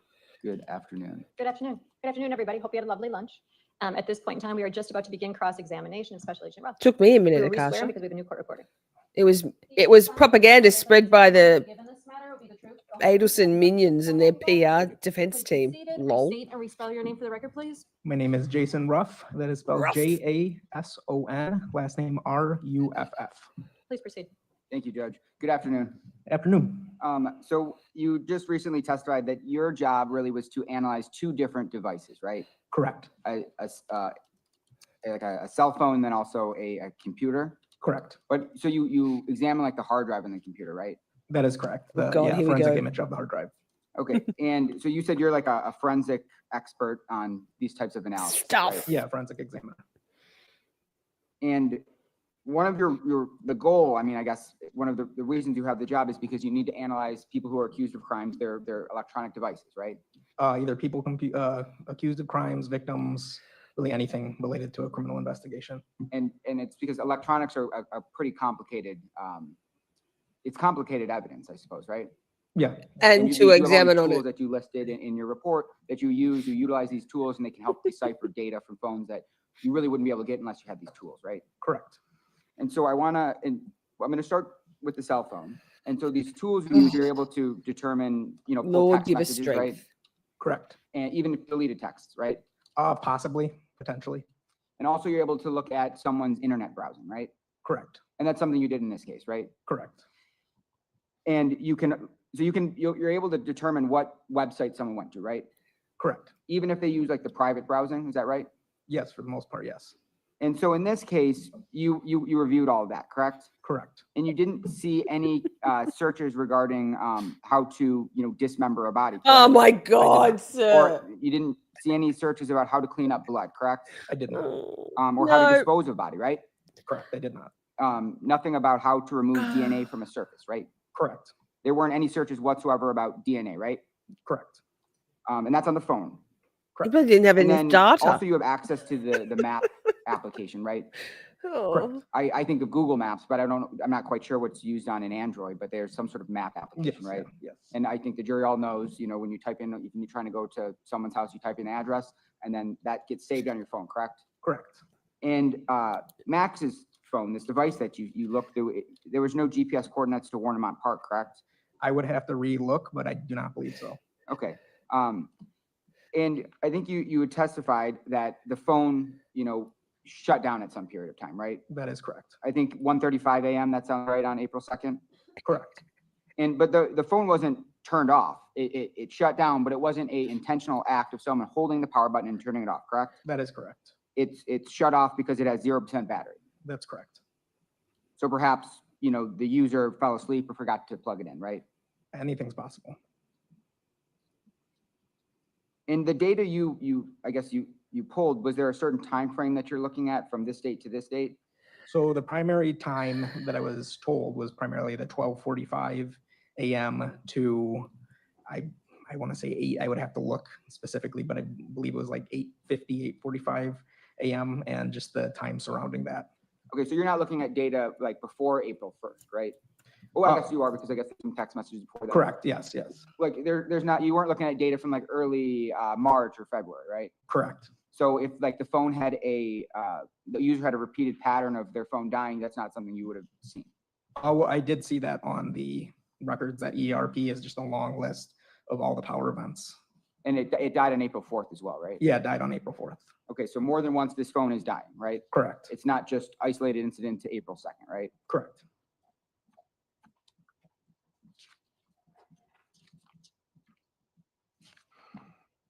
And then let's move over to the computer. You had explained that, well, so the phone, you said user interaction stops around 12:07 a.m. Correct. On April 2nd, right? Correct. You said maybe to 12:08, but you're not sure, pretty confident 12:07 phone activity, human activity stops, right? Correct. And then right around that same time, Netflix or the computer, there's user activity on the computer, right? That is correct. So consistent with someone they cease interaction with the phone and start interacting with the computer, right? Yeah. And so 12:07, yes, according to, your analysis, activity stops with that electronic, but not all electronics in this residence, right? Yeah. And because a Netflix show is played at 12:07, right? Correct.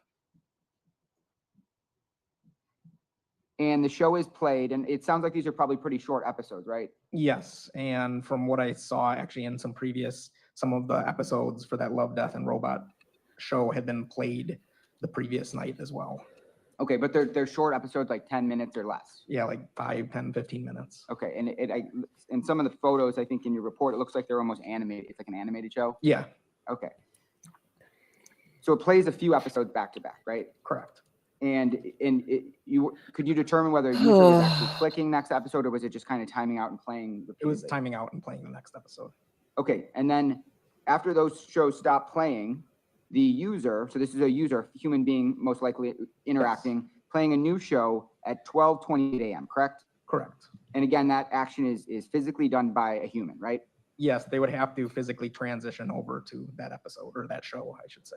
Okay, and I think a lot of members of the jury probably use, streaming services is when you can either search it, or sometimes I think you said you can get a suggested show and it pops up. It's like a show you might like and you can just click watch and it plays, right? Correct. And these platforms like Netflix and Disney Plus, what have you, if you Disney finish like a Plus. series, you don't even have to click watch a new series. Sometimes it'll just immediately queue it up and play it, Yep. right?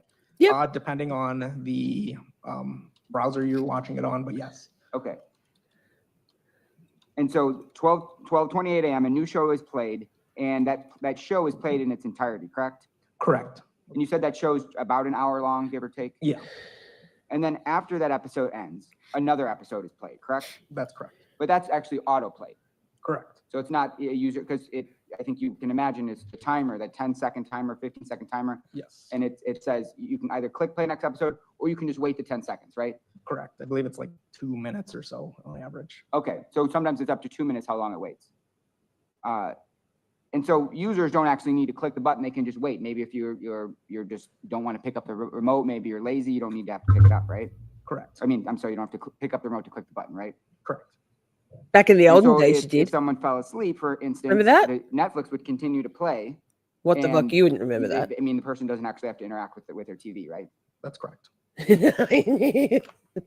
And you say that according to the data you Baby, what the show fuck? plays until at least, did you say 2:35 a.m.?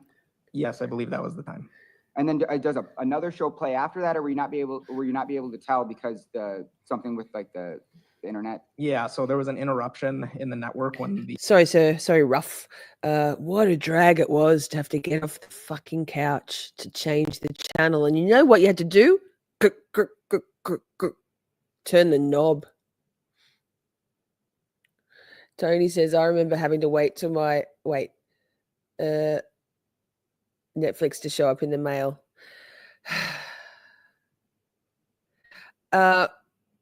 Akasha, oh my God, we already established this. Yes, I think we've also already established that junior baby attorney Jason, what was the last name? Baby Jason likes to go over stuff that's already been covered in direct, just for the sake of cross-examining. I did say knob. what I talked about, the IP lease, happened around the time when it would start playing another episode, which very briefly disconnected from the internet, like probably fractions of a second, but just long enough to interrupt that auto stream. So yes, rest assured, my mother would have never gotten off the couch. My mother doesn't do anything that my mother doesn't want to do, ever. So it was always me off the couch. Oh, yes. Do you know if more episodes were played after 2:35 or not? There were no episodes played. Okay, so the episodes are done at 2:35 a.m. Correct? Correct. But nothing about the data or anything that you analyze can tell you whether the user stopped watching the show, right? Spit it out, baby Jace. You mean like to click off? Like Well, what? like the data you reviewed Oh. can't tell you whether someone's actually watching the show or if someone isn't watching the show. Yeah, no, that's correct.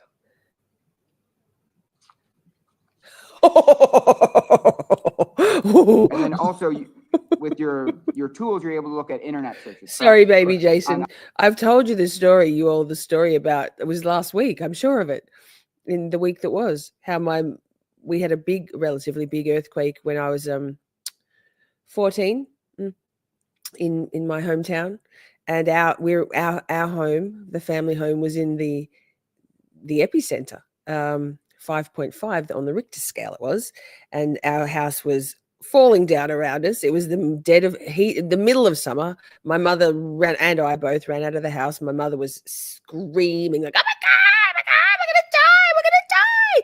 The whole house is gonna fall down! Oh my God, oh my God!" It was very hot, like a 10 a.m. on a just up, like the height of summer, blindingly sunny, and we're standing there, and she was like, Oh, it's very glary out here, Lisa. Could you please go inside and get my sunglasses for me? Oh, fuck off.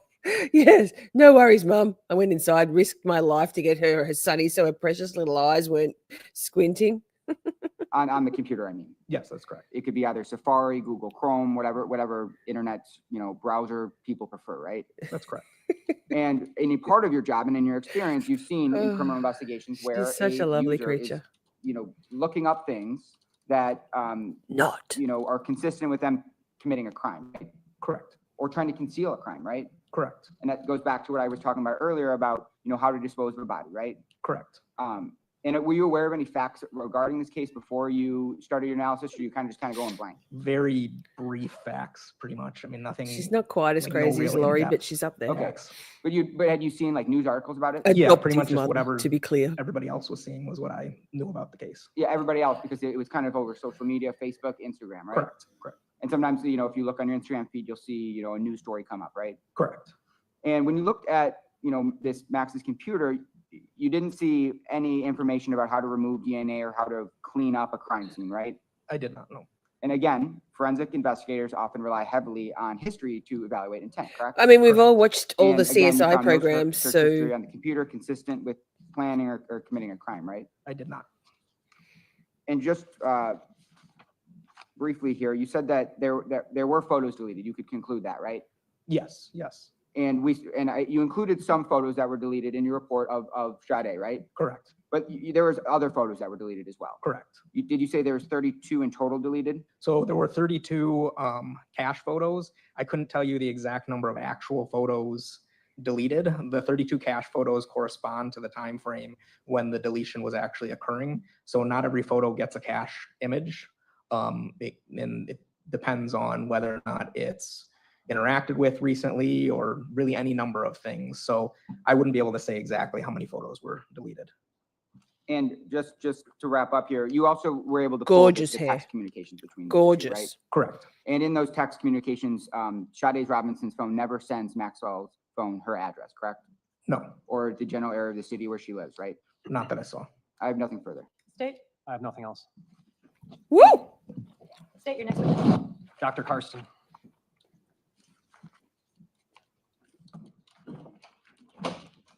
Doctor who? I think this might. Well, we've already seen the ME, haven't we? Oh my god, I don't know.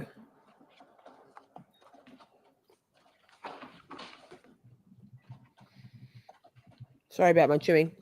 Oh, she needs to get her hair lightened, her natural hair lightened, and a bit of blending. Oh, this is a new guy. Oh, pause. There you go. Sorry, chewing. That list there, Heather. Name, marital status. Oh, hang on. Number of children, range of age, area of residence, occupation, spouse, prior jury experience, civil/criminal, reach a verdict, 4-person, criminal justice contacts, and hobbies. Look at this guy. Look at this guy. What's going on with his hairstyle? Shaggy man. Please be seated. State and spell your name for the record. My name's Dr. Jordan Karston. It's JordanKarsten. How are you employed? I'm a professor of anthropology at the University of Wisconsin-Oshkosh. Oh, and I'm okay. This also is a professional. Pause. So this is anthropology. This is about her Sade's bones. So let me just let's play.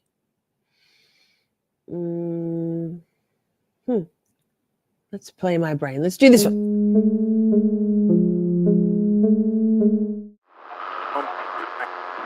Government officials. Professional consultant for the Wisconsin State Crime Lab. Do you think he's a surfy? What do you teach at UW-Oshkosh? I'm a Oshkosh. biological anthropologist, so primarily my work is focused on the human skeleton. So I teach classes in human skeletal anatomy, teach classes in forensic anthropology, biological anthropology, genetics, sometimes archaeology, depending on what's needed. Could you just briefly summarize sort of your background in training and education? Yeah, so in terms of education, I got 2 bachelor's degrees from Grand Valley State University in Michigan. One was a bachelor's of science in anthropology. The other was a bachelor's of science in health sciences. And then I got a master's from the State University of New York in Albany and a PhD in, my master's was in anthropology and my PhD is also in anthropology from the State University of New York in Albany. How long have you been an anthropologist? I might have missed it. How long? I graduated college in 2009 and I graduated my PhD in 2014. And I've been a professor at UW-Oshkosh since then in 2014. So I've been in the state for 11 years. Were you contacted on or about April 3rd of 2024 by the Milwaukee County Medical Examiner's Office regarding a leg that had been recovered? I was. What was the nature of that contact? Why were they contacting you? I was contacted by Charles Rohr, Dr. Charles Rohr, who was a forensic pathology fellow at the Milwaukee County Medical Examiner's Office.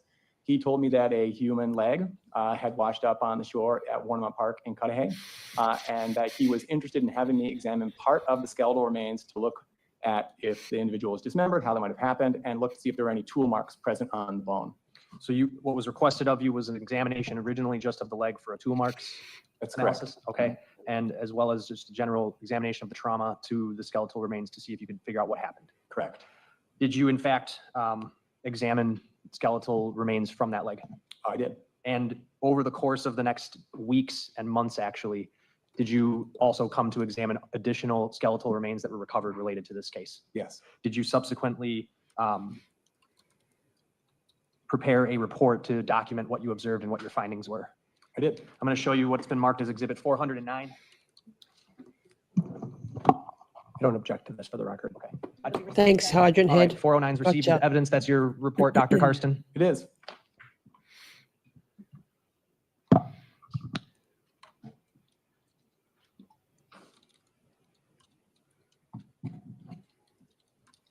I'm going to pull it up on the screen next to you, and I would like to go through it with you in summation. His hair is fascinating. Fascinating. And while I'm pulling this up, can you tell the jury overall what bones did you examine? I examined a right femur. Sorry, pause. Is that tips? Is that like frosted tips, like foils, or is that sun bleached? I have so many questions. He's got obviously a blondie colored hair because his beard is also light. Ugh. Okay. Sorry, sir. I know that there's far more to you than how you look. Same, but interesting. Which is essentially complete part of a left femur, left tibia, left fibula, right humerus, right radius, and right ulna, as well as 2 cervical vertebrae and a patella, which is the kneecap. And are you able to discuss an overall pattern of what you saw through your analysis of these skeletal remains? Yeah, so overall pattern is the majority of the remains had some type of blunt force trauma, which had fractured the bones. And many of the bones had cut marks, and the cut marks themselves were superficial. They had what I call a V-shaped kerf. The kerf is the incision on bone, and so it's shallow, shaped as a V, and fairly regular walls. And those cut marks were found at locations across different bones, primarily in places where there are areas of muscle attachment and connective tissue attachment.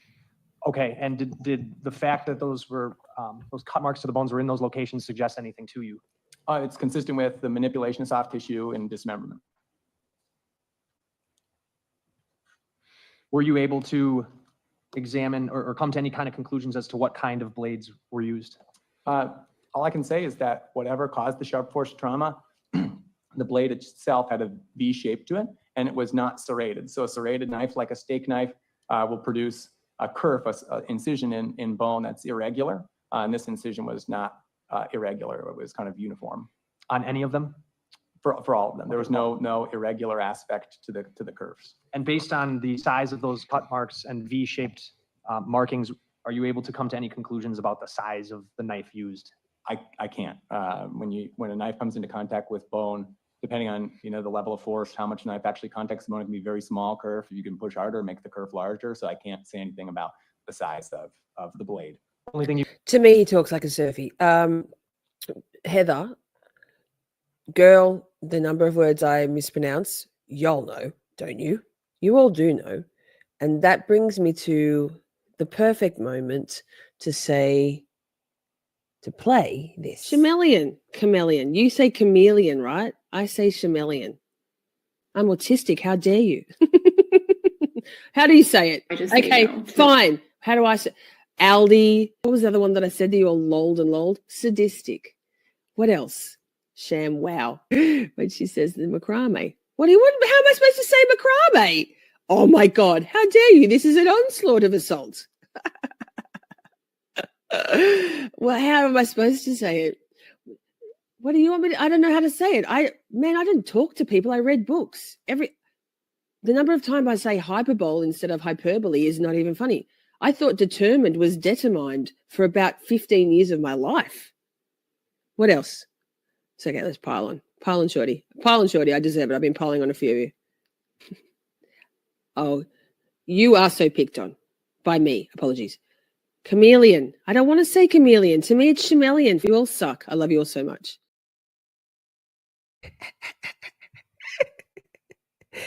Sorry, sir. I think he's just. The thing you can say is whether the shape and then whether it was serrated or non-serrated. In this case, yes. And how is it that you're able to tell whether it's serrated or non-serrated? Serrated blades will create, if you think of a serrated blade like a steak knife, essentially, they'll create a more irregular kerf or cut on the bone.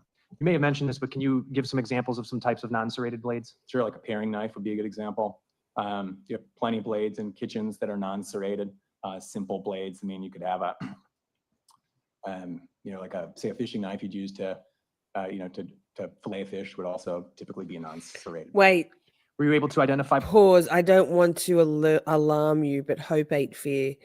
I know the fan is running today, but I just noticed, and I don't think I'll be able to unnotice the fact that it is kind of jerky as it does its oscillating. If I blunt force trauma to any of the limbs? Yes, on many of them. Okay. I'm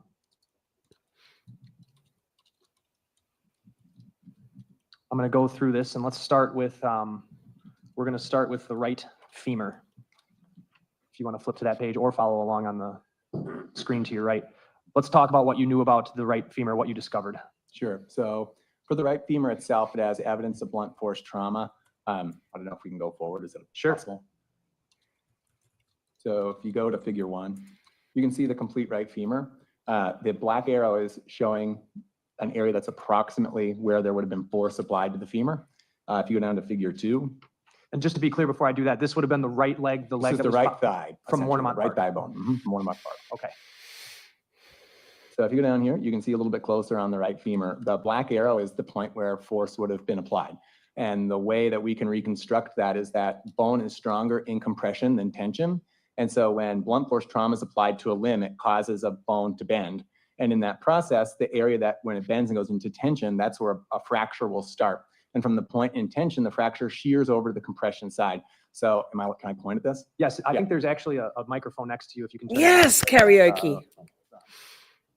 Maybe not. Okay, that works.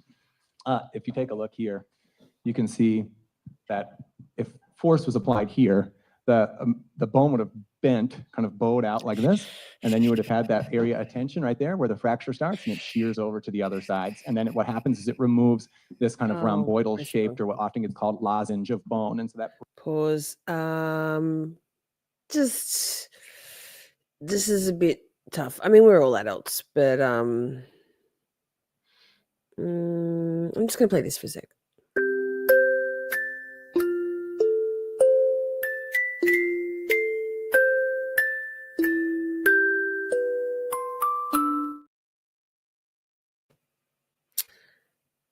Because he didn't make clean cuts.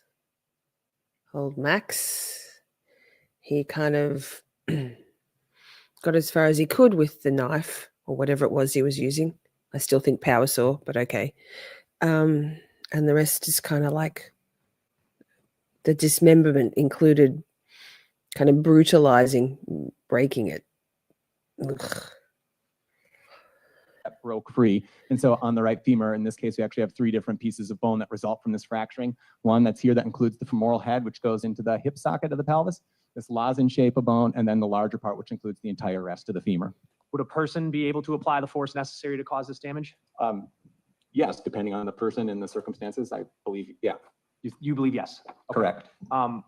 Are you able to comment on the difficulty to cause this fracture? It would be difficult, but it would be possible. I'm going to move to strike that in the last 2 answers and questions. He's not a use of force expert. I don't think. Here we he's go. qualified This in is the topic good. that we're going into.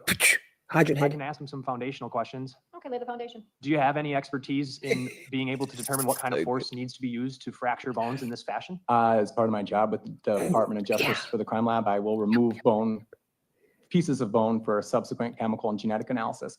And so, yeah, I'm familiar with what is required to break bone.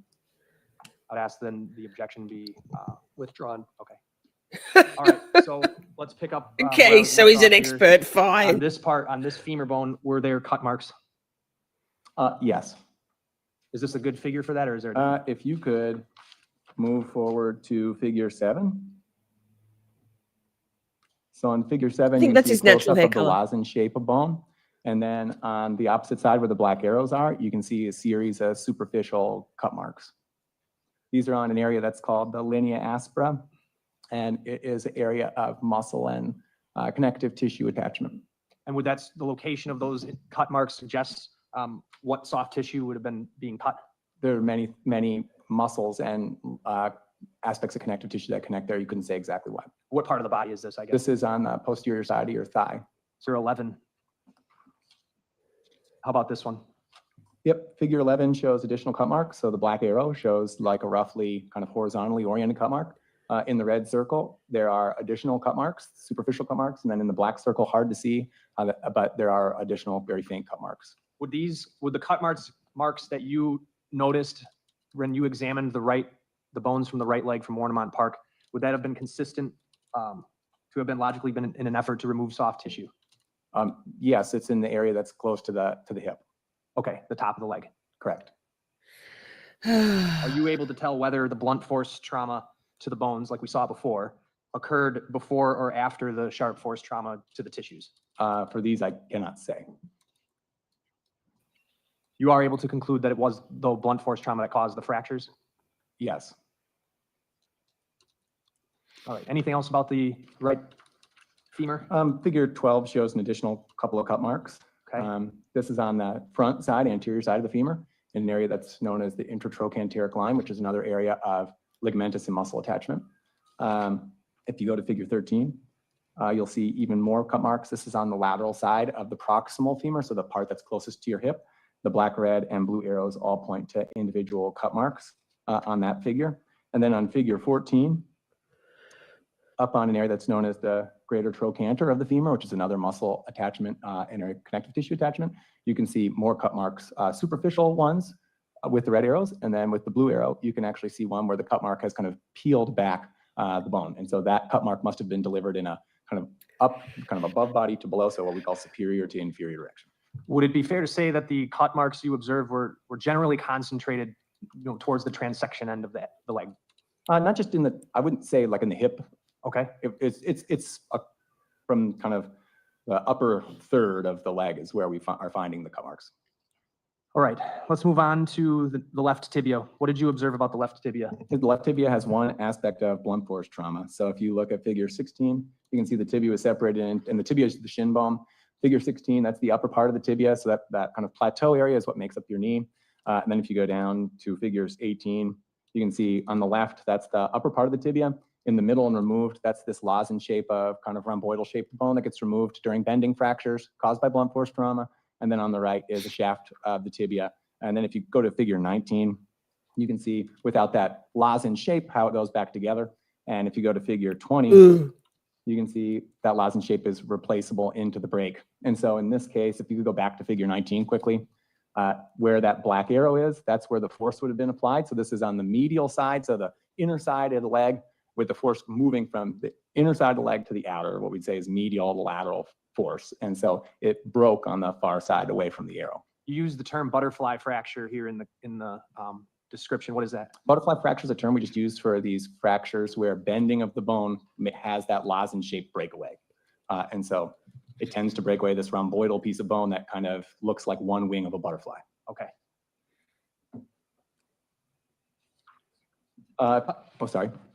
I was just going to ask you whether there were cut marks to the bone that would have separated the bottom from the ankle. Yeah, if you go to figure 22, this is the bottom part of a fibula. So this is where your shin bone comes into contact with your ankle. And you can see with the black arrow, one of these superficial cut marks across that part. Pause. Ms. What the Fuck has got something. What you got, Ms. What the Fuck? It is a butterfly fracture. Hang on. You baby Vance is right in the middle. Thank you. That's what they're talking about. Right. Yeah, I've had one of those on my ankle. Yikes. Yeah.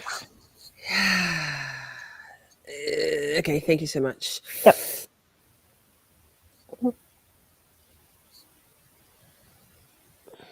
That part of the bone.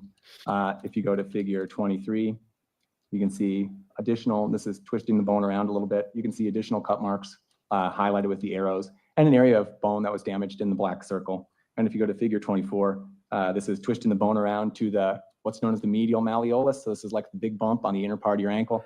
You can see another couple of superficial cut marks there as well. So cut marks around the distal part of the femur, lower shin bone. All of these cut marks, these superficial cut marks, all the ones we're talking about, these are all from some kind of a non-serrated V-shaped blade? Yep, they're what we call V-shaped kerf. So they're superficial, they don't go deep into the bone, and they don't show any hallmarks of being serrated because the kerf is not irregular. Intentional cut marks? There's only one way to cut into bone, and that's by purposely putting a knife there. Only way to cut it, one way to cut into tissue as well. Correct. Let's move on to the left fibula. What did you notice? Left fibula has two instances of blunt force trauma. If you look at figure 25, you can see with the black arrows, the area where the force had been applied. And it's just like the pictures we've seen so far. It's these butterfly fractures, bending fractures. In this case, the force would have been applied anterior to posterior. So the fibula is a bone that is in your lower leg. It sits next to your shin bone on the outside of your shin bone. And so those two areas of force didn't actually have enough force to cause the bone to completely break. And so you can't remove those lozenge-shaped pieces of bone. That bone still is a single element that's not separable.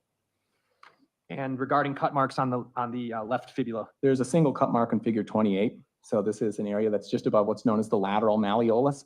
And so that is the bump on the outer side of your ankle. And just above it, where the black arrow is, you can see another one of these kind of horizontally oriented superficial cut marks with a V-shaped curve.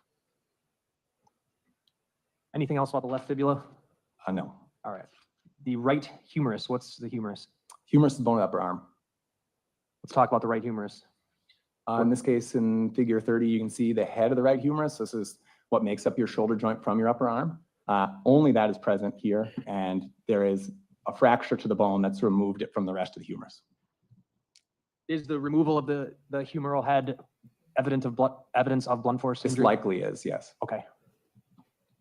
Let's go to the left femur. This was the, well, let's talk about the left femur. Go ahead. Okay, if you go to figure 34. Sure. The proximal left femur, so the part that's closest to the hip, the head of the femur, what goes into the hip socket, is preserved, as well as part of the neck of that. But then there is what we call a comminuted fracture. And so you've got a blunt force impact that has taken the bone there and broken it up into many small pieces. And so that has destroyed, all those fragments are still adherent, the lateral side of this femur. And so force was probably applied in a superior, so upper lateral down to inferior medial, so kind of direction. Okay. Any cut marks? On this part, the superior part of the left femur, no. If you go to figure 36, you can see additional aspects of blunt force trauma. So a black arrow shows blunt force trauma that removed a lozenge shape of bone, but that was never recovered. And then the red arrow shows another one of those fractures, just like we've seen in the other pictures of this kind of butterfly fracture that was also applied to the femur. And then at the very far right side of the picture is another one of these bending butterfly fractures caused by blunt force trauma. And so in this femur, we've got at least 4 instances of blunt force trauma to the left femur. And how many of those instances were consistent with the right femur? They're in very different places than the right femur. Okay. Any evidence of cut marks?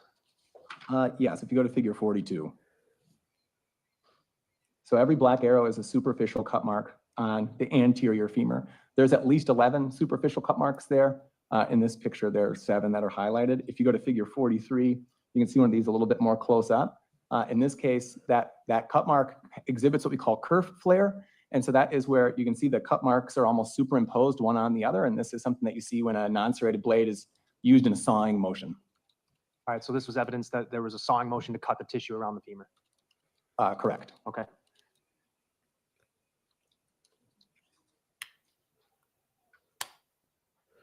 All right. In June, much later, you had received bones from the right arm that had washed up in Waukegan, Illinois, correct? Correct. All right. Let's talk about that right arm.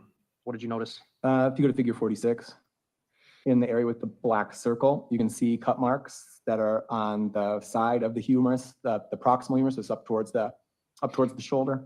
On the medial side, so the side that's like kind of towards your armpit, there were no cut marks. If you go to figure 48, you can see that on the kind of lateral posterior side, there are additional cut marks highlighted in the black circle. These are kind of difficult to see. So if you go to figure 50, I'll go up actually, sorry. Yep, there's a close-up picture here of the cut marks on the humerus. And so you can see here several of these V-shaped curved superficial cut marks on the proximal humerus. So this area is known as, this includes the greater and lesser tubercle of the humerus, and these are areas of muscle attachment for the shoulder. Was there similar indication on these of a sawing motion being used? Yeah, some of these curves are kind of superimposed one onto the next, and so likely reflect sawing motion. That would have been an intentional act? Yes. All right. How about the radius? If we go to the radius, if you could look at figure 57. 57, okay. So the radius is a bone of the forearm. And on figure 57, you can see the black arrows highlighting a single superficial cut mark on the distal part of the radius. This is the part that's towards your wrist.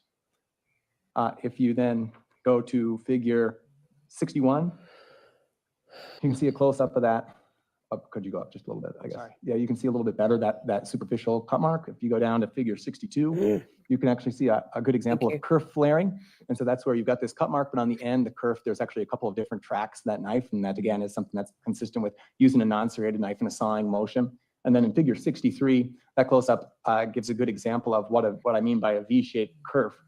That's incision in the bone, takes on a V shape, but it has a very regular floor to the kerf, which is something that you see in a non-serrated blade. So the person who caused these marks that I'm looking at here in 62 was intentionally sawing at the bone with a non-serrated blade? They were sawing at the bone with a non-serrated blade.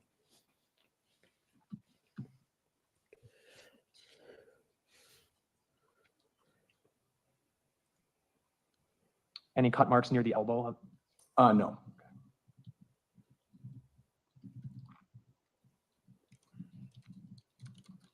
And you had looked at the, anything else on this? For the ulna? The right arm? Yep, so the ulna is another bone of the forearm, makes it kind of the inner part of the forearm. And if you go up actually just a little bit, at 67?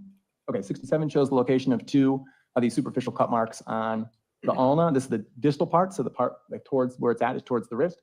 The part on the left side of the screen is towards the elbow. And if you go to figure 68, you can see them a little bit close up there, the superficial cut marks on the distal ulna. What about the jury, huh? Jeez Anything Louise. else on this one? No fractures to the ulna or the radius. You examined some of the cervical vertebrae? Yeah, Next. I was given two cervical vertebrae to examine. And where were those from on the body, if you could just... Cervical vertebrae is the vertebrae that make up your neck. And what did you notice when you looked at the cervical vertebrae? No evidence of cut marks. The only trauma was on the most superior of the two cervical vertebrae.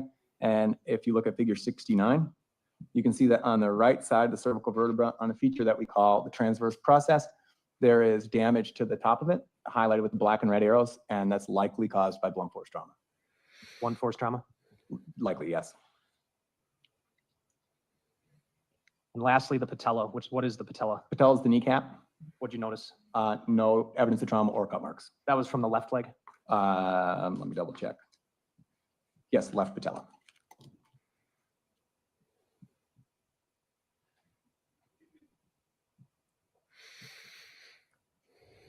We have a few jurors interviews as well to it rocked their world, understandably.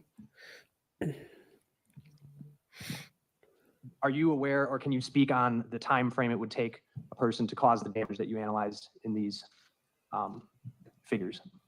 I don't think I could give an estimate of that. I have nothing else. What you can give an estimate on. Oh, is just don't say how hello. difficult it is to remove bones from a human body without the right tools, right? You can take the down again. I have never, I mean, I've removed bones from each other with tools. Yes. Right. What types of tools? If I was going to separate two bones from each other for the purpose of an examination, I would use a scalpel to get through soft tissue.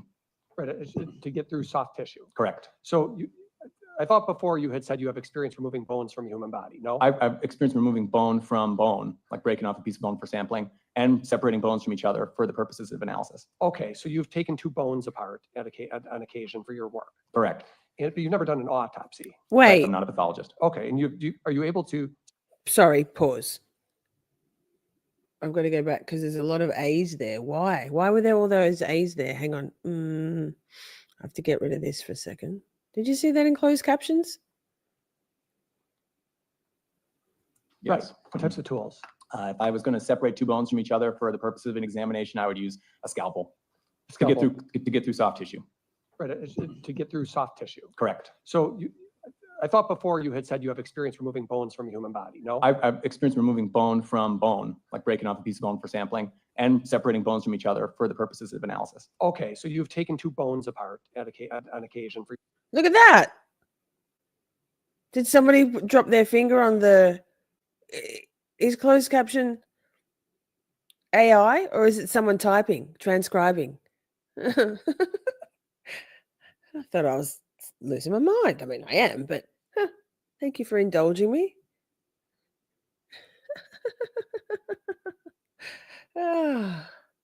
Yikes. Yes, thanks for your work. Correct. But you've never done an autopsy. Correct. I'm not a pathologist. Okay, and are you able to speak to how much force is required to remove bones from a human body?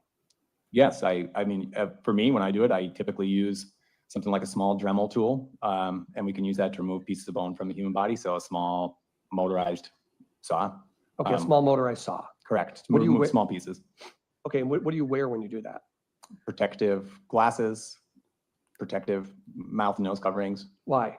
Oh, I why? would rather not breathe in bone dust. Okay, bone dust would get on you. If I was using a saw, correct.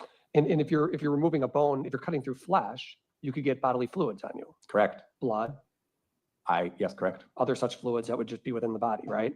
Correct. It would be a very messy process to dismember a body. You would agree with that? Depending on the condition of the body, yes. Right. If a body was newly deceased in particular, it would be particularly messy. I don't have experience with that. You have no experience with dismembering, taking body Oh, parts off of a newly nah, deceased man. body. No, anthropologists That's a tend to be stupid involved in a question. considerable decomposition or a complete skeletonization. And obviously things become weaker with age, right? Things degrade. Depends on the context of deposition.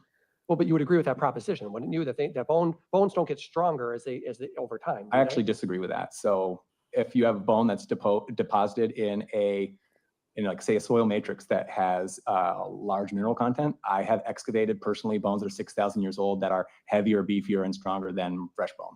Got it. Here we're talking about new bones that are not 6,000 years old, sir. Correct. Okay. So these bones, as you understand it, were the bones from somebody who was recently deceased. You understand that, right? Yes, definitely. And that the bones were located out in nature, So, right? Yes, correct. Not What are in we the doing special here? soil matrix. Correct. And they were found in various parts of nature, water, the woods, things like that. That's my understanding, yes. And all I'm asking you is, would you agree with me that as time goes by in those conditions, things will tend to degrade?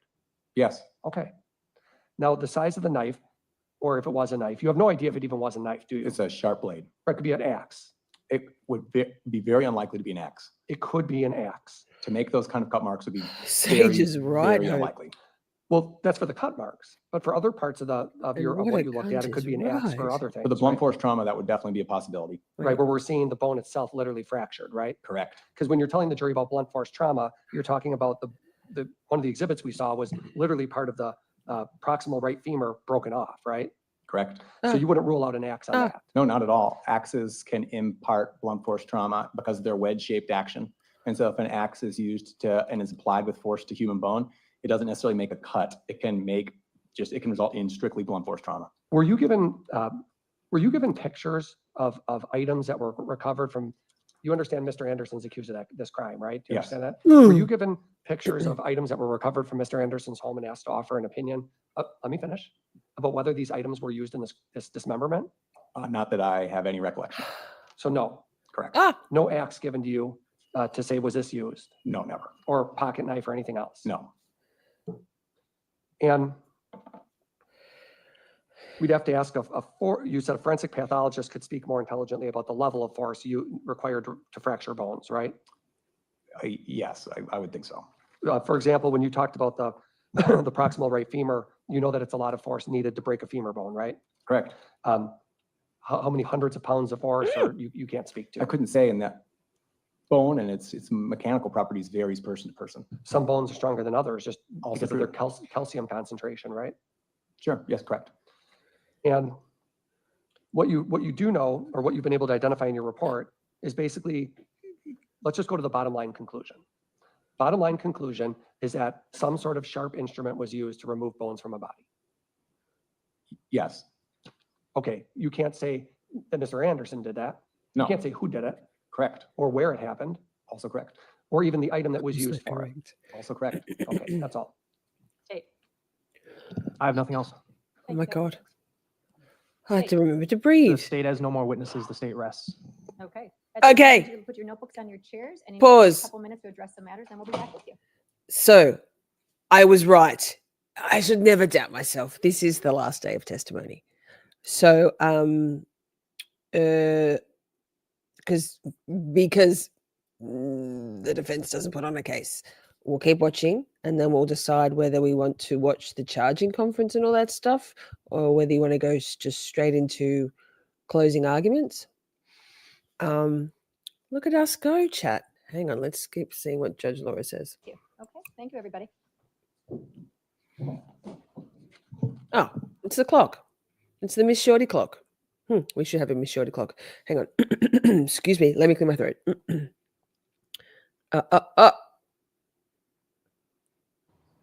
Ew.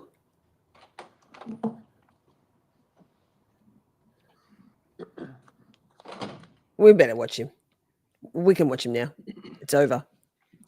Okay, so relative to multiplicity. Yeah, I reckon. Multiplicity exists when a defendant is charged in more than one count for a single offense. and the double jeopardy provisions of the state and federal constitutions protected Hang defendant on, from being this punished bit. twice for the same offense. Under Wisconsin law, we employ a two-pronged test to determine whether charges against a defendant are multiplicitous in nature. First, whether the charged offenses are identical in law and fact. And second, if the offenses are not identical in law and fact, whether the legislature intended the multiple offenses to be brought as a single count. In this particular case, the defense Also, we love Judge Laura. Let's watch her for a bit. Oh, she's like me, getting up out of her chair. that the two counts relative to hiding Oh, or burying hydrant a head corpse sad. is charged in count 4 and count 2. Pause. Sorry, Laura. Excuse me. Holy blink rate max. I am on 1.25 speed, but he's blinking a lot. Mutilation of a corpse are multiplicitous. So looking at the elements, which is one of the standards that has to be reviewed, I need to look at whether or not the offenses are identical in law and fact. As to the mutilating a corpse, there are two elements. It's first that the defendant dismembered a corpse, and second that the defendant dismembered the corpse with the intent to conceal a crime. No shit. Looking at count 4, the two elements of hiding or burying a corpse are one, that the defendant hid a corpse. Second, that the defendant hid a corpse with the intent to conceal the crime. There clearly are different elements in law relative to the two offenses. As to the difference in fact, there are different acts that would be in different actions that would be involved in dismembering a corpse versus hiding a corpse. So I think in this particular matter, the two offenses are not identical in law or fact. I next need to look at whether the legislature intended that multiple offenses be brought as a single count. And in so doing, you look at whether or not the legislature in the drafting and creation of the statutes set out different elements under Blockberger that amounts to the fact that their intent was to allow for different crimes to be prosecuted under the same subsection. At this point in time, looking at the facts and looking at the law and doing an elements only test, I am going to find that the two offenses moving forward are not multiplicitous and that they are allowable. So I'm denying the defense motion relative to multiplicity. Defense. Yes, To assume certain facts and then was asked for an opinion based upon that assumption. This is called a hypothetical question. The opinion does not establish the truth of the facts upon which it is based. Consider the opinion So only jury if you believe the instructions? assumed facts upon which it was based have improved. Do you want to If hear? you find that the facts pause. stated in the hypothetical Do you want to hear the jury instructions to compare to the lunacy in Norfolk Superior? Oh, sorry, Dedham Superior Court, or shall we just go to closing arguments?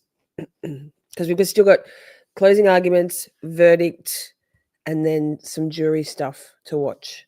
Jury interviews, if I can find them. Sorry about the throat clearing. I haven't had cheese. Yeah, we won't. But I had my inhaler because vapes are good for you. Okay. We'll go just close. question have not been. It must. You are the Look how sole judges upset of he the is. Credibility, that is the his believability eyes. of the witnesses and the weight to be given to their testimony. In your determination of credibility, you must avoid bias, conscious or unconscious, based on a witness's race, national origin, and testimony. This presumption requires establishing doubt. I'm just doing it like this which is because based I'm on lazy. not a doubt. You are from the evidence. Okay, I'll get out of the way. I'm always in the way. Ladies and gentlemen, at the beginning of this trial, I told you that I was going to ask you to do two things then. I'm asking you to do the same two things now, and to use your common sense and search for the truth. That is what the bulk of those instructions are telling you to do. You have heard all of the evidence in this case. You have heard from dozens of witnesses. You have seen hundreds of images. Mr. Van. Stacks Sorry, of chat for doing that. They absolutely rested. Trust me, bro. Sorry, this is I'm responding to that. Cheers, Hope 8 Fear. Okay, I won't interrupt him. I'll try not to. of videos. You are fully equipped And to we're on normal determine what the speed facts now. are, what it is that happened on April 1st and April 2nd. All of that information has rendered you capable of rendering fair and rational verdicts. And the judge has instructed you on the law, and shortly, probably not today, but when you come back tomorrow, it's going to be your time to let your voice heard after hearing everything that you have heard. On the night of April 1st, 2024, into April 2nd, 2024, Sade Robinson was murdered. She was taken to Warnemont Park, cut into pieces, dispersed mostly into Lake Michigan, her car taken to the north side of Milwaukee and burned behind an abandoned building at 30th and Lisbon. And the evidence in this case has shown you beyond a reasonable doubt that the individual responsible for those intentional acts is Maxwell Anderson. This is my opportunity to summarize the evidence for you, and I'm going to do it in kind of essentially the form of a timeline on the TV screen here. So we'll start out with Sade's day. And Sade Robinson, she was a 19-year-old young woman just coming into adulthood. She was anything and everything that any 19-year-old would want to be. She worked a job. She worked 2 jobs. She went to MATC. She was supporting herself. She had her small Lower East Side apartment, modest. And most of all, she was loved and respected by her family. She was fun, social, and clearly anybody knew her, cared about her deeply until she came into contact with 33-year-old Maxwell Anderson. At 9 a.m., April 1st, Sade left her apartment at 1858 North Commerce Street. She is wearing the last clothes she would ever wear, that white cable knit top, the black puffy coat, the ripped jeans, and the white shoes. And she went to work at Pizza Shuttle. She arrived at Pizza Shuttle over there on North Farwell Avenue on the Lower East Side around 9:15 a.m. And she worked her shift just like any other day of her life. Beginning around 4:15 p.m., she began texting with Maxwell Anderson. They had met the previous weekend at Victor's. You saw the video of her going into Victor's and then him walking her out. And it's clear that they were intending to meet up that night. And Maxwell Anderson says, why not Twisted Fisherman? And this text conversation begins around 4:15 p.m. and they agree to meet there shortly after 5 p.m. We know from the cellular records where each of them are at those times. Maxwell Anderson is over at his house on South 39th Street, and Sade is up here at Twisted Fisherman. When her shift is over, she goes to meet him at the Twisted Fisherman. Maxwell Anderson takes an Uber ride. Sade leaves work at 5, and the phone information shows them both moving towards the Twisted Fisherman right around the same time. And we know that Maxwell Anderson walks in to the Twisted Fisherman at 5:09 p.m. wearing that black Carhartt shirt that would later be found in his laundry, and the red plaid jacket that police found inside Maxwell Anderson's house that you know has Sade Robinson's DNA on it and Maxwell Anderson's DNA on it. 5:11, 2 minutes after he gets there, he sits down at the bar, he sends a text to Sade, just got to Twisted. Sade arrives around 5:20. We know that from about 5:20 p.m. to 6:24 p.m., the two of them sit at Twisted Fisherman. They eat, they have some drinks. They both take shots. In fact, at one point, Sade turns down a shot, but they're just hanging out.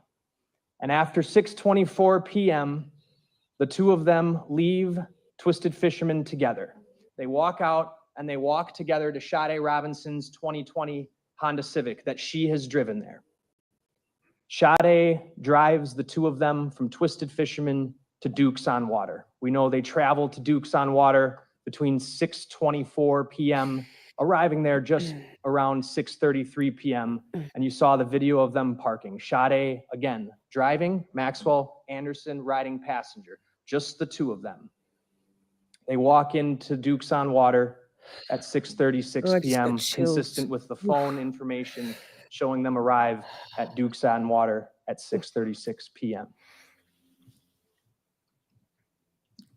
At 9:03 p.m., actually, I'll go back up. They stay there. They hang out right here. Maxwell Anderson is drinking. He's having multiple drinks. Sade's got a couple drinks. Mr. Anderson takes it upon himself to play a few games of bar dice, and he takes several shots. But at no point at any time when they're at Twisted Fisherman or Dukes on Water is Sade Robinson doing anything that comes close to excessive drinking or anything like that. In fact, when you watch her on these videos, she is totally coherent. She has her wits about her. When they leave at 9:03 p.m., she's fine. They walk out together. She's not stumbling. She's totally fine. They walk together to her car. She gets in the driver's seat and he gets in the passenger seat. And it's just the two of them who leave the bar together. And ladies and gentlemen, this video right here that's playing on the screen and the surrounding videos that watch Sade going into her car, this is the last time Hi, Sade Steph on Robinson Twitter. was Good to in see you. public with anybody else. That young lady who's in Dukes, who she gives a hug to at the end of the night when they're leaving, that's the last person other than the defendant who she was with, who she had contact with. That's what the evidence shows. After this time, they leave, and we know exactly what route they took. Through the videos from downtown, they drove Sade Robinson driving, Mr. Anderson riding passenger. They take McKinley up. They get on the interstate. They drive to the south side. This is occurring from 9:04 to 9:14 p.m. By 9:14 to 9:25, they're getting off the interstate, heading westbound on Morgan Avenue. It's the Holt Avenue exit, but it's Morgan Avenue to the west of the interstate. And they go and they arrive at his residence just around 9:20 to 9:25 p.m. That's what the phone records confirm. And that is what the videos, here's one of them from around Sade's residence, show as well. You had the videos of them pulling into the alley. All of this confirming, by the way, that Sade Robinson's phone is essentially wherever her car is that night, right? It's at Pizza Shuttle when she's working. It's at Twisted Fisherman when she's there. And it goes back to her with Maxwell and Anderson after they leave Dukes. And they don't stop anywhere. Remember that. When they leave Dukes, they don't stop anywhere. It's a continuous trip on that Life 360 app from Dukes to Mr. Anderson's home, and they arrive there at 9:20 p.m. And we know that after 9:20 p.m., Pause. I'll take off Sade's photo just for a moment. Sorry to interrupt you, Mr. Vance. Mr. Vance, that's Ian, Sir Ian. Sade's sister has got the most heartbroken expression on her face in the top right of the screen.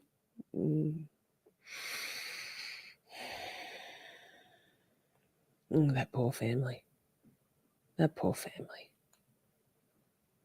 9:23, this is that really small video that shows them coming into his backyard at 9:24 p.m. She has parked her car in the alley, just the two of them, and they come inside at 9:24.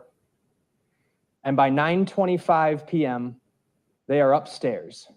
That motion light is on. And you heard from the detective who watched this video for hundreds of hours. You saw a lot of the clips from here overnight, some of them pretty cumbersome, but what did that establish that happened?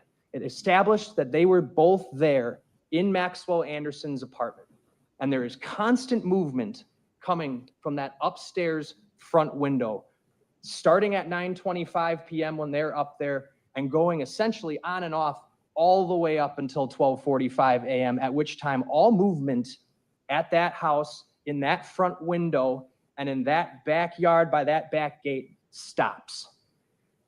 What else happens in that time? You see movement beginning at 11:24 p.m. in the side yard. Here's the slide that shows their phones remaining there, corroborating what the video shows of her car arriving there as well. At 11:25 p.m., we see that movement in the side yard beginning. Then there's movement again after 11:25 p.m. on and off in that above front room. 12:05 to 12:08 a.m., what do we know is happening? We know that Maxwell Anderson is on his phone, traversing his photo gallery, where he has, by 12:05, already acquired pictures, already taken pictures of Sade Robinson incapacitated on his couch. She is face down. Her face is buried in his couch cushion. He has her breast exposed and he is grabbing her right breast, the breast that would later be cut off of her body, and pulling her pants down. And you know from the search warrant of the house, this right here is that brown ottoman. This right here is the red couch. Between the movement in that front window and these photographs, you know that Sade Robinson became incapacitated while she was in that front room of Maxwell Anderson's house, laying on his couch, face down. She is out of it there. Out of it. He is grabbing her because he knows he can, because she's not going to do anything about it. She has no power. You can see that in those photos. Her face down in the cushions. 12:44 a.m. This is the last movement in that side yard. And if you recall, I made it a point to ask about the two blinking lights from her car, the Honda Civic. You saw it in the video from when they left Dukes on Water, and you see it in this video from across the street. It's faint, but it's there. This is the time, ladies and gentlemen, where Maxwell Anderson is removing Sade's body from his house, taking her to the car. It's now time to get rid of her, and he's got to do it in her car. He needs the car away from his home. He needs to get rid of anything that's going to tie her back to his home. He needs that car gone. He needs her gone. 12:47 a.m. is when we see the car leaving the house, going southbound, exiting onto Euclid. And from there, you saw an exhausting amount of videos showing the car driving away from his house, northbound to the north side of Milwaukee. That was 12:49, 12:51, going northbound on 35th Street, passing Badger Ham.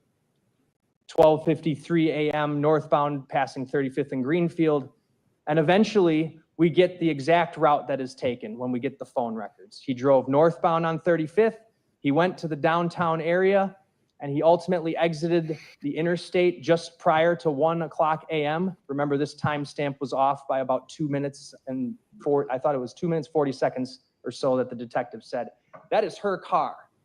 We know it's her car because this camera happens to have a license plate reader. And that license plate reader is putting her on that exit ramp downtown at the exact same time that her phone, her Life 360 and Verizon records show that that car would be exiting at that same time. What can you conclude from that? You can conclude that her phone is in that car. She's in that car. Someone's driving that car. It's Maxwell Anderson.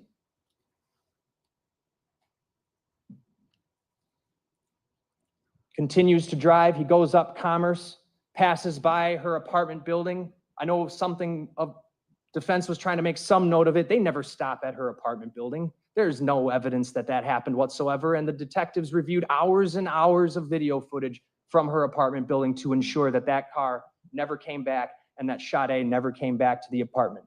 He didn't stop there, and these records confirm that. What does he do? He drives the car with her body up into the River West area by about 1:33 a.m. There he is at 106, driving her past Commerce Street, passing Lakefront Brewery. And then he heads into River West. You saw the video of the car in River West off of Dowsman near Pleasant Valley Park along the Milwaukee River. And what do we know happens while he's out and about driving around? His phone dies. He leaves his phone behind. That was done on purpose. Because look at all the records we have showing where her phone traveled and where his phone traveled before this time. He left it behind to cover up. That's why he did that. And we know that because we looked at it, and you heard from the analyst today who said that all activity on that cell phone stopped after 12:08 a.m., right after he's deleting pictures of Sade Robinson on his phone, of him grabbing her. Phone dies at 1:35 a.m. while he's driving her car around trying to get rid of her and trying to get rid of the car. He goes down Capitol. You saw the two videos showing the car going down Capitol.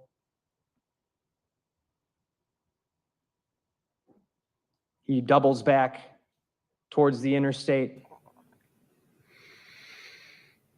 And by 2:20 to 2:25, he's back on the interstate heading back towards downtown. He eventually goes down through downtown on Interstate 94, ends up heading sort of west over to Greenfield, and then he comes back. And where do we know that he's heading at this time? He's heading to Warnemont Park.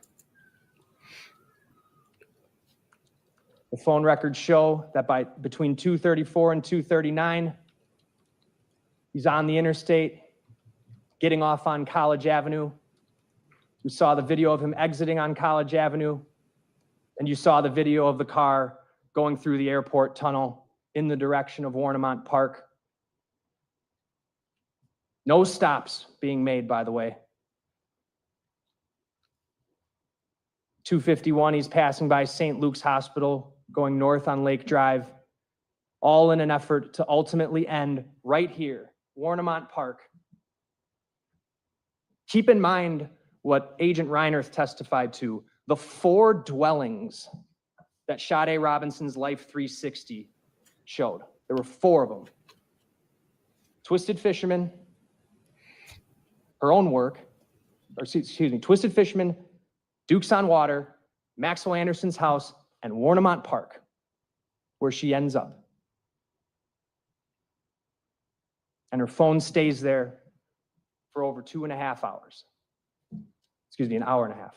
2:52 is the arrival time, 4:33 a.m. That's the time the phone is there. We know at 2:52, her car is passing by the water department.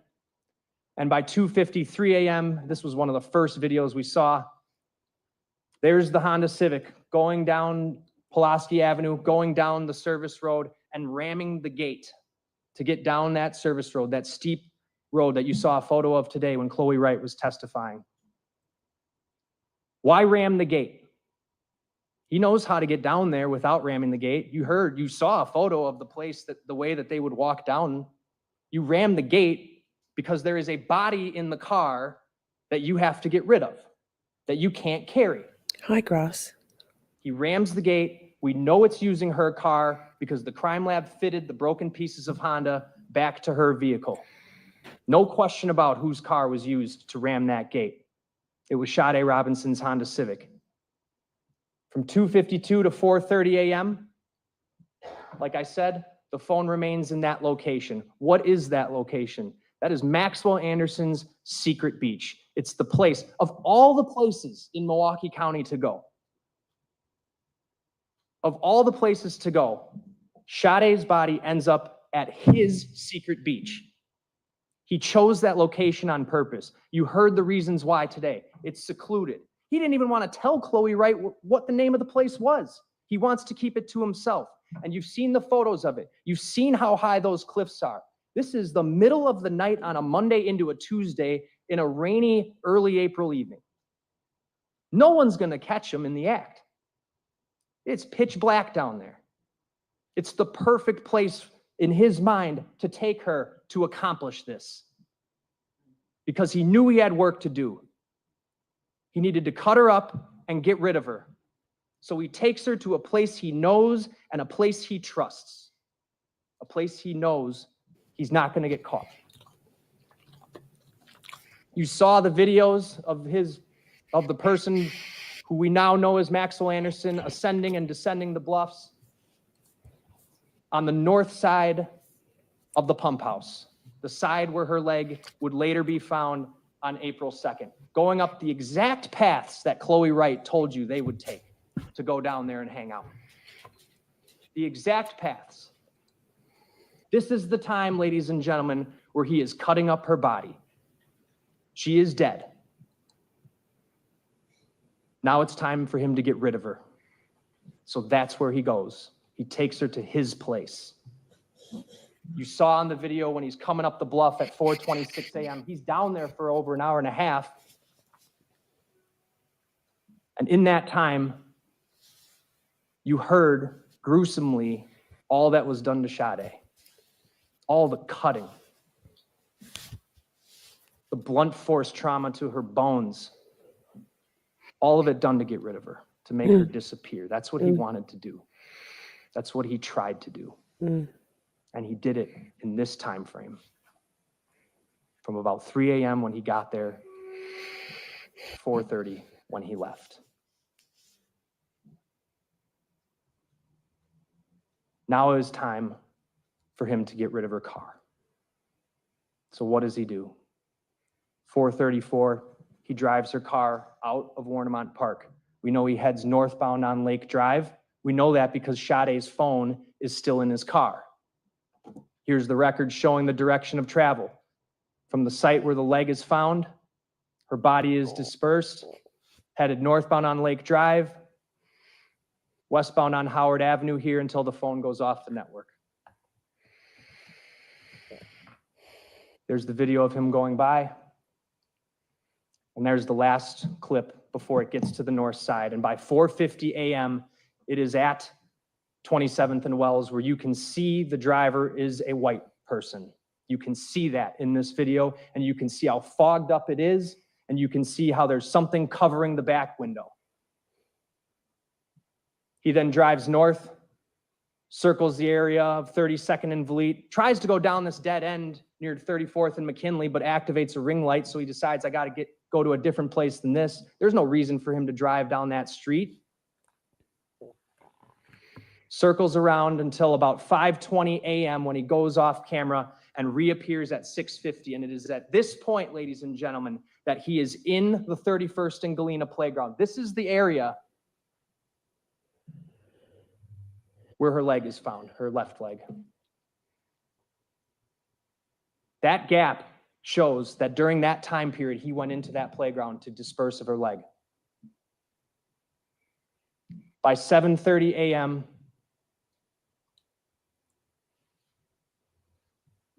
you saw the video of him walking away from the burning car, where we now know from the crime lab, he used an ignitable petroleum distillate to light the car on fire. And he walks away. And the trail of videos capture him walking southbound on 30th. He goes down Walnut Street. Trail of videos captures him all the way at 8:12 when he boards a Milwaukee County Transit bus, where his face is clearly visible, clear as day, and he's wearing a hoodie, that gray hoodie that would later end up in a dumpster 2 houses down from his. Tried to get rid of it, but he didn't. They found it. And whose DNA is on the hoodie? That is not the hoodie he's wearing on the date, by the way. That's the hoodie he's wearing after he has just dismembered a body and burned a car. And whose DNA is on it? His and Sade's. What are the chances of that? It's because he did it. It's because he's responsible. And he takes the bus home. He sits there, not a single time pulling out his phone. Why? Because he left it back home on purpose. And then by 8:42, walking in his back gate with that massive backpack that we have never found. He got rid of it. And whatever else was in it and whatever else was used, he tried to get rid of everything. He tried to cover up. And what does he do after he gets home? He powers up his phone and he sends a text. Morning, how's work going? Disgusting. Right after he's just burned her car, killed her. Why did he do that? He's covering up. He's trying to cover his tracks. He's trying to make sure everything seems normal. Same reason he went to work that day. Couldn't let his routine go out. He needed to maintain appearances, despite the fact that in the middle of the night, he's out cutting up a human body and burning a car. And by 5:29, Sade's leg is found on April 2nd. The universe. Thank you, universe. Ugh.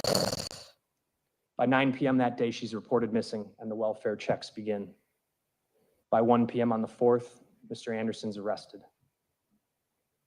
And we know that in the subsequent days and month later, April 18th, May 11th, additional body parts are found. Her head, her right breast have never been found. He succeeded in getting rid of those. That's what happened. Those are the facts. That's what the evidence showed. Now you have to decide, based on the law given to you, the crimes. I want to focus on the homicide count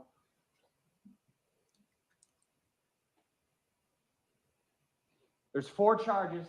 Numbers 2, 3, and 4 are pretty self-explanatory, and you have them in writing. Mutilating a corpse, hiding a corpse. Counts 2 and 4 are essentially the same elements. Count 3, the arson, pretty self-explanatory. But now you're given this first-degree intentional as well as first-degree reckless homicide. First-degree intentional homicide has 2 elements that I have to prove.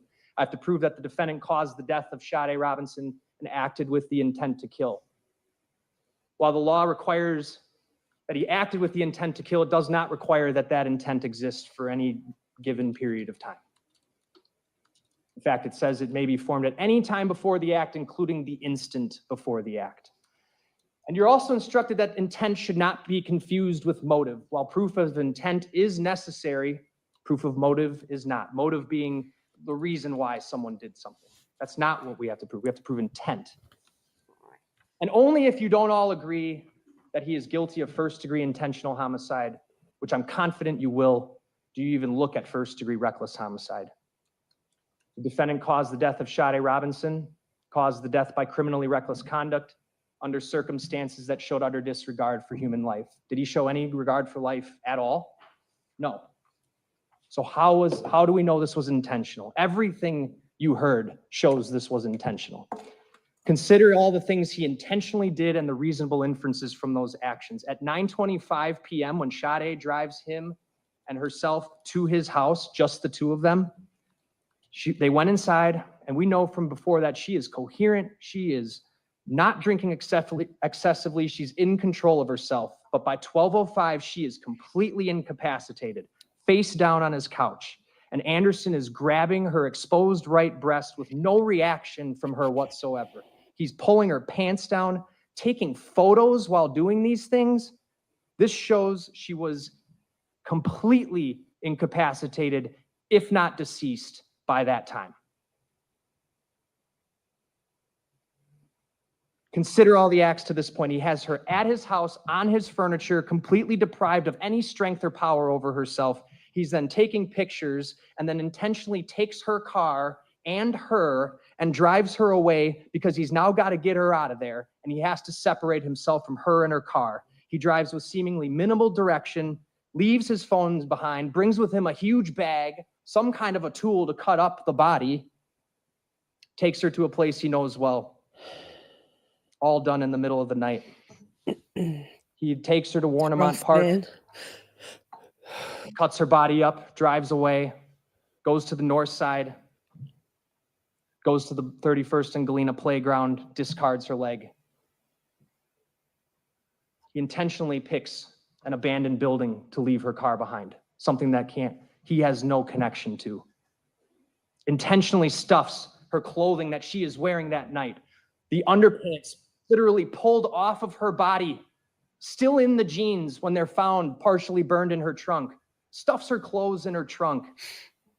Uses a petroleum distillate to light the car on fire. All of that stuff was done on purpose. He then heads home, powers up his phone, and texts her. Everything about this is intentional. If it was unintentional, if it was anything else, you don't cut her up and do everything you can to get rid of her. If it was an accident, you get her some help. You don't try to make her disappear. And we know from the medical examiner, there is no other explanation. There was no natural disease, no toxicology reason whatsoever for this. If it was unintentional, he wouldn't have had the wherewithal to do everything he did so quickly. Think about it. In just hours, she went from literally driving a car to being incapacitated and him somehow being able to pull off, getting her to Warnemont Park and cutting her up. He's only able to do that if he knew what he was doing, knew how he wanted to do it. Amen. This only happens with the intent to kill. Consider what Dr. Karston today and the medical examiner talked about, the amount of work done to break her bones and cut up her limbs and cut off her head. The efforts to cover this up were extraordinary and they were horrific. Consider the cutting off of her breast, her right breast. That's not something you do unless you have a desire to do it. It doesn't facilitate getting rid of the body. It takes additional time. He did it because he wanted to do it. All the stab wounds near her breast and on her torso. That was done out of a sick desire to do harm to her. That's the only reason that is done.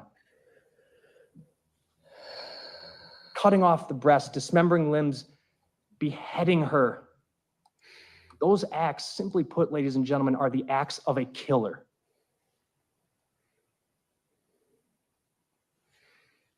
They are not the acts of someone who is acting on impulse in a moment or acting on emotion. Who does this? What kind of person cuts someone's head off? A killer who's trying to get away with killing. His actions afterwards betray any innocence. That's how the evidence shows that what Maxwell Anderson did to Sade Robinson was an intentional homicide. There is no question behind the intent, and there's no question about the person responsible for doing it. The killer is him. He's the last person to be with her, the last one texting her, the last one whose residence she was at, the last one who had her car, the last one who had her phone, the last one who was with her. The one who burned her car. He did everything he could to try to get away with it. He tried to cover up. He tried to fool the police. He's trying to fool all of you, but he doesn't get to do that. You've all seen the evidence. It's time that you let the evidence speak the truth and you find him guilty.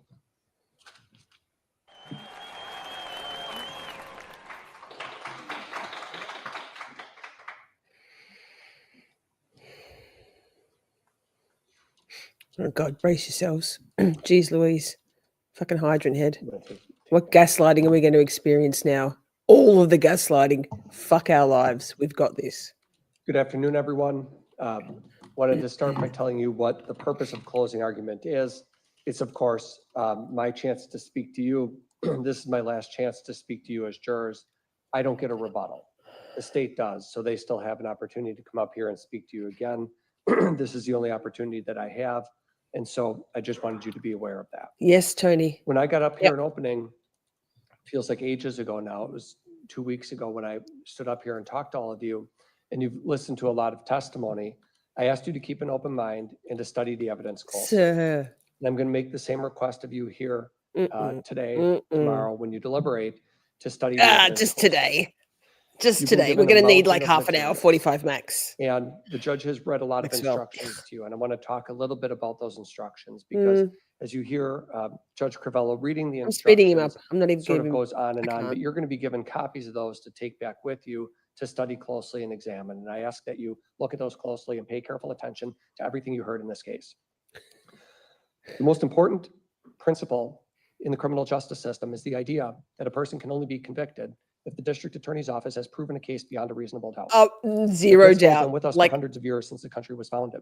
The reason why that principle is so important is because it's crucial that when somebody is charged with the most serious of crimes, that we have absolute proof beyond a reasonable doubt by the district attorney's office, that when they decide to bring such serious charges against a person, that you are convinced beyond any reasonable doubt that in fact Mr. Anderson committed each one of these crimes. When Judge Crivello spoke to you, she talked about what reasonable doubt means. Reasonable doubt means a doubt based upon reason and common sense. It is a doubt for which a reason can be given, arising from a fair and rational consideration of the evidence or lack of evidence. So you can look at evidence as well as lack of evidence. It means such a doubt that would cause a person of ordinary zero prudence, lack of meaning any of us, to pause or hesitate when called upon to act in the most important affairs of life.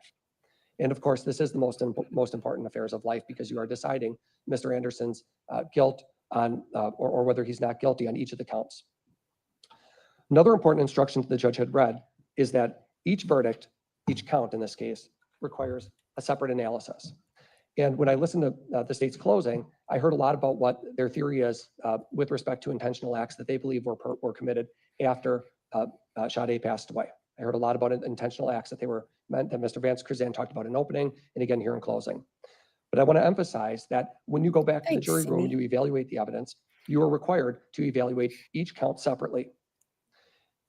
And what the judge told you, what Judge Crivello said when she read the instructions a little bit ago, is that your verdict for the crime charged in one count must not affect your verdict on any other count. Why is that important? It's important because this is a highly emotional case, obviously. We all know that. We all know that it's that type of case. And we'll just call a spade a spade. I mean, we have a victim's family sitting right here. We just heard them applause when the state finished their argument. I don't criticize them at all, what they're going through. It's not at all what I'm here to do. I can't even imagine it. Can't imagine it. But here's how the system works. We get 12 jurors together. We have 15 of you here, and you've been amazing jurors, all of you, here on time, ready to go, listen to everything. And what we try to do when we're representing somebody and representing Mr. Anderson is we try to pay attention to what's happening in court, but also all of you, because your decision is what really matters. It's not what Mr. Vance Curzan says. It's not what I say. It's really what all of you say once you go back in that jury room and carefully consider Sucking up to the the evidence or jurors, lack of evidence. sir. And it's important to evaluate each one of these counts separately. And the judge told you, as hard as that can be in cases like this, to try to check your emotions at the door. I know it's hard. I don't think any of us envy any of aspect of what our jobs are. We all have a job to do. The most important job is yours. And it's to check your emotion at the door, put aside passion, put aside prejudice, and look at the case from the evidence. That's all I ask you to do. And on each count, render a separate verdict unanimously. All of you agree. And there's a number of things I could say to you. The idea here is that each side is given 45 minutes. I don't know if I need 45 minutes when you've sat here and heard everything the same way I've heard everything and the same way the state has heard everything. We try to look at the jurors to see some people are taking lots of notes, some people are taking less notes. And at the end of the day, really it's just what you remember and what you ask to see. That's what counts. And you can ask to see anything. You can make a request when you go back there of the judge to view videos again, if that's something that you'd like to do, or look at DNA reports or look at photographs. You can make those requests, and I would encourage you to do so. And so I'm going to touch on some of the points that I think are important. You may agree with me, disagree with me, but this is my chance to present to you what I think are the important points in Max's defense. We do have separate crimes that are charged here. Obviously, if we broke them into sort of broad categories, there's the state's theory that Max intended to kill Sade Robinson. So that seems to be the glaring charge, of course, that is here. We also have charges of dismemberment, hiding a corpse, and arson of a vehicle. I'm not going to go through each of the elements of every one of these crimes with all of you, because that will go back with you to the jury room, and you can read those and decide. But we start with the fact that everything the state showed you in this case was that Max had met Sade. You saw the videos that were just played again in closing. The two of them met each other, and the two of them went out in public. They texted, they made arrangements to go out, and they went to places. You watched the videos, they went to places that Max is known. Places where he was interacting in a friendly way with bartenders, where people were talking to him on a first name basis, where he's shaking hands with people, where he's having normal drinks, normal behavior. They go to Twisted Fisherman, they spend time there together. There's nothing in the videos that you've seen that suggests that Max is planning to do anything like an intentional homicide.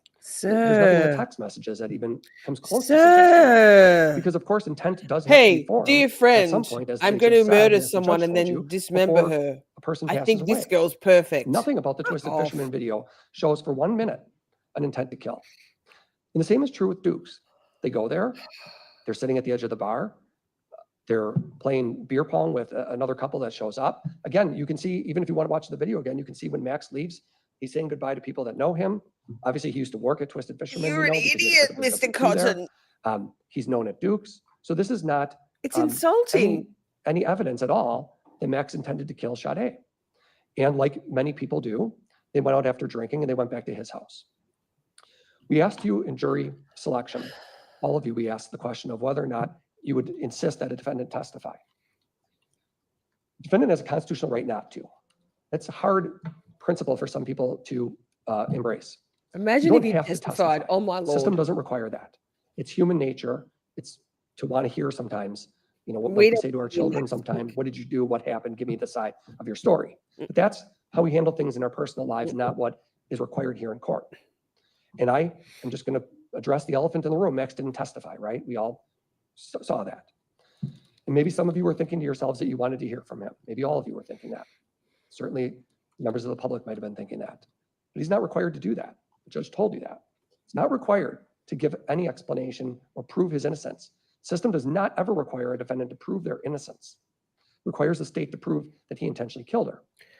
Just going to pause for a sec. Lainey says, it does make you wonder why Max would go out to those places if he knew he was going to kill Sade later that night. Unless, of course, that was part of the plan, so he'd have witnesses. I think he went to places he felt safe, familiar. And I think it's hubris. I think it's the psychopathic, narcissistic belief that they are godlike, that they are untouchable, and that they can do no wrong. Like what could go wrong with this plan, Maxwell Anderson? Well, dunk off, a lot of things, douche. Yeah, I think that's what. And Princey, no, you couldn't. He had to walk quite a ways from where he left the car burning to the bus stop. But yes. We tracked all of that over the last few weeks, ad nauseum, watching Max make his way step by step throughout that area of Milwaukee. I didn't see any evidence of intent when I sat through this trial. The state points out things that they say Mr. Anderson did after the fact, which would demonstrate, if he had done it, an intent to commit other crimes, mutilation of a corpse. But I didn't see anything. Now listen carefully. I know all of you did too. This is It shows any intent to insulting. kill. This is insulting. And that's how it started. And now there's a reckless homicide charge you're supposed to consider as well. But I didn't see or hear any testimony about Mr. Anderson acting recklessly towards Sade. Oh, that's infuriating. It's so Elements have to be insulting. proven. It has to be Sir. proven. In words, as the jury instruction said, words, actions, behavior before the event. Well, what are they pointing to? I'm asking that question. What are they pointing to? They're pointing to things afterwards that they say Mr. Anderson did, which they want you to bootstrap into a conviction on an intentional homicide. But that's not what the law says you're supposed to do. The law says you're supposed to This, look at each count Cotton, separately. this. The law says that a defendant doesn't have to prove his innocence. The law says that they have to prove intent or recklessness beyond a reasonable doubt. The highest infuriating. possible burden you could imagine. Not just that we think he might have done it, or last person with her could have done it, but that he intended to do it, or that he did it recklessly. And I don't know, based on this record, candidly, how she died. I don't know that any of us do. We can guess though. The medical examiner doesn't. Medical examiner is unable to tell us that answer. It's their job. Certainly the anthropologist we heard from doesn't know. And I talked about this with all of you in opening, that they have the burden to prove everything beyond a reasonable doubt. And if they don't, we don't have to put on any evidence. We don't have to put Max on the stand. We don't have to call witnesses to say A, B, and C. And I told you in opening, we weren't going to dispute, I forget what I said exactly, but I probably said we won't dispute 90+% of the case, because we don't. Everything You Mr. can't. Van just showed you It's about irrefutable, the you vehicle fool. traveling to these locations. We dispute the big things, that it's Mr. Anderson intending to kill her or recklessly kill her. We dispute that he committed the other crimes. It would have been But someone the else. fact that they It went on a wasn't date, the Sade. fact that they were together, the fact that they were friendly with each other, they drank, no dispute. The vehicle being shown on camera all over the place, the locations it went, no dispute. What we do dispute are a number of important points that I don't think have been proven. Clear your throat, sir. You never once see Max getting More. into this Honda Civic. Trust me. Nor do you see him getting out of the Honda Civic. You don't see him get in and you don't see him get out. And there was a video that was played very early on in the trial that all of you will remember because it was day 1 or day 2, but there was a video of the Honda Civic when it is in flames, basically on Lisbon Avenue. We all remember that. And there's 2 women on the street who are on tape pointing in that direction. And you can obviously see that Max is in that area. I told you in opening, sometimes people can be in the wrong place at the wrong time. I don't have to prove, I have no burden to prove why Max was in that area. That is burden shifting, is not required. They have to prove that he was the one that exited the driver's door of that car and lit it on fire. They did not call either of those women in their case. They could have chosen to call either of those 2 women on the street and put them on the stand and say, is that the guy who lit the car or is that the guy walking near the car? Big difference. They could have asked him any question they wanted. Of course, we would have been able to ask questions too, but they could have put, her name is Laura Dyer. You heard that through other witnesses. They could have put Laura Dyer on the stand and asked her, who were you pointing to? What were you seeing? What did you It observe was in the minutes leading up Max. to that? Who got out of the car? What side did they get out of, ma'am? What side did they get out of? If they got out of the car, how did they light the car on fire? You could have asked all of those questions and answered all of those questions for you. And we know for sure that she was shown a photo array because I asked one of the detectives about the photo array procedure. We know for sure it was shown and they didn't introduce it. I'm not here to hide a thing. Study it all. Study every piece of evidence that they gave you in this case. But they didn't call Laura Dyer, who I would argue would be the one witness you would call in your case if you wanted to prove that Max lit that car on fire. Come on, Instead of being near man. it. Some other dude? And if we Get the work from fuck there out of forward, here. if we look Get at the his fuck out of behavior here. afterwards, Max's behavior, it's Max there, his behavior afterwards, they haven't proven what was in his backpack. But if we look at his behavior Because afterwards, he is not, as they just said, concealing his identity. Now, if you lit a car on fire, there's 4 ways you can go, north, south, east, or west. And I would argue that the last direction you would go is right down to Lisbon Avenue if you did that. onto a public street with cars whizzing by and buzzes everywhere and getting on a public bus. Actually, if you looked at the video, there's an alley right there. The more logical way to go is just dart up through that alley, get away, duck through houses and backyards and run. That's more Max is suspicious walking. than, nah, man. But look at his shoes. Because their theory that they've given You're an you in this idiot. case is You're an that idiot. Max, prior to this, first of all, their theory is he killed her in his house without Pete Warbington hearing a thing, who's right below him. No struggle, no stabbing, no nothing, no help, nothing. No But their theory is he stabbing. killed her there, but then in the rainy day, pouring rain for days, muddy path down the Warnemont Beach, their theory is that Max did all of that. Why on earth, when he is walking on Lisbon Avenue, and you can watch the videos, look at the shoes. They're pure white soles. At least the sides, even the detectives testified to that. His shoes are white. Somebody who has been trudging through the mud, dispersing body parts in Warnemont Park in the pouring rain, in the bad conditions, does not have white shoes. No way. Muddy shoes, for sure. Watch the whole bus video. He doesn't, as they said, he doesn't go on the phone or he sits there the whole time. Shoes are white. That is inconsistent with somebody having been at Warnemont Beach earlier and doing all of these things just a few hours earlier that they say. The sweatshirt that was located in the trash can. We had some testimony a few days about that. I don't know what to make of that. I don't know if it was planted. I don't know how that sweatshirt got in that trash can. But I know that if somebody was trying to destroy evidence, they could burn it right in the backyard. There's a burn pit right there, and it would be unlikely to ditch it right in the alley 2 houses down from them. Seems like a really unlikely thing to do. But what you didn't hear about the sweatshirt, and we know it's found on April 12th. After Max has been arrested, he was arrested on April 4th. So 8 days later, they find the sweatshirt. And how on earth is a detective, I think it was Lopez, how on earth is a detective on April 8th? He told you his job was to go down this alley to look in the trash cans. Remember, he was going to go look for clothes or evidence. If you were going down an alley to look for clothes or evidence, and he's now telling you, I remember seeing a sweatshirt in a trash can, but I just left it there. His job was to look for a sweatshirt or any clothes. I just find it really hard to believe. I think he's not being honest when he says that. I find it really hard to believe that if you found a sweatshirt in a trash can when that was your job to go the alley behind Max's home, you would grab it. And the trash came through on April 8th. Max is in jail. And there is none of Sade's blood on that sweatshirt. We were just told, again, he's wearing that sweatshirt supposedly when he dismembered a human corpse. The amount of blood and bodily fluid that would require, look at the video of him on the bus. If you can see a speck, there's no gloves on him. There are gloves at Warnemont Beach, which exclude him. Washed There's no blood on him at all. There's nothing on his hands. He's not wearing gloves.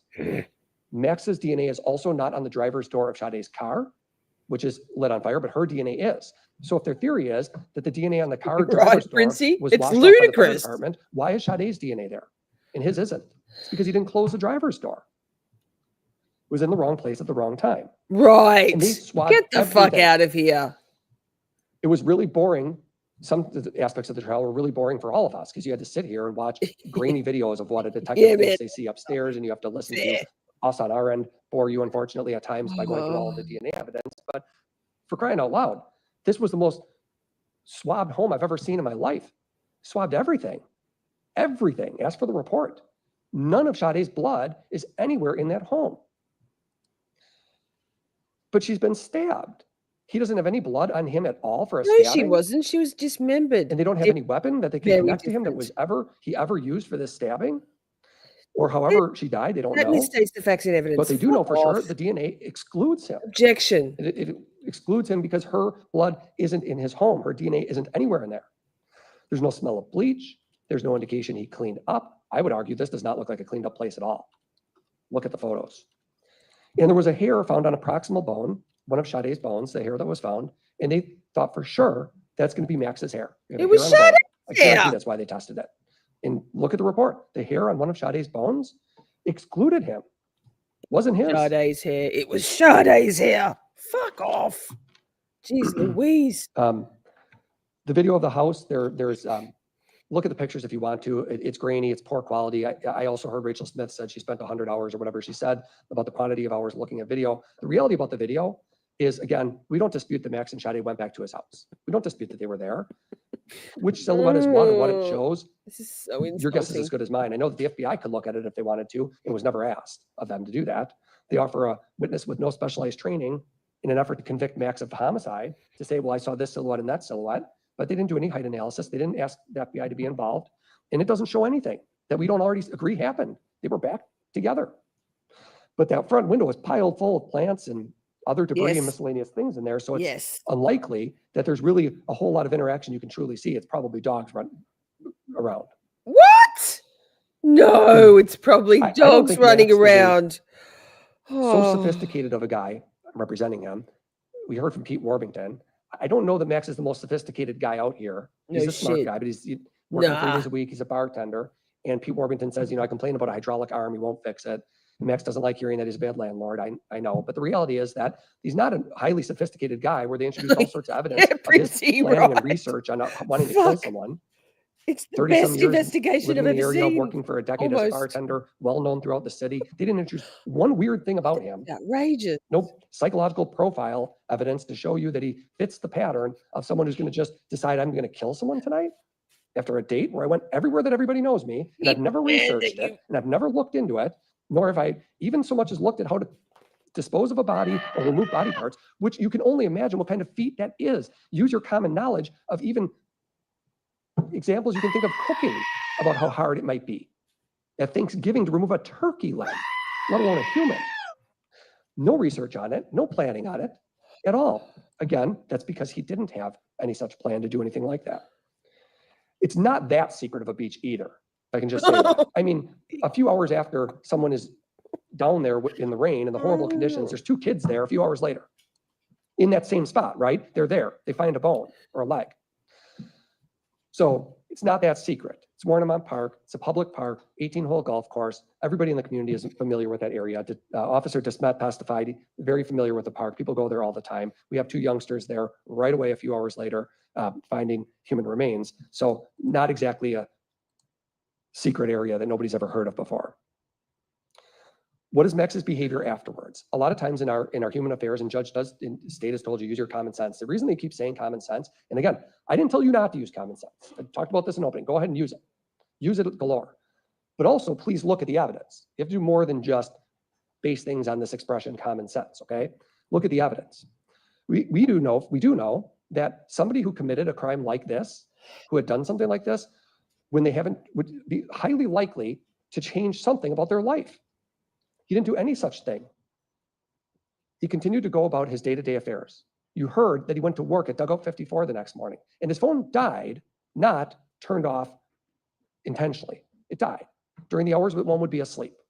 And he went to Dugout 54, and he worked at Dugout 54, Yeah, which man, was his 'cause he was job the too next busy to day. charge his No phone. issue. You didn't hear from one person who said that suddenly his behavior was different or that he started acting Psychopath. strange. Yeah. He continued to work, stay in the area, didn't cut his hair, didn't change his appearance, didn't have a whole pile of cash in his car with a passport to Mexico, none of that.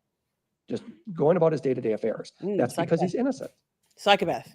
It's because he's a psychopath.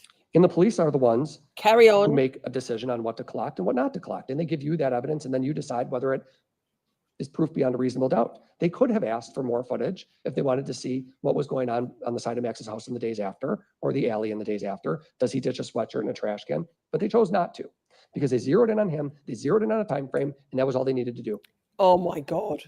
I know that when the evidence shows that when Sade's car left Max's house, and you never see him driving that car, when it left that house, and we know things can happen in an alley, when the car left that home, it went straight to Sade Robinson's apartment building. I never said it went there, to be clear. I never said she went in there. I'm just saying, what are the odds that with no evidence he even knew where she lived, that Civic goes from his home right past the building she lives in? A hell of a coincidence. I think it's very likely that perhaps something happened to her in the alley, and perhaps she was directed on where to go. Oh, I don't know. man. But I do know, maybe it was a stalker. But whoever did it obviously had an idea where she lived, because it went right from point A to point B. I think the reason that the state spent such little time talking about the DNA evidence for you is because they know how powerful it is for the defense case. But we don't have to prove that DNA proves proof his innocence. They have to prove beyond a reasonable doubt that he's guilty of each of these crimes, that he intended to kill her. Now they're saying recklessly, but either one, whichever one they're saying. They had to form that intent or that reckless decision before. There's no evidence, by the way, of any reckless behavior at all that they've shown in the Calculated video, killing, you that they've idiot. shown in his house, that they've shown at all. Jeez. But the reason why they spend so Ugh. little time on DNA and they sort of brushed past that, and yet they'll spend days and days and days going through monotonous video of things we don't dispute, is because they know that the DNA evidence is powerful for us. And ask that you look at the evidence closely. That's all I can do. I turn Max over to you. It's your decision. You have to look at each count carefully, and I'm convinced you'll conclude that the state hasn't met its burden of proof on each count. Thank you. Oh my God. State, any rebuttal? Praise the Lord. Sure, let's go. Ladies Let's and gentlemen, fucking the go. reason Maxwell Anderson went to work the next day and didn't cut his hair or do any of that stuff is because he thought he got away with it. Because he did it alone. He did it in the middle of the night. So leaving town, doing that stuff, that brings attention to yourself. Look how much he's blinking. That's Oh, also wait. why he sends that text message Wait. to her the next morning. Hey, morning, how's work going? He's trying to cover up. He thought he was going to get away with it. That's the whole point. Because everything he did the night of this incident was done in the middle of the night in a secluded place that he knew was secluded, that he took her to and cut her up. He thought he got away with it. Let's talk about blood. You saw the images of her on that couch. She's out of it. She is gone. There's no blood in there. You heard from the medical examiner how people can die without blood. Strangulation, suffocation. It's no coincidence that she is face down in his cushions in those. Blinking. That she is so out of it that he's able to lift her shirt up and grab her breast and yank her pants off without her putting up a struggle.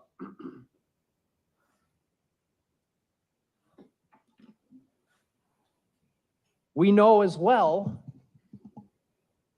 that the dismemberment, remember the medical examiner talking about the vital reactions, that there were no vital reactions at the areas of amputation. That means no bleeding because she was dead when it happened. And he's doing it down at the lakefront on the shores of a lake on a rainy night. And he talks about no mud, no blood on the shoes or anything like that. He's got this massive backpack with him that he gets rid of, that has never been found. Why? If that backpack is something that's important enough for you to go out at in the middle of the night with, why is it gone? Because he got rid of it. He got rid of it to cover up the crime. The hoodie. Why is it in someone else's dumpster? Why is the hoodie not a hoodie you were wearing while on the date, but a hoodie you're driving around in the middle of the night with? Why is it in a dumpster 2 houses down? Why is her DNA on it? It's because he's the one driving her car around, taking her body to Warnemont Park. No intent to kill? What about all the horrible, disgusting, gruesome things that he did to her body? That shows intent to kill. He brought up this hair on the proximal bone, and his argument was Max was excluded from that hair. Do you remember whose hair that was? It was Sade's hair. He failed to mention that part just now. Just like he failed to bring up the latex gloves he brought up in his opening and said, certainly these gloves played a role in this crime. That was a quote. What a joke. Those gloves had nothing to do with this crime. Nothing. The blood on those gloves was neither Max nor Sade's. It's located a quarter mile south of where this occurred. A week later, a smoke screen. Nothing to do with this crime.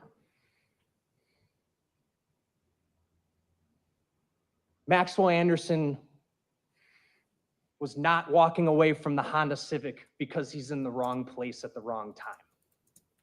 Why on earth is he walking around behind an abandoned building where the woman who he was on a date with the night before's car is getting set into flames and he's just casually walking away? And you did hear from the woman who saw him do it. You heard her on the video. You saw her point to him and say, he did it. Call the fire department. What's that all about? It's because he's the one who lit the car on fire to cover up all of this and calmly walk away because he's trying to get away. He's trying not to draw attention to himself. Asking you to completely speculate that something happened to her in the alley. Well, let me ask you this. How does she get in the alley if she's passed out of it, incapacitated on his couch? How would she have even gotten there? He's asking you to speculate. She's just instructed you, you can't speculate. You are not to speculate.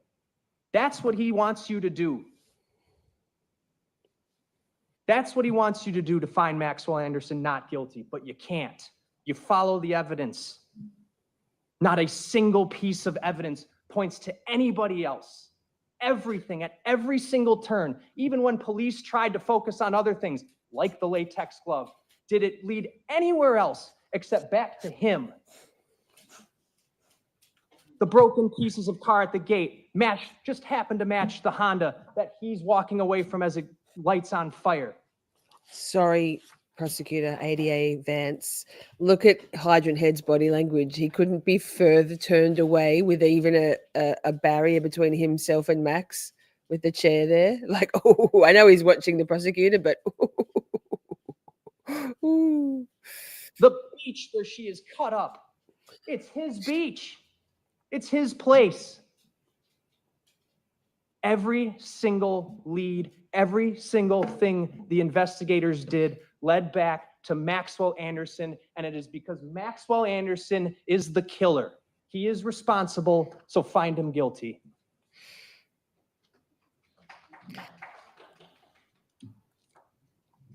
Now, members of the jury, the duties of counsel in the court have been performed. The case has been argued by counsel. I've instructed you regarding the okay. rules.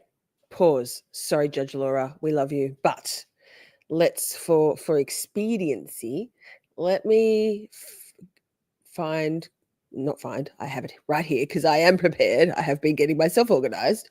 The verdict. So, trust me, bro, when I tell you that it was 45 minutes, give or take a handful of minutes that they deliberated. Words, sentence, make it happen. Let's go. So this is Ms. What the Fuck. Can you please change the banner to verdict? Johnson versus Maxwell Anderson, case 24, CF1692, appearances. Ian Vance Curzan and Megan Newport appear for the state along with Detective Joanne Donner. Good morning, Anthony Cotton and Jason Findling with Max Anderson. So it's the next morning. And good morning to all of you. At this point, I have received verdicts. They are in a proper legal fashion. Who is my foreperson? May I have your name and number for the record? Juror number 1. And you did sign these 4 verdicts and date them today? Thank you. I will now read them into the record. As to count 1, the verdict reads, we, the jury, find the defendant, Maxwell Anderson, guilty of first-degree intentional homicide as charged in count 1 of the information. As to count 2, we, the jury, find the defendant, Maxwell Anderson, guilty of mutilating a corpse as charged in count 2 of the information. As to count 3, we, the jury, find the defendant, Maxwell Anderson, guilty of arson of property other than a building as charged in count 3 of the information. As to count 4, we, the jury, find the defendant, Maxwell Anderson, guilty of hiding a corpse as charged in count 4 of the information. At this point, I will poll the jury. What that means is as follows. I'm going to have the first juror stand. And Sorry, Judge Laura. Lainey, we're not done with everything, but you go and do your pool relaxing stuff. Thank you for being here. Go and cool off. Go and have a dip in the cool evening pool. Hope it's cool. Say it again. We've got a bunch of videos to watch. We've got the press conference from the prosecution team, jury interviews, Sade's family speaking on the steps of the courthouse. So catch the rest on replay if you like, Ms. Laney. But thank you for being here. in the back row on the far right, I'm going to ask you your juror number, and I'm going to ask you, well, stand and your juror number? 45. Juror 45. It was words 45 and minutes, verdict. Simi. Thank you. Next juror. Juror 23, were these and are these your verdicts? Thank you. Juror 29, were these and are these your verdicts? Yes. Thank you. Juror 47, were these and are these your verdicts? Thank you. Juror 3, were these and are these your verdicts? Thank you. Juror 42, were these and are these your verdicts? Thank you. Front row. Juror 5, were these and are these your verdicts? Thank you. Juror 1, were these and are these your verdicts? Thank you. Juror 52, were these and are these your verdicts? Thank you. Juror 40, were these and are these your verdicts? Thank you. Juror 21, were these and are these your verdicts? Thank you. Juror 36, were these and are these your verdicts? Thank you. State, are you satisfied with the polling? Yes. Defense, are you satisfied with the polling? Yes, Your Honor. Are you, Then at Max? this point in time, your service is complete. You are done for Thank you, 4 jury. years. At this point, you are free to talk to anyone you choose or speak to no one. It is completely in your discretion at this point in time. I will come back to the jury room and speak with you in about 2 minutes, okay? Thank you for your time and attention, and I'll be right back. Thank you. I think he's reeling from the realization, but I don't think he's real smart. And I think that he's had that same dumb fucking look on his face the whole trial. So stunned, perplexed, confused, discombobulated, dissociating perhaps. Could be. Not diagnosing. Dr. Shorty, diagnosing.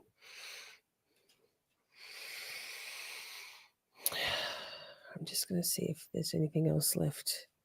Motions. State moves for judgments of conviction on counts 1 through 4, and I move the court to remand the defendant.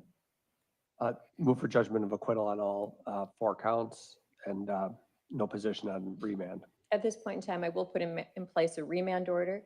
Relative to the motions, I am going to order judgment of conviction to be entered onto the record at this point in time. This jury acted reasonably. They applied facts to law as was required. And at this point in time, I am going to order a pre-sentence investigation. Is either side requesting a recommendation with that pre-sentence? No. No. I'll order a pre-sentence without recommendation.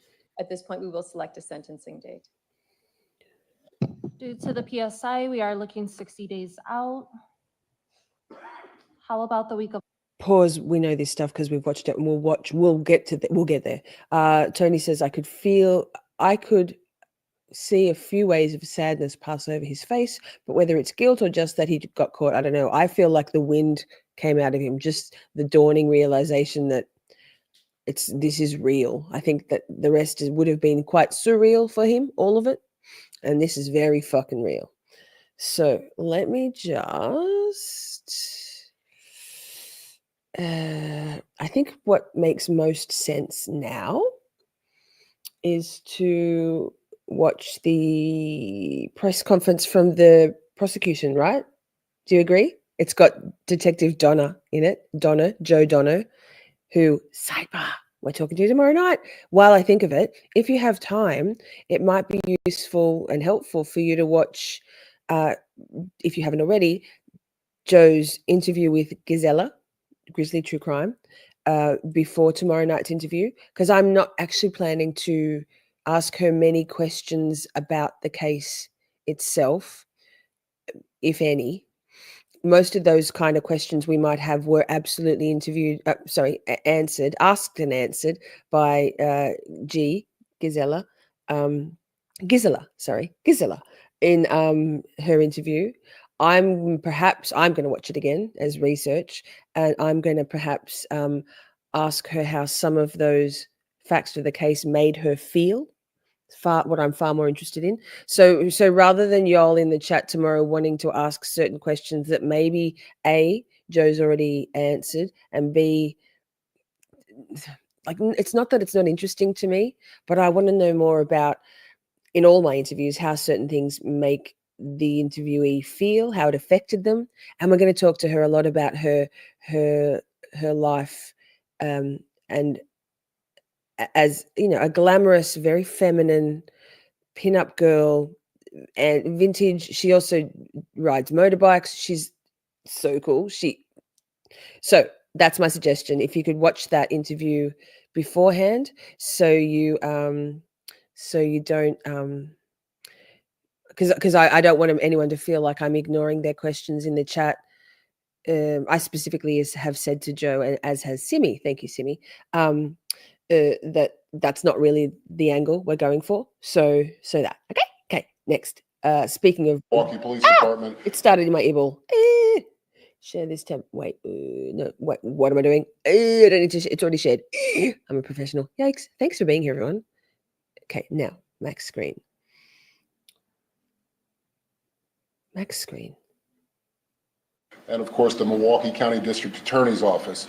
As you might expect, these people have limited time today. The cases don't stop, so we'll have about Shorty. 15 minutes. Oh, no, I'm Several your face. speakers, starting with District Attorney Kent Lovern. We'll close out with Sheriff Ball and have a few people in between. And with that, I will, one other thing, a little bit of housekeeping. Verdict may have been read, but this case is not over. So you can ask your questions. Not all of them may be answered, but ask away and we'll do what we can. With that, District Attorney Lovern, please. Thank you, James. And This good is morning the to all of elected you. DA. First and foremost, I want to express our deepest sympathy to the family and loved ones of Sade Robinson.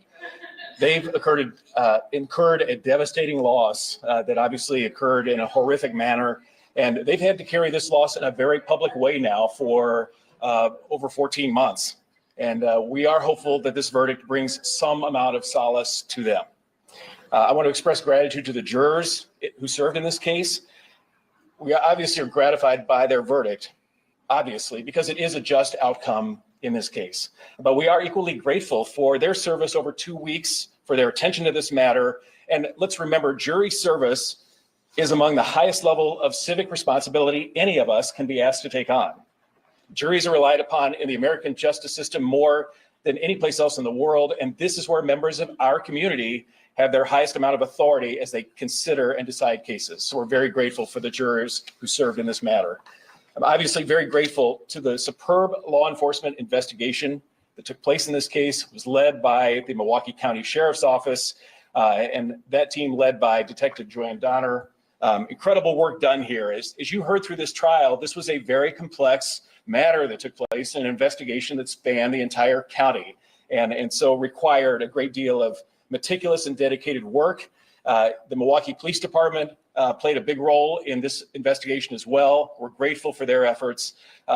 Assistant Chief Nicole Dowdell is here today. And I also want to express gratitude to all of the other law enforcement officials at the state, local, and federal level who participated in this investigation.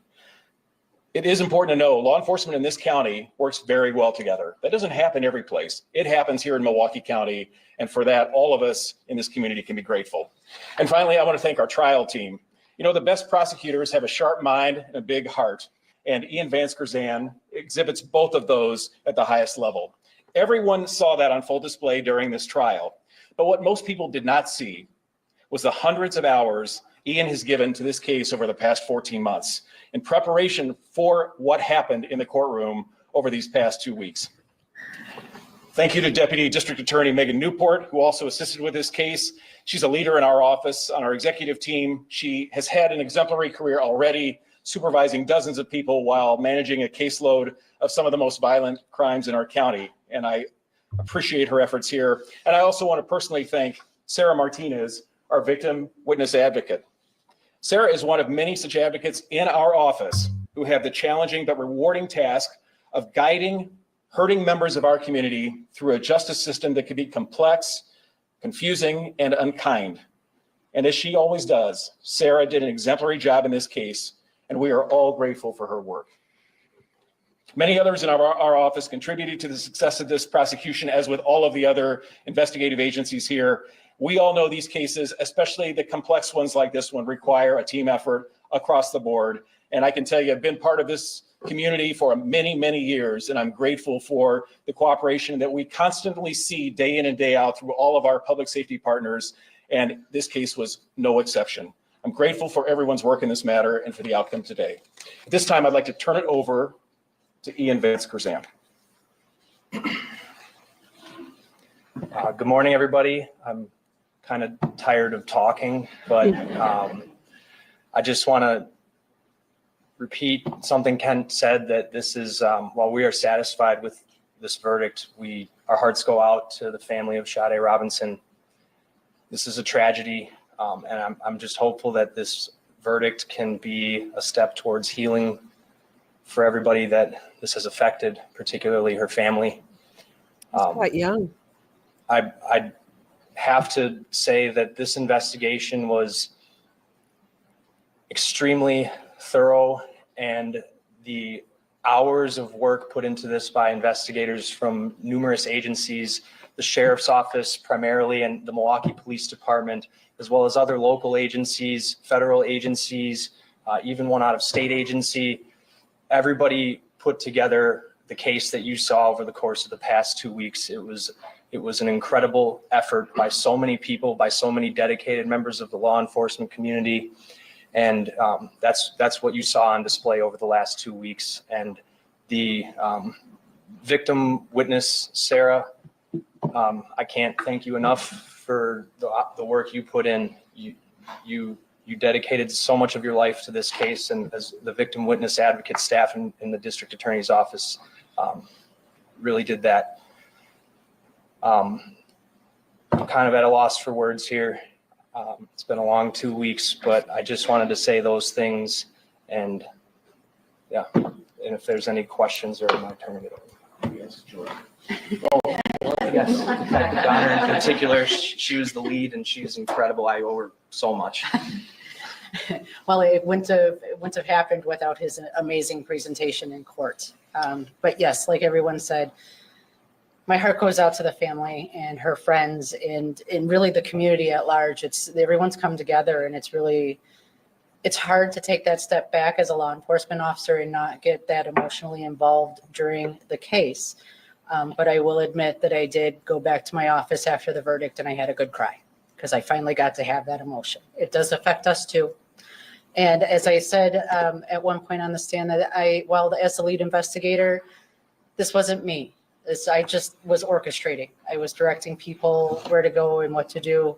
And sometimes I felt a little lost, but without, the rest of my team, every single detective we have worked on this, all of Milwaukee's homicide unit, many of their officers, we had the ATF, FBI, Khloe, Waukegan, and it really was a huge joint effort, and this would not have happened without all of us working together. So I'm looking forward to putting this past 14 months behind me. It's taken a long toll. It's been a very difficult road, but I was very pleased with today's verdict, and incredible to work with this prosecution team. It made it very easy. Ian was with me literally from day one, and that's why he knew this case inside and out. He was there every single step of the way. So thank you. Sure. I can take some questions, and so can Detective Donner first. Can you summarize how many hours you spent on this case the last 14 months? And what was the most complex or challenging piece of this investigation from your perspective? So since these are the two people that assign me my cases, they can probably attest that I have not been assigned pretty much any case for the past 14 months. It has been this case. So whatever 40 plus hours a week has been on this case. I have lived and breathed it. Even on some of my off times, I would go down to Warnemont and I'd go up and down that beach, just hoping, right? The most difficult part is not asking myself constantly, did I miss anything? Is there anything that I overlooked? Being hard on myself, I think, was actually really the hardest part on this case. Ian, when that verdict came down today and it was guilty on all 4 counts, your first thought was what? Just how thankful I am to have the team that I have. Megan, Sarah, others in my office, and then also just what I said before, that hoping that this can be a time for Sade's family to move on to some healing. Now having a verdict after all these months, those were the first things I thought about. What do you think it says about the swiftness of this deliberation? It took less than an hour. I think it says that the investigation was incredibly well done. You know, I'm not a participant in that. I just try to tell the jury what the facts are and let the facts speak the truth. And I think that when a case is investigated the way this one was investigated, the truth just spoke for it. I mean, the evidence just spoke for itself. That's all I can really say about that. And I think the jury saw that. There really wasn't much I needed to say in my closing argument. I felt like just because of how much the jury had seen, they saw how thorough it was. Ian, it seems that the presentation of your case that you and Megan did, you're trying to put together all these different pieces of evidence, all these different timelines, and make it consumable and understandable for a jury, especially when you're getting into very dry, technical evidence. How much time was spent on that, and how does that go towards what you think is verdict that was reached today? I mean, there were, you know, hours and hours of video that was poured through by many, many detectives, and that I've watched as well with them, and repeatedly watched that stuff. And the time put into that, all the videos, retrieving the videos, I mean, that's what defined the timeline and the routes that were taken and that sort of thing that allowed for a complete understanding of what happened throughout the day, the evening, and the early morning hours into the next day. There's countless hours spent reviewing video. So I don't know if that answers the question, but there are 82 witnesses by our count that were called for your case. 68 members of law enforcement, 12 civilians, 2 non-law enforcement government workers, and Detective Donner, I think our track had you taking the stand the most times of that. Have you ever called that many witnesses in a case, or remember calling that many witnesses in a case, and purpose of that, I'm guessing, to lock in and try and carry that timeline forward? I've never called that many witnesses. I can't speak for Megan. I think she may have before. But no, I've never called that many witnesses, but that was necessary to lock in the timeline and be very clear. Because one of the things when you're dealing with a case that involves such a large geographic range and a long timeline, it's going to require a lot of people to help explain all of that, and that's what we had here. Ian, there was a lot of evidence in this case, but what would you consider to be the key piece of evidence that helped you prove this case beyond a reasonable doubt? I'm not sure I really want to comment on that. I think the evidence spoke for itself, and I think if you watched the trial, everybody who watched the complete trial got to a moment where I think it got to that point at some point. But Detective Donner, can you just talk about the complexity of this case, having to deal with agencies from across the county, even spilling into Illinois? So initially, we ended up having daily briefings over at MPD, kind of get caught up on the aspects that they were working on, and then joining it up with what we were working on. Sorting out those tasks, thankfully, it was easier than I thought it would be. You know, just letting them know, like, hey, we need video from this area, and I didn't have to worry about knowing it's going to get done. Same with my guys, just, you know, asking them to do unusual things like throw a pair of gloves off of a cliff. You know, no one questioned it. They just went ahead and did it. So it was having that trust and that confidence, mostly in the other agencies, that's what made this a lot easier for me to deal with. And can you give us some perspective? I mean, this case came with no murder weapon. He's married. The medical examiner not being able to determine how Sade Robinson actually died. Right. Have you ever worked a case like that, or can you just put it in perspective? No, not at all. And that was increasingly frustrating, because that's where I went back to am I missing something? Am I overlooking something? You know, I knew in my gut that Maxwell Anderson was guilty. So I needed to figure out, how does this evidence show it? You know, but yeah, it was very hard to overcome some of that, but in the end, it's what I had. So that's what we had to go with. Given the fact that we have 2 more speakers, 2 more questions. Ian, last August, we learned that the search warrant was unsealed, but confidential informant talked about this perhaps that Anderson mentioned a month before. Any reason that that wasn't brought up or discussed? I don't want to comment on that. Any concerns during the past 9 days? Any times that you were less confident maybe than? When you have a team like we had here and support, family support, colleague support like we had, I was feeling confident mostly the entire time. Was the circumstantial evidence in this case more powerful than having some of that other physical evidence?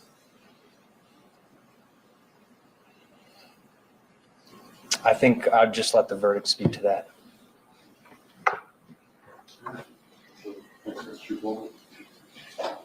Hi, Assistant Chief Nicole Waldner of the Milwaukee Police Department. I oversee the Criminal Investigation Bureau.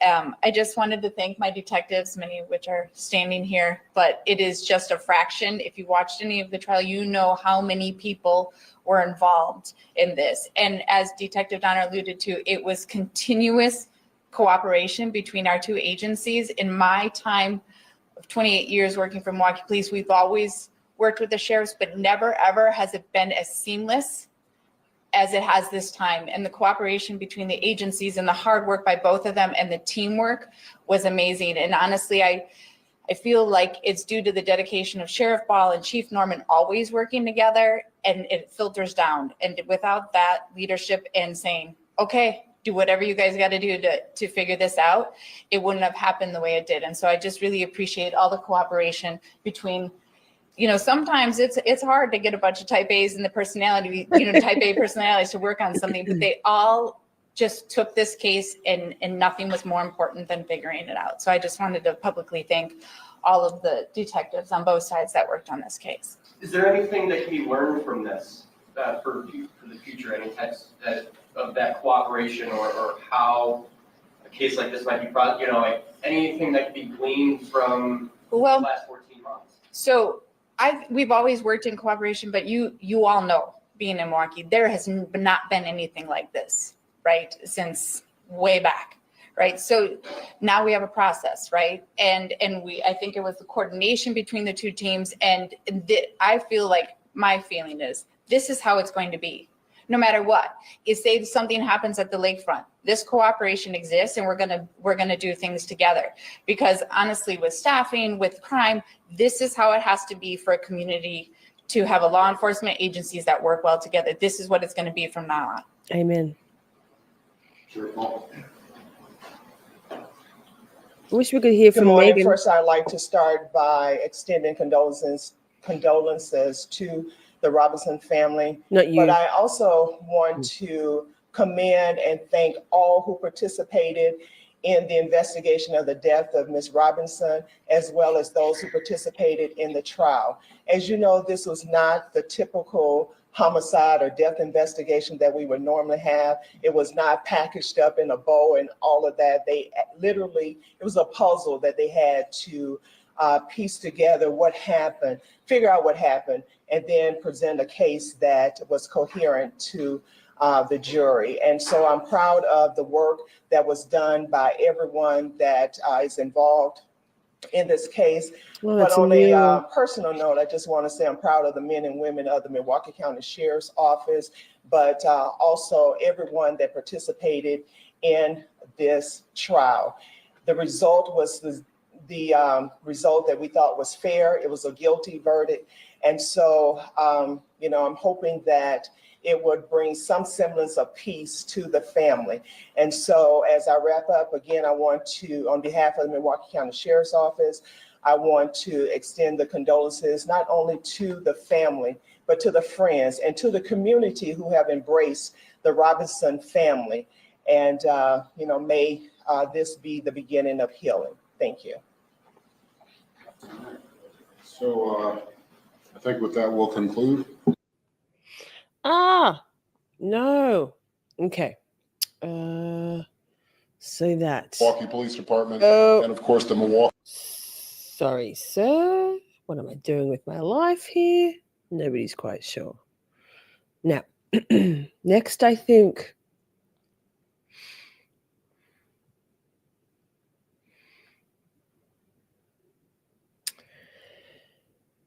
So here's the jurors. And all of you were jurors, Yes. and then the Maxwell Yes. Anderson case. So I'll start with you. I mean, just your experience being part of the jury. What were some of your takeaways? What was that experience like for you? Heavier than I thought it would be. To be perfectly honest, you always think you see a lot of stuff on TV, and all right, this might not be any different, but it was very different. The evidence, seeing it presented, the family being that close to you, feeling what they're going through. This was it hit me a lot harder than I honestly thought it would. It really did. In an emotional way? Or- Yes, very much so. Yeah. Do you have kids yourself? I have a 19-year-old son, so yeah, I would be just as much of a wreck as Sade's mother was if I had to Thank you for being here. So, Sleep well. And Marilyn, what about for you? I mean, just being part of this jury. I mean, was it your first time being on a jury, or? It was absolutely my first time being on a jury, and I didn't know what to expect. But it was definitely harder than I expected. I didn't think it would be so tough emotionally, exhausted mentally by the end of the day, disgusted, and just saddened, you know, and what made it so much more difficult was to have visualization of family members, and just knowing, you know, what we're hearing, and not being able to talk about it with family or friends was difficult. So Yeah, how challenging was that? Not to, you go home at the end of the night and then you can't talk about it. You can't go on social media. Talk to me about that challenge. it was extremely challenging, and I found myself very short fused and having to kind of call myself out on my, don't ask me that silly question, or, where normally I'd be much more relaxed and lighthearted and, in a good mood. I found myself just wanting to be alone, and a person that doesn't like to be alone. It was very, eye-opening. So. And what about for you, just being on the jury? What was the experience like for you, and what were your takeaways? Yeah, so this was the first time ever even being called for jury duty, let alone actually being on a jury. I mean, my heart's very heavy. It's very, very emotionally draining. And it was very difficult not to be able to talk to anyone, to bounce ideas off of them, think through your thoughts.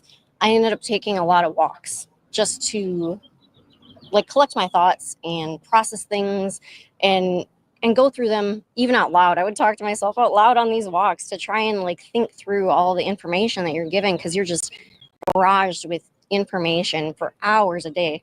It's tough. Sounds like challenging even on your mental health. Absolutely. Yeah. And what about for you? I mean, just to go through it.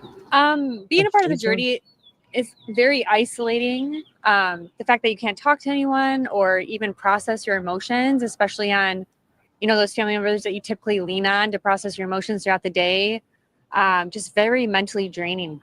I'm just drained. I feel like I need a vacation from this, and just very eye-opening, I guess, about everything that, throughout the city, all the camera footage and all of that, obviously we're being watched 24/7, which was oddly comforting, but yikes, just emotionally draining. I'm just at this point brain dead.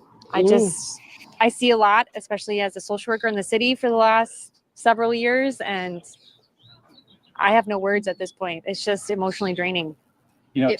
Okay. I was just going to say, it was a very rewarding experience overall. And at the end of it, we all felt like we had really been a part of, the system, right? If you're not a part of it, you never know what's going to happen. And it was very rewarding at the end of it to know what the system is like. Would it be fair to say, at this point, now that it's over, that there's maybe a sense of relief that you get to now move forward, or what are you feeling on your heart now that that verdict has been read publicly? Lighter, definitely lighter. Just there is a sense of relief. At least we've done as much as we can for the family. At least they know where he's going to be riding for the rest of the time, for the time being. But for me personally, it's you saw some things you never planned on seeing. This wasn't TV. It wasn't a movie. And I just want to be able to get some stuff out of my head. And honestly, I mean, I'm at that age, I have issues sleeping already, but I'm like, I had this trial just kept popping up at the weirdest time in my head. And I just could not think about it. So I'm looking forward to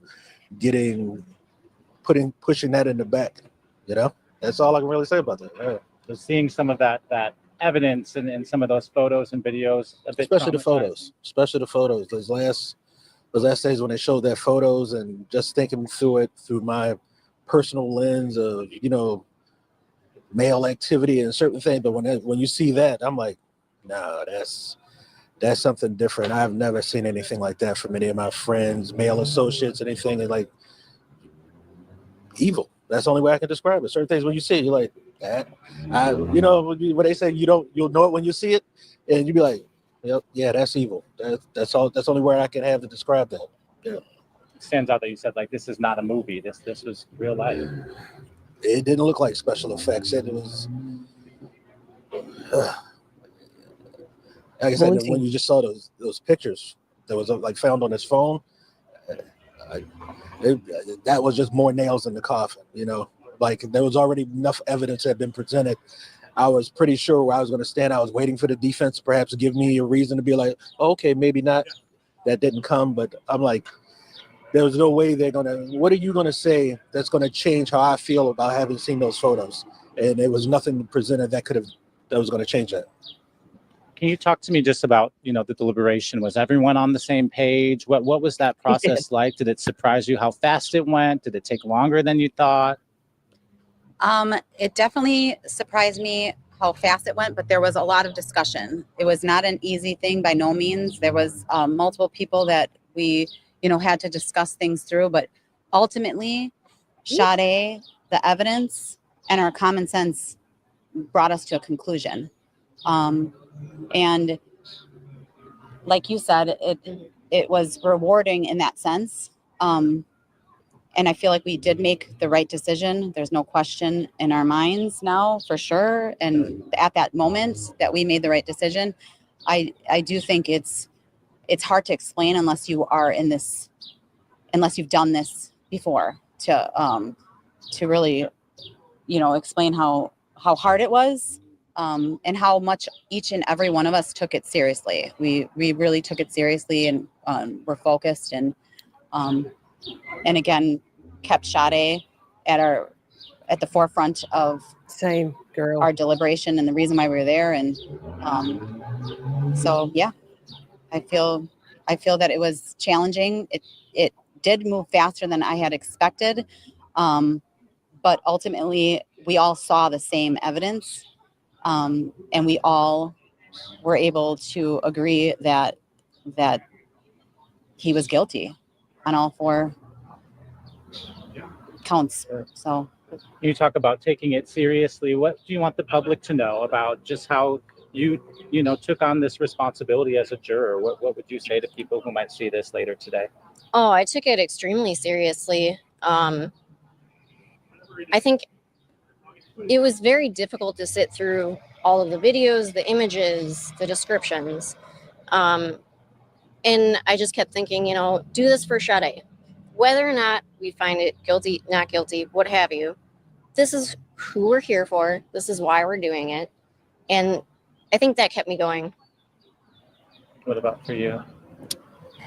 Throughout this process, obviously it was a lengthy court hearing. We had a lot of testimony, a lot of video to review and see. But at the end of the day, as a jury came together, it was really just more of a collaboration of everyone's thoughts kind of coming together. And really the only hesitation we had were for the first count of whether it would be intentional or unintentional. And it was a pretty quick conversation of just saying the facts came together and we all quickly agreed. So it was nice to work with such a lovely group of jury members. We really got lucky and everyone took the case really seriously. So that was part of it too, was although maybe the actual discussion didn't take very long, every single one of us was bringing this home in our minds every single night, thinking about it for hours on end. So that had a lot to do with it. Anything that you'd want to say maybe now that, you know, he's guilty to Sade's family or to the community who were out, you know, searching for her and things like that? You know what I would say to the community, specifically my community, when you have the opportunity to do jury duty, serve that. I mean, I'm like everybody else. When I first got the letter, I actually deferred it the very first time, and that was last year. Then when I came in, they gave us a questionnaire to start filtering down the process. I'm like, oh, not this trial. You know, I don't want to get on this. I don't want my life disrupted. I mean, I had honestly came down to jury duty hoping that if I did get selected for a trial, I would be there to be the guy to keep somebody from getting railroaded. That was honestly my impression. The lens, I was looking at that through. But, you know, I mean, once you get in there, and it was just a chance. I mean, one, I was honestly very impressed with the speed, and I felt the seriousness that MPD, Milwaukee County Sheriff's Department actually responded to things, the actions that they took, and finding out that a young Black woman was missing. Her car had been set on fire. And I didn't hear any excuses being made. Well, what if this? What if it? No, she's missing. What's going on? Let's get it right into that. Yes. Yes. It gave me renewed hope in the system. And I'm happy to have did my part in it. Anything else anyone wants to say that's on your heart or on your mind? I really appreciate all the witnesses and the investigators. Every person had their role. That was, whether it was small, it was just as important to bring the case together. So that was impressive, really, for me. Like I was floored with how incredibly intelligent and specialized some of the witnesses were, and happy that they're around. Very thorough, and that Yeah. I would assume helped you all Yeah. make a decision Yeah. that you felt comfortable with. Credible, you know, you believed what they were saying, you know, and the evidence that they brought forth was. Yeah. So. Okay. I know I'm not family, I'm not friends of Sade, but I feel like I've lived through a lot of this with her family. And the Maxwell Anderson trial is still living in the minds of the jurors, the conversations in the deliberation room that led to a conviction. That is where we begin tonight at 6. It took the jury less than an hour to convict Maxwell Anderson for killing and dismembering Sade Robinson. But what compelled them to make such a quick, unanimous decision? Our Aaron Mabin tracked jurors down, joins us live now. And Aaron, they've had the entire weekend to process their verdict. Yeah, the entire weekend to process a verdict. You know, they were in the courtroom for nearly 2 weeks listening to mounds of evidence and testimony. Many of them finally getting back to their jobs and their normal routines. But we talked to 2 jurors today who say convicting Maxwell Anderson for killing Sade Robinson was not hard. We listened to all the evidence, things were mounting against him. But for me, what solidified it was when they finally showed the pictures off his phone. Those pictures were just cold, as I described it before, evil. Ruben Phillips recalls a moment prosecutors showed the jury deleted pictures from Maxwell Anderson's phone. Pictures of Sade Robinson. That was her lifeless body, and that was that's what shook me the most. I mean, all those other pictures were horrible, but when I saw those, that was just, man, that was just something different. I mean, really, that shook me. We, the jury, find the defendant, Maxwell Anderson, guilty. On Friday, Phillips and 11 other members of the jury found Anderson guilty on all counts of killing and dismembering Robinson during the night of their first date. Phillips says the big question inside the deliberation room, intentional homicide versus reckless homicide. We really didn't have much question about his guilt. It was just really the discussion of, is it possible that this could have been he just snapped all of it? But the more I looked at it, for me, pictures, that's what made it intentional for me. We wanted to make sure every single juror's voice was heard, that every single person's qualms were addressed. So what sealed Anderson's fate for juror Becca Brunig? It was just an overwhelming amount of evidence that really just pinpointed it. Do you think if he would have taken the stand, that would have maybe changed something in your eyes? Or No, I don't think so. Fox 6 worked to talk with all the jurors who found Anderson guilty. Many returned to work and didn't want to talk after taking in such gruesome, emotional testimony. I know I'm not family, I'm not friends of Sade, but I feel like I've lived through a lot of this with her family, and I mean, my heart just goes out to her family. Yes, we got justice in a court of law, but I'm sure like a lot of people feel, you know, that ain't the, given the severity of the case, that's not the justice I personally feel he deserves.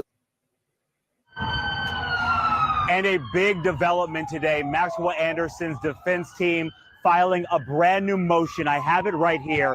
They are asking for count 4, hiding a corpse, to be dismissed. What? This says because there is only one corpse, Anderson cannot be convicted of hiding a corpse when he has been convicted of mutilating that same corpse. We don't know how this is going to play out. We do know, however, that Maxwell Anderson has a sentencing hearing on August 15th. We'll get to that. Next up, I think that's a good segue to watch, excuse me, the family. And all of you were jurors in the Maxwell Yeah. Anderson case. Ooh, what am I So I'll doing? start with Stop. you. I mean, just your Stop experience. that. I'm sure you can hear that. Sorry. And then I've got the sentencing.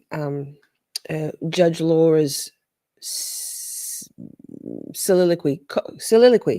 Her talking to Maxwell before she sentenced First and him. foremost, we'd like to Pause. Back to this. Thank you all for being here. So we've been putting pink everywhere. What? Everywhere? Now you see. Now you see why. Also, if anyone murders me, pink's my favorite color. Okay? Good. like to thank the jury. We'd like to thank the judge. We'd like to thank the community for stepping forward and helping us locate her remains. We'd like to thank them for having patience with the family and for their support. It has been a long year. It has been a moment of grief that no parent should have to bear, and that this family has endured.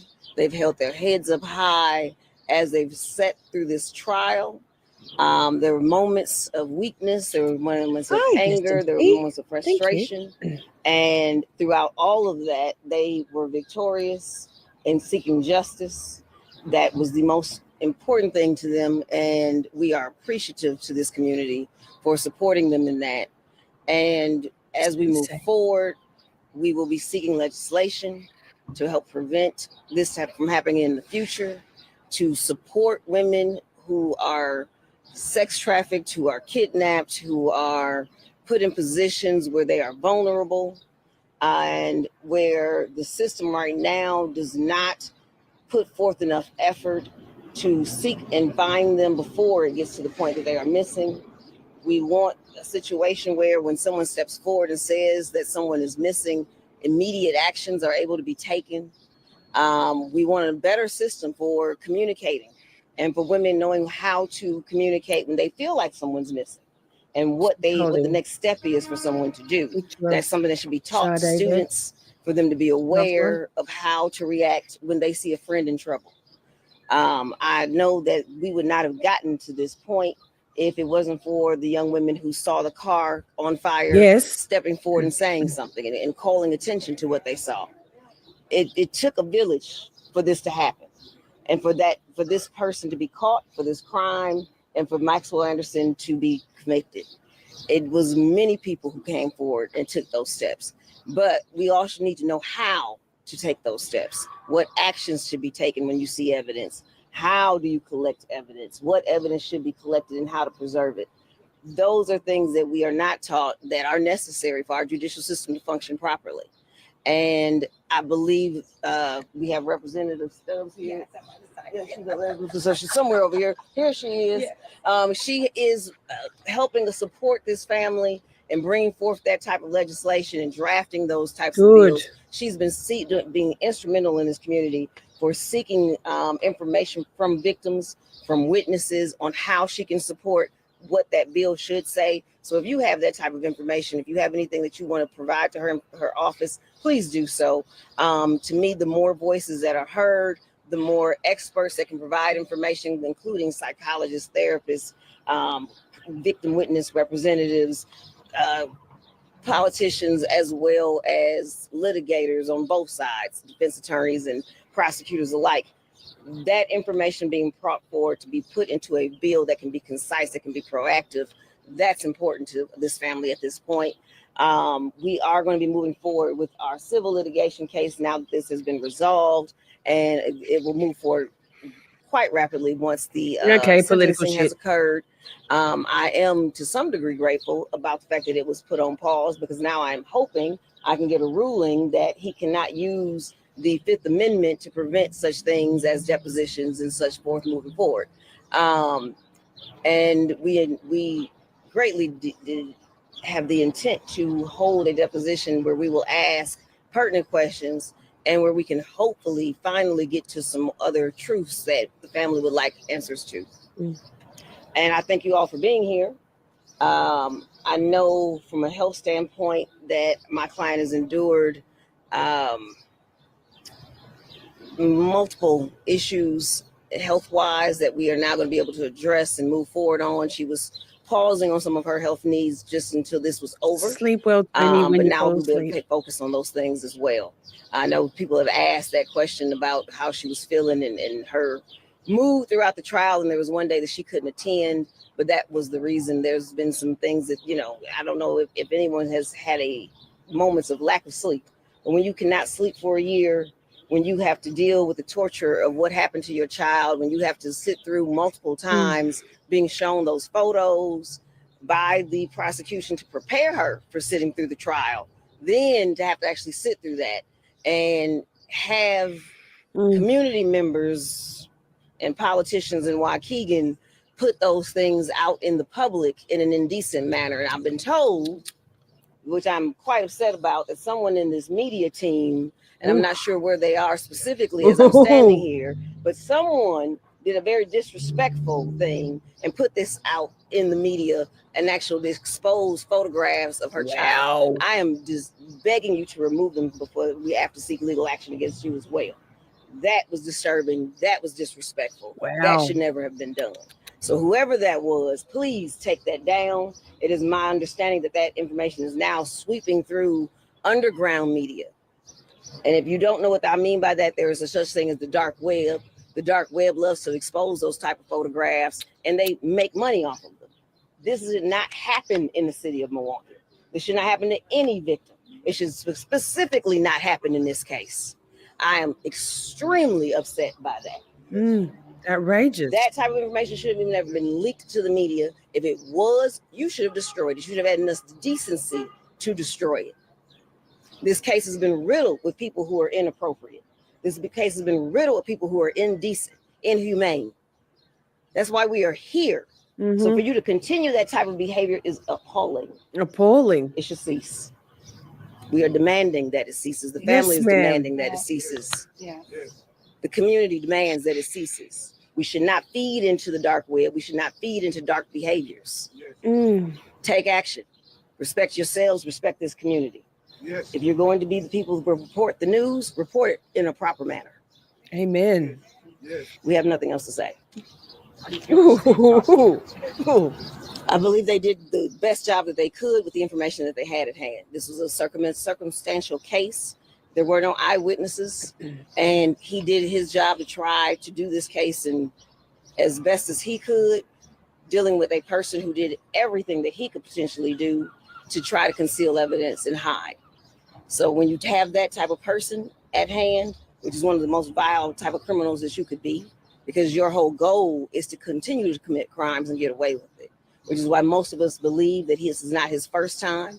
Most people aren't that good at hiding their activity when it's their first time.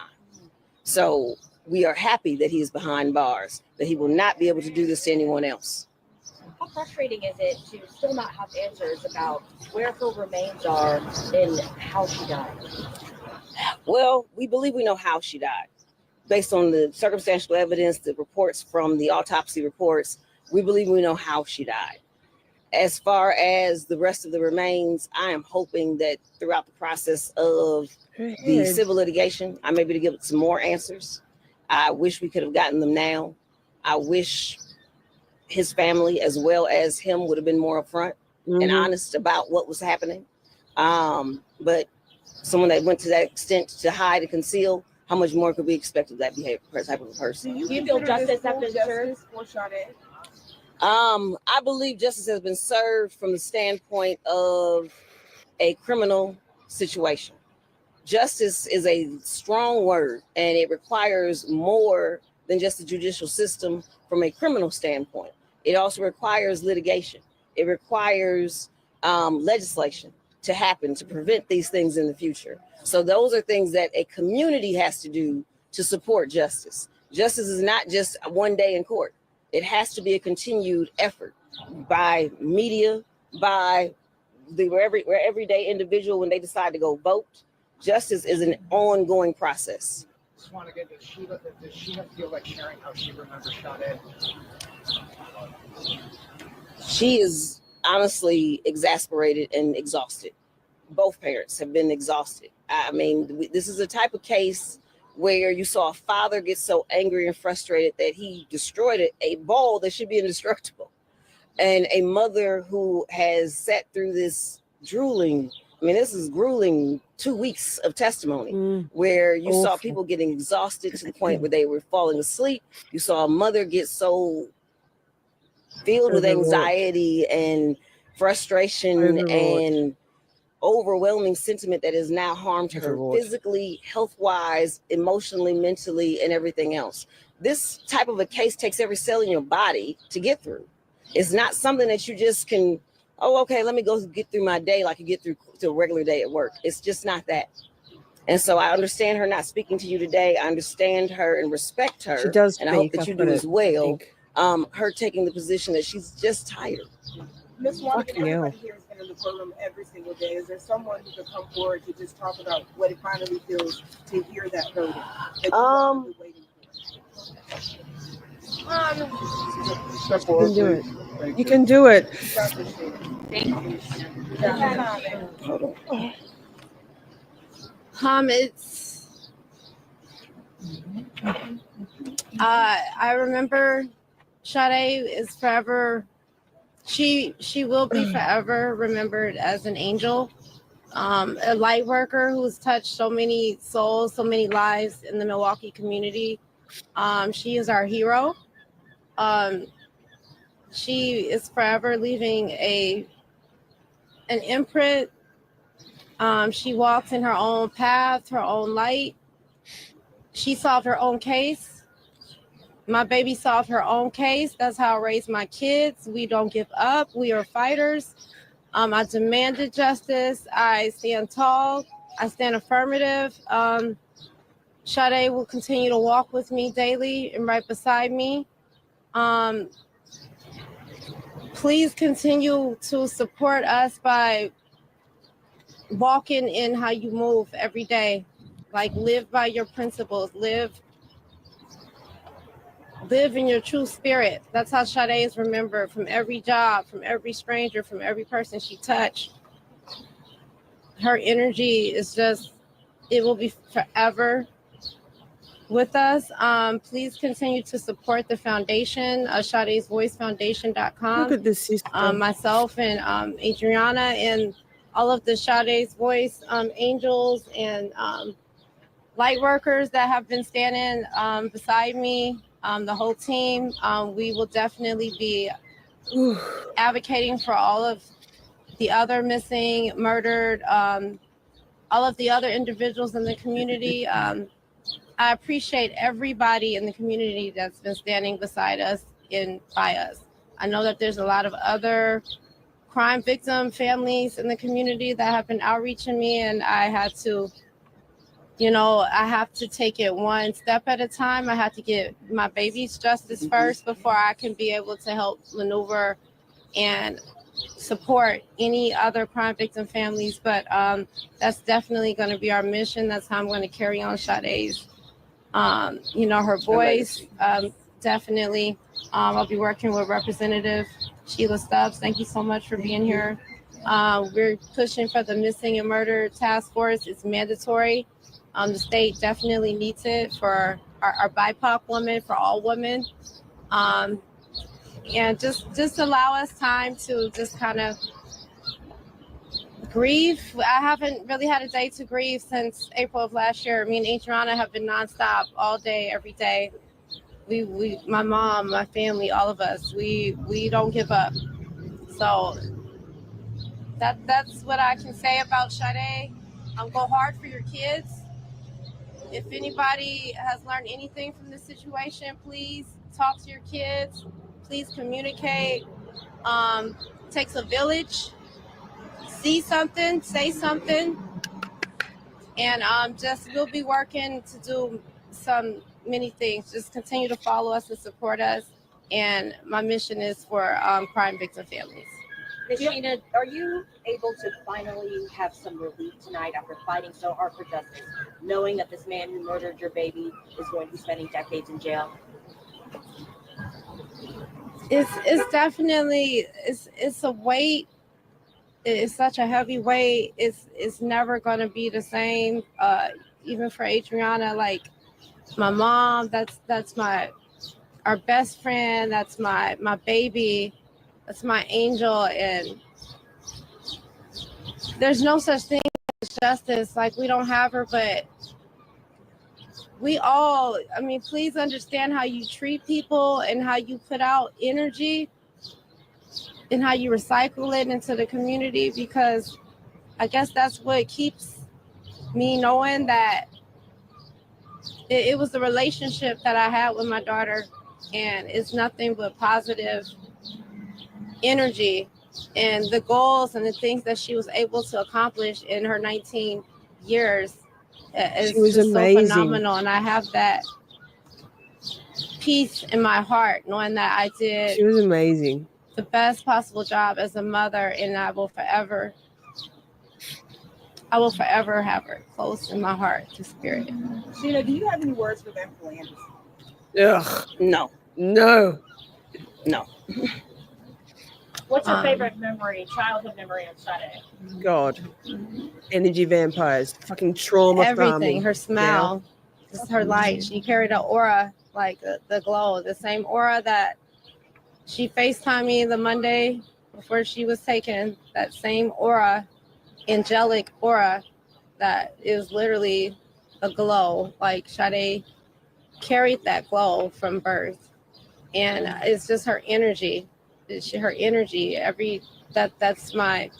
There's so many memories. There's so many memories, and throughout all of this, like throughout the grief and everything, Sade continues to talk to me, to guide me, and her mission is still wanting to help others. How does it feel to have the verdict but still not to have her crown? I know that's something we've talked about over and over again. It's the most agonizing, painful thing, Bria. Like this, me and her dad, I just don't see how a demonic type energy can have no remorse and sit there, and how their family can support them and literally sit there and Amen. cover up and support the things that they were aware of that their son did. So karma's a bitch. Yes. And I will continue to fight to get her continued justice and for all of the other missing and murdered. Thank you. Thank you. Ugh. Gut wrenching. Now, one more thing, I think. Hydrant Head has had a haircut. We jump forward to 4 weeks later, or about 2 weeks ago. It was 2 weeks ago. Walk and talk chat.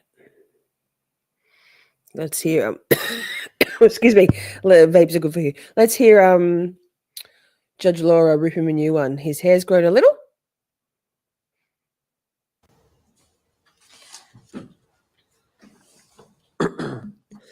So relative to sentencing, I have a job. And what my job is to do is to hold you accountable. That's to punish you. It's to protect society. It's to find a way that you never come back here again, to rehabilitate you. And it's to deter others from engaging in like behavior.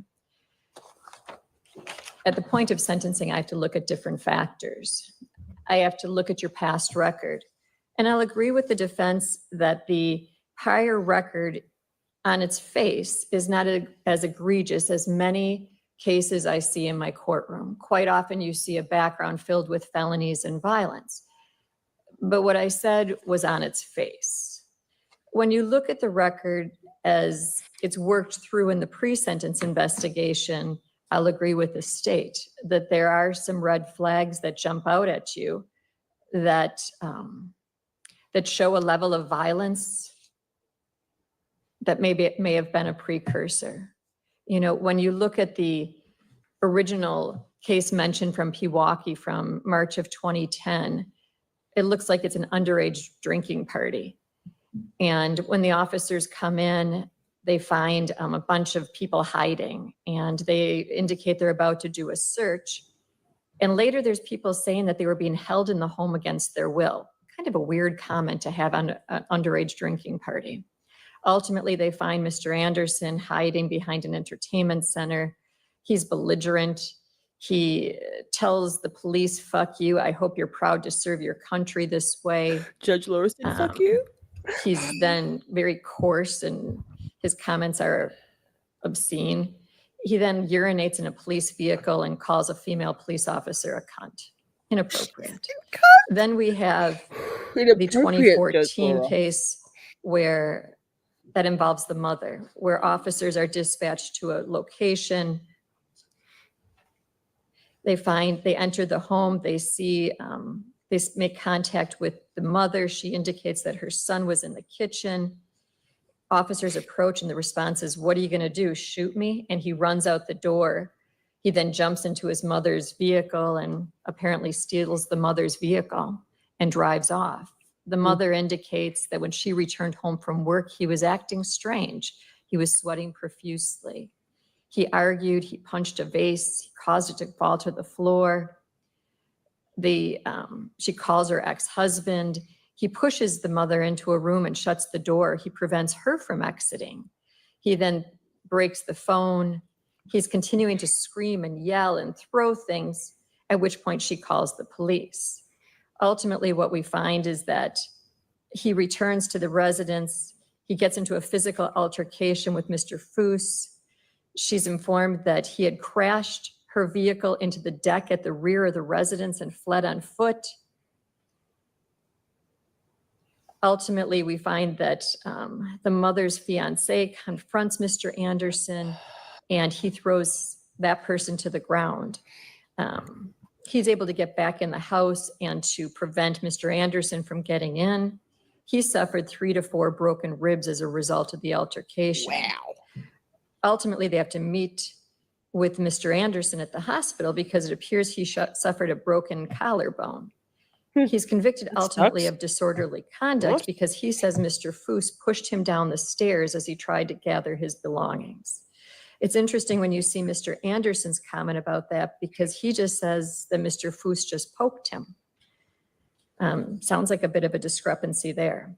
Then we go on and we find the issue with the grandparents, and the grandparents call the police and they say that he needs someone to talk to about his mental health and that he's smashing a glass in the sink, causing it to break.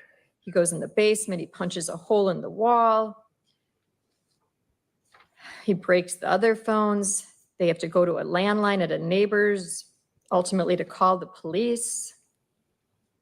It just sounds like he is to some extent out of control.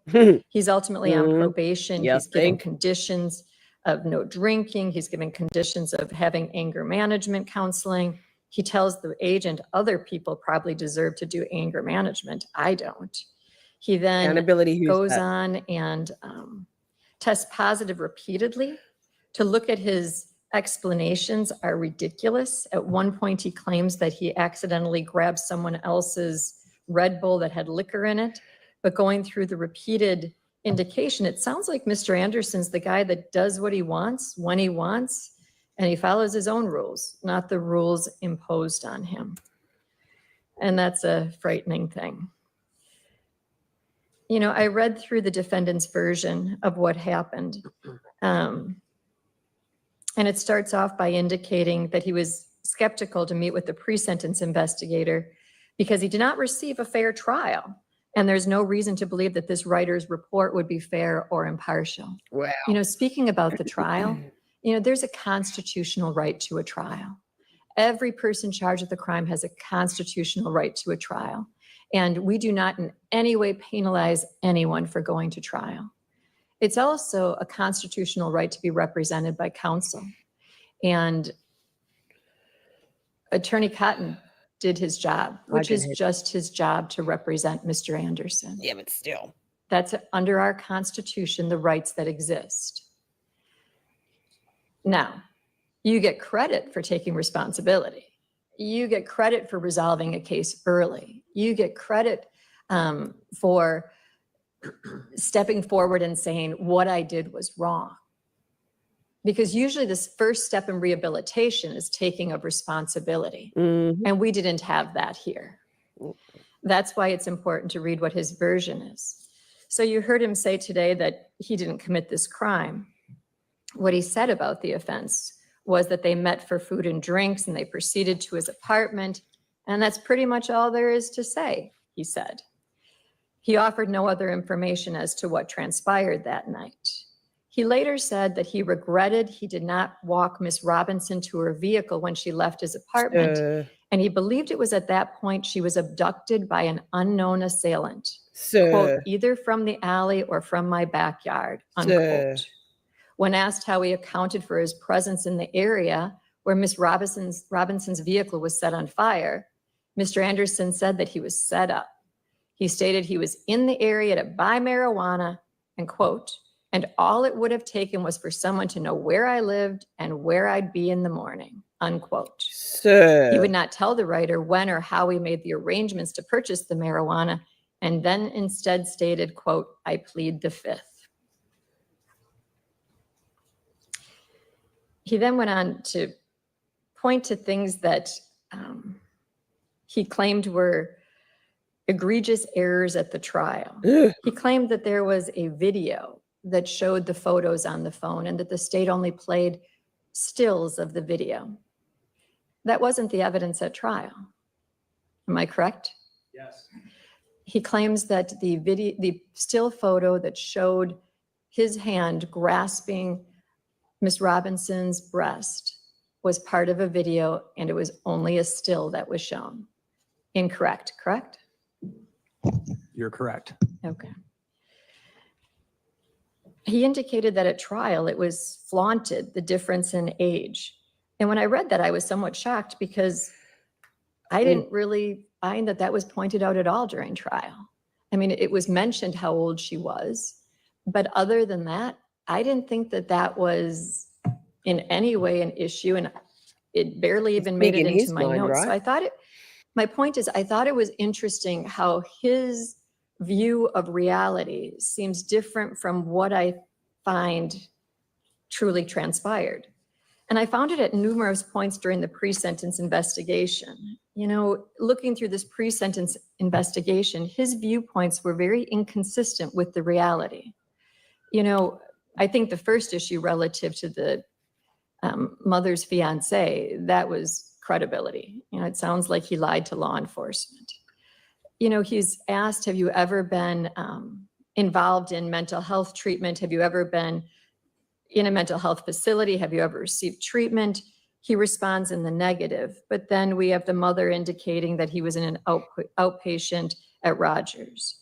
He indicates that he never made a suicidal attempt or had an ideology of said. But then we read about in the Navy how he was dismissed from the Navy due to a medical release, which appears to be related to the suicidal attempt in trying to hang himself. You have him saying about school, I did okay, but then you look at the history of how he did in school and his grades were pretty abysmal. You, and just odd things. Like he talks about how he purchased the home himself for $160,000, but the mother says, no, I told the dad to buy him the home. Wow. It just seems like he has a different view of reality than the rest of the world does. There it is. So when I look at the criminal history, which I'm bound to do, it reflects low-level misdemeanors, but the facts underlying those low-level misdemeanors are replete with points that raise your concern. I next have to look at whether he has a history of undesirable behavior, and I think I've charted through what basically I found in the pre-sentence investigation. As to his personality, character, and social traits, it appears that he has had employment. That's a positive. It looks like he jumps between bartending jobs at numerous facilities. But who is a person who would do this crime? You know, what's the character underlying that? How can someone get to a point of inflicting such damage on a person, not only killing the person, but then dismembering? And then after that, discarding the body throughout the community. It's unconscionable, is where it comes down to.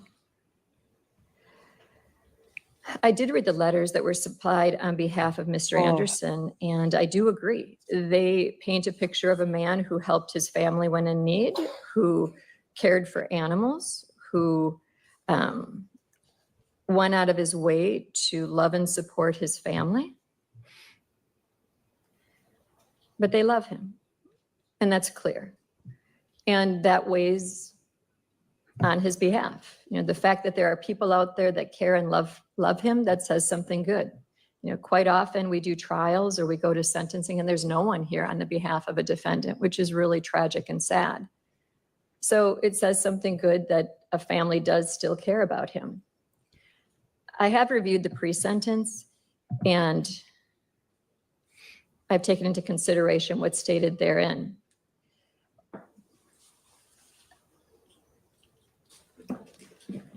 I have to look at whether you're remorseful, and I don't think you're remorseful in any way. I don't think that you have gotten to the point of taking any form of responsibility for what transpired. You know, the investigation that was conducted in this case, it was a dedication by numerous law enforcement officers to work tirelessly to put together the pieces to determine exactly what happened underlying this matter.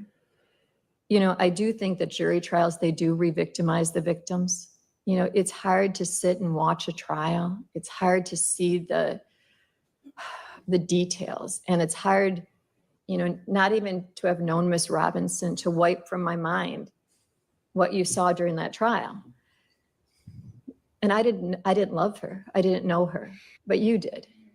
And that's a hard last thing to have in your minds. So I do understand how trials do re-victimize the victims. So when I look at the character of the defendant, I find the character wanting. When I look to the severity of the offense underlying this matter, I do sit in homicide court. And I can tell you on a daily basis, you don't understand why things happen. You know, almost every case, the victims come in and they want to know why. Why did it happen? Why did you have to do this? Why did you have to get to that point? And more often than not, there's no answer. We never know. It never makes sense. There's never do you walk away and say, oh, I understand why that transpired. It just doesn't happen. I can also tell you that, you know, I've read through all these letters and they talk about give us justice, right? Give us what's due. But I can't give you justice. There's no way you will walk out of here, no matter what I do today, and high five each other. There's no way you walk out of here and you say justice is served, because justice would be having Miss Robinson back to you. Justice would be having her with you for the rest of your lives. And you never get that. You know, to hear about her, she was an innocent victim. You know, she was a girl that I would hope all young ladies strive to be. You know, to hear about working 2 jobs to reach her goals, to be going on for schooling and further education, but then to hear about how much she was loved in the community by almost everyone that touched her. You know, it was interesting to go through the letters because I got the letters that were from who I expected, you know, the mother, the father, the sister, the loved ones. I also got a letter from the real estate agent that worked with Ms. Scarborough. I got a letter from citizens. And I can't tell you, I really debated whether or not I would share. I'm just going to pause for a moment. Chat, get your crying gum, get your tissues. This letter. Oh. This, but there was a letter from a citizen that doesn't know Miss Robinson, never met her. And this is what he said, or she said, I don't know. The person signed it as Stargazer. In pertinent part, it says, Sade Robinson was not a torso. She was not evidence. She was a full, living, radiant human being. She had dreams, plans, and a future she was building with pride. She had people who loved her and that still love her, more than words can hold. And she had a right to live, to breathe, to laugh, to grow old. That right was stolen in a way so vile, so deliberate, that it tears at the fabric of what we call humanity. You, Maxwell Anderson, didn't just kill her. You carved her and you discarded her like garbage. And you tried to erase her body from this earth piece by piece. And for what? Not even you had the courage to say. You sat there in court as if you were a man. You didn't snap, you planned. You didn't panic, you dismembered. And still you offer no answers, no remorse, no ounce of dignity that you stripped from her. But here's what you couldn't take. You could not mutilate her soul. You could not silence the scream of justice. You could not prevent an entire community from rising up in Sade's name. We know who she was. We know what she could have become, and we will not let your darkness define her. To the family, there are no words that can hold the weight of your pain, but I need you to know we see you. We mourn with you. We love you. You have the right to tears. You have the right to rage. You have the right to every ounce of justice this system can give. May you feel her arms in the wind. May you hear her laughter in your memories. May you know that she did not die forgotten. She died loved, and we will remember her always. Maxwell Anderson, you are not the center of this story. She is, and she will always be. Sade Robinson lives on in light, in truth, and in love. And you will be remembered only as a man who tried to destroy something beautiful, but failed. You know, I thought that was beautiful. And I think that it shows the impact that this had on the community. You know, that took time and effort and thought. And I think it put together a lot of what the community felt. So going back to what I need to look at. In formulating a proper sentence, I need to look at the character of the defendant. I need to look at the severity of the offense. You know, to take away a child is horrific. You know, you wouldn't wish that on anybody. To have a child not outlive the parents is a horrible thing. But not only did you extinguish her life, but you hid it, and you hid her body to be found. And I can only imagine every time a news report, every time something clicked that another body part was found, how it had to just re-victimize this family, how it had to just be like another shot to their soul.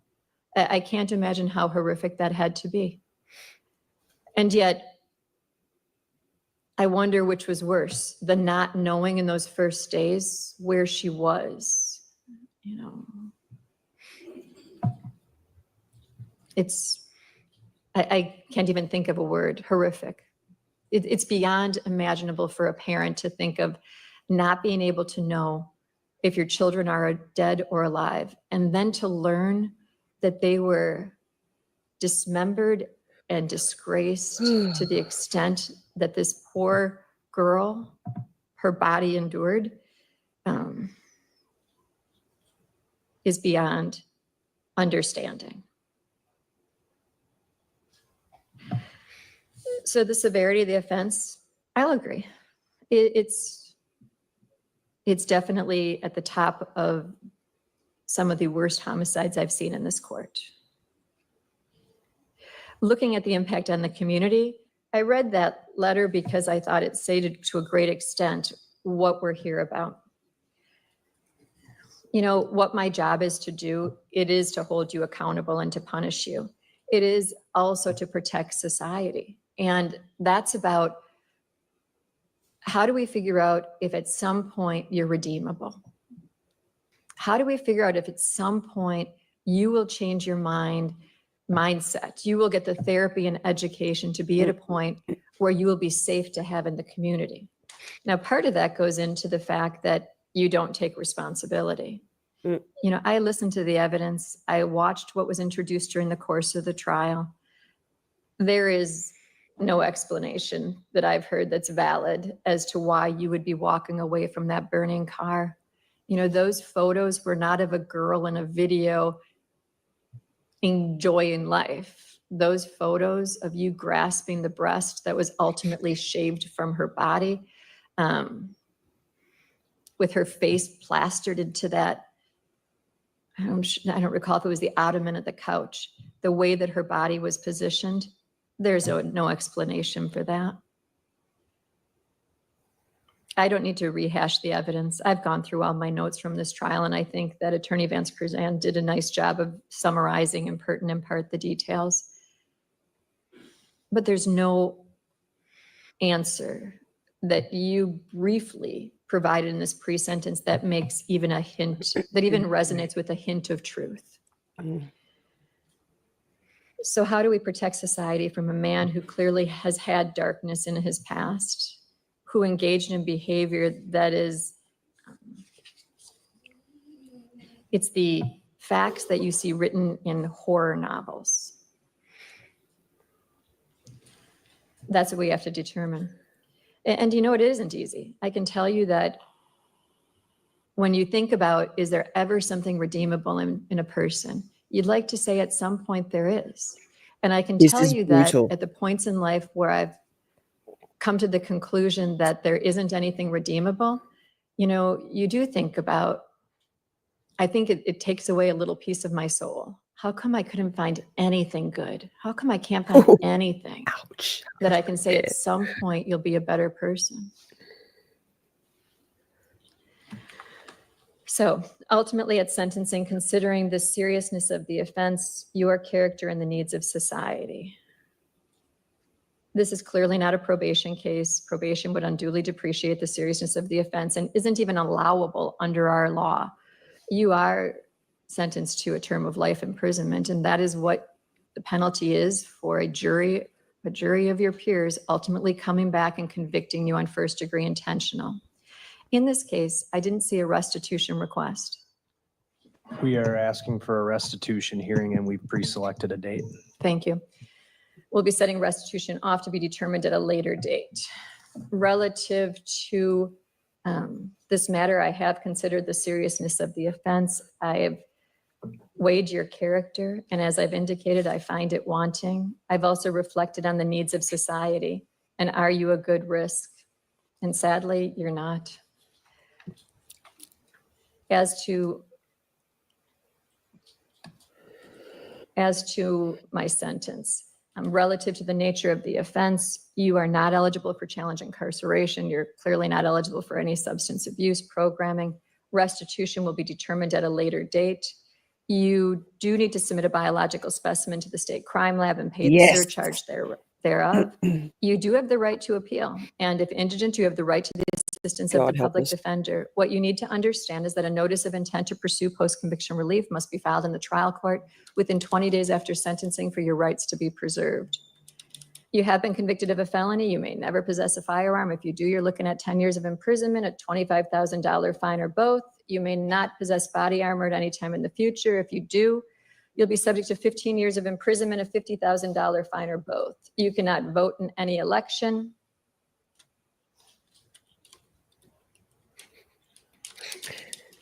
Big Unity energy it is, Lainey. I'm going Used to have them waive for all everybody. non-mandatory fees, costs, and assessments. I'm ultimately going to want payment for restitution first and foremost. So we're going to determine that on a later date. But due to that, I'm not imposing any fine. The fees, costs, and assessments will be payable during your term of confinement at a rate to be determined by the DOC.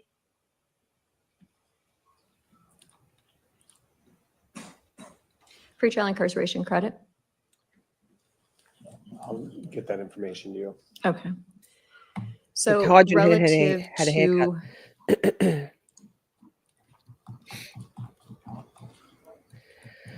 Ew. 1 moment.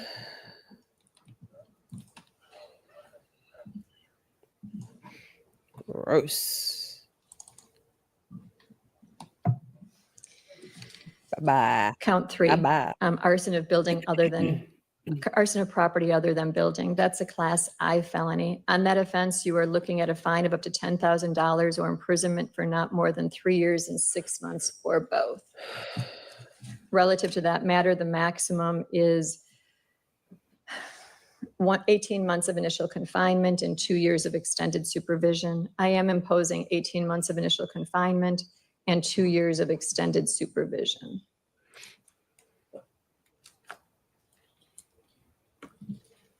One moment.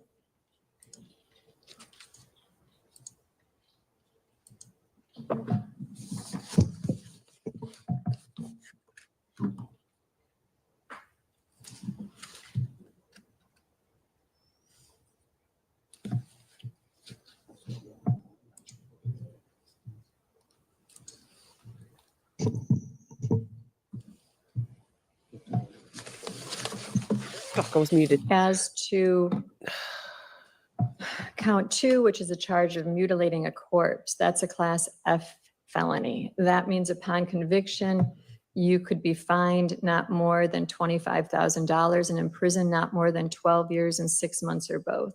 Relative to that, the maximum is 7.5 years of initial confinement and 5 years of extended supervision. I am imposing 7.5 years of initial confinement and 5 years of supervision. Relative to count 1, that is a class A felony, the charge of first-degree intentional homicide. Relative to that, you shall be sentenced to imprisonment for life.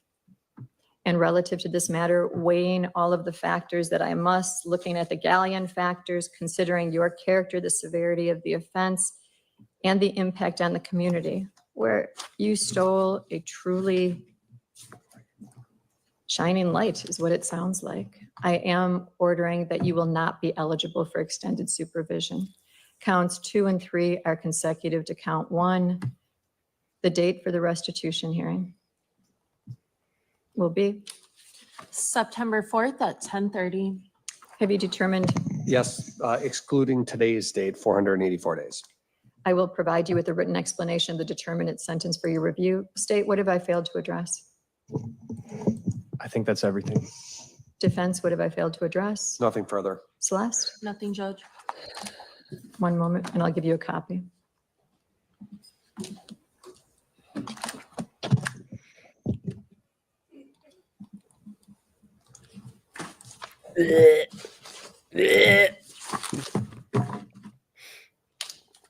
And look at this, cunt.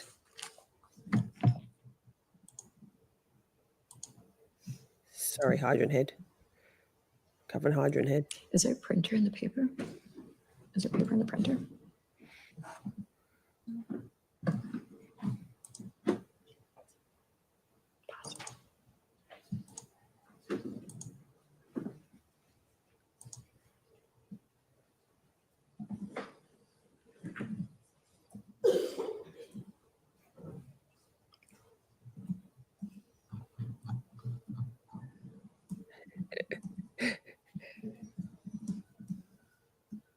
Yeah, I didn't think that. I'm surprised that you can grow a beard in jail for some reason. Prison.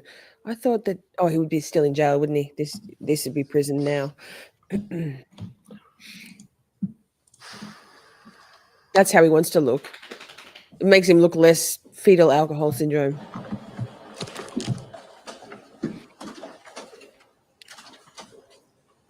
He's put on a little bit of weight as well. He must have not been eating at all in the lead up to the trial. Suck it. Hope you'd never have an appetite again, you fucking.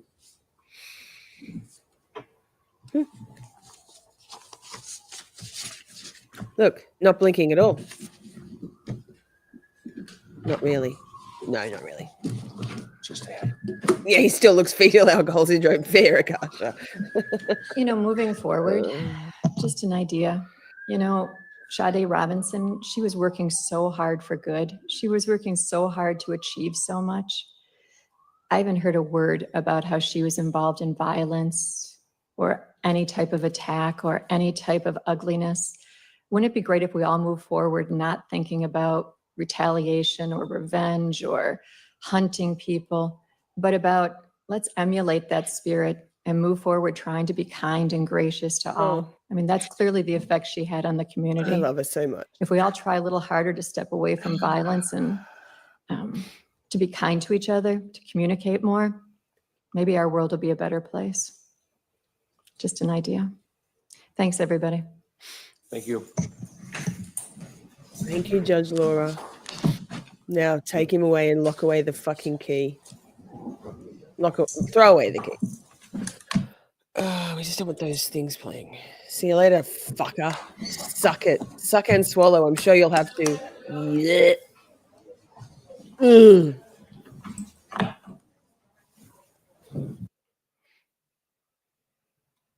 Now fuck right off.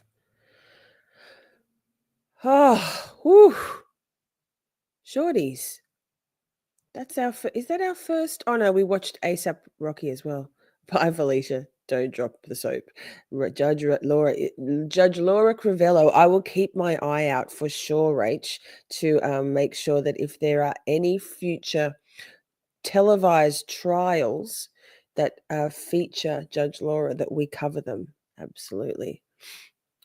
Spicy Shorty is the best. I'm always spicy. Hi, Mrs. Smith. Ms. Smith. Never want to see that puke again, says Colors, right? Hey, Ms. What the fuck and I, well, it was my idea, but she, for once, it was my idea.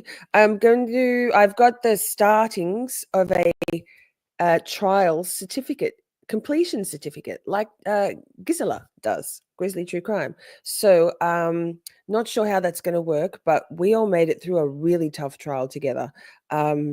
So stay posted. That wait, you can't see this.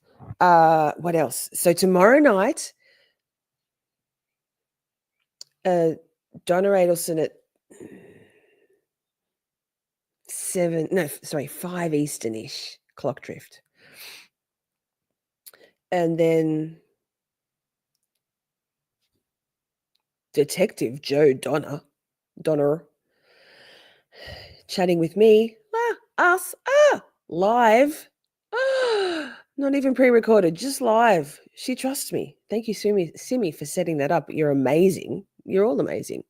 But that's a hard 7:30 Eastern, 6:30 Central. Joe's in Central Time, which is 9:30 a.m. here tomorrow. Be here or be square.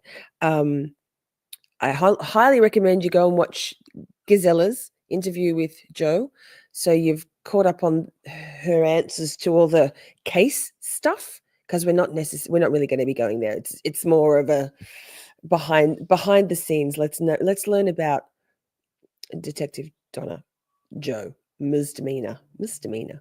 And then tomorrow night at the end of Camp Shorty, it's quiz night. Members only quiz night. Ms. What the Fuck has put together a bunch of questions. I've got to do a lot of work. We've been streaming for 6.5 hours and I've got to not have wine and do work. So I can pull that show together, but it will be polls, I'd say. Hopefully. I haven't even checked whether members only streams can do polls. Hopefully. we'll be doing like multiple choice things, just fun, members only. Thank you so much, everybody, for being here. Yes. Thank you, Hope 8 Fear. Thank you, mods. No, thank you, me. Hi, Miss Shorty. That's me.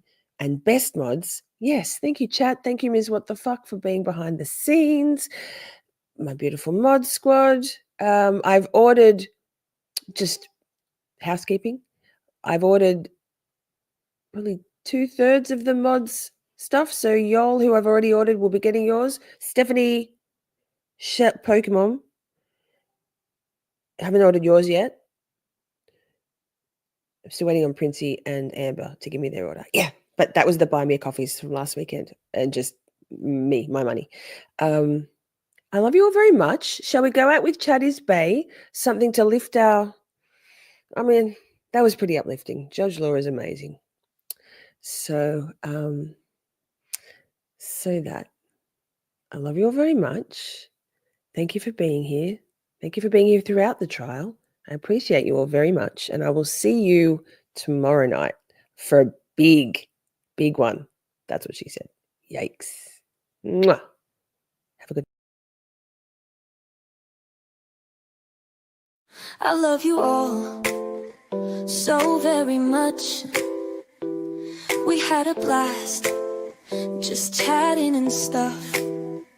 Things may have gone bit off the rails. Professional when all else fails. 'Cause chat is babe, so much to say. Emotes and all the caps out. May have been cheese, bit faster please. The time has come, Camp Shorty out. We're skating through all the tough things, learning about this and that, defense motions, prosecution, and narcissistic twats. 'Cause chat is babe, so much to say. Emotes and all the all caps out. May have been cheese, bit faster please. The time has come, Camp Shorty out. Community, just you and me. Occasionally, Buster and Poppy. It's the whole thing, Miss Shorty swing. Together we make each other happy. 'Cause chat is babe, so much to say. Emotes and all the caps out. May have been cheese, bit faster please. The time has come, Camp Shorty out. I love you all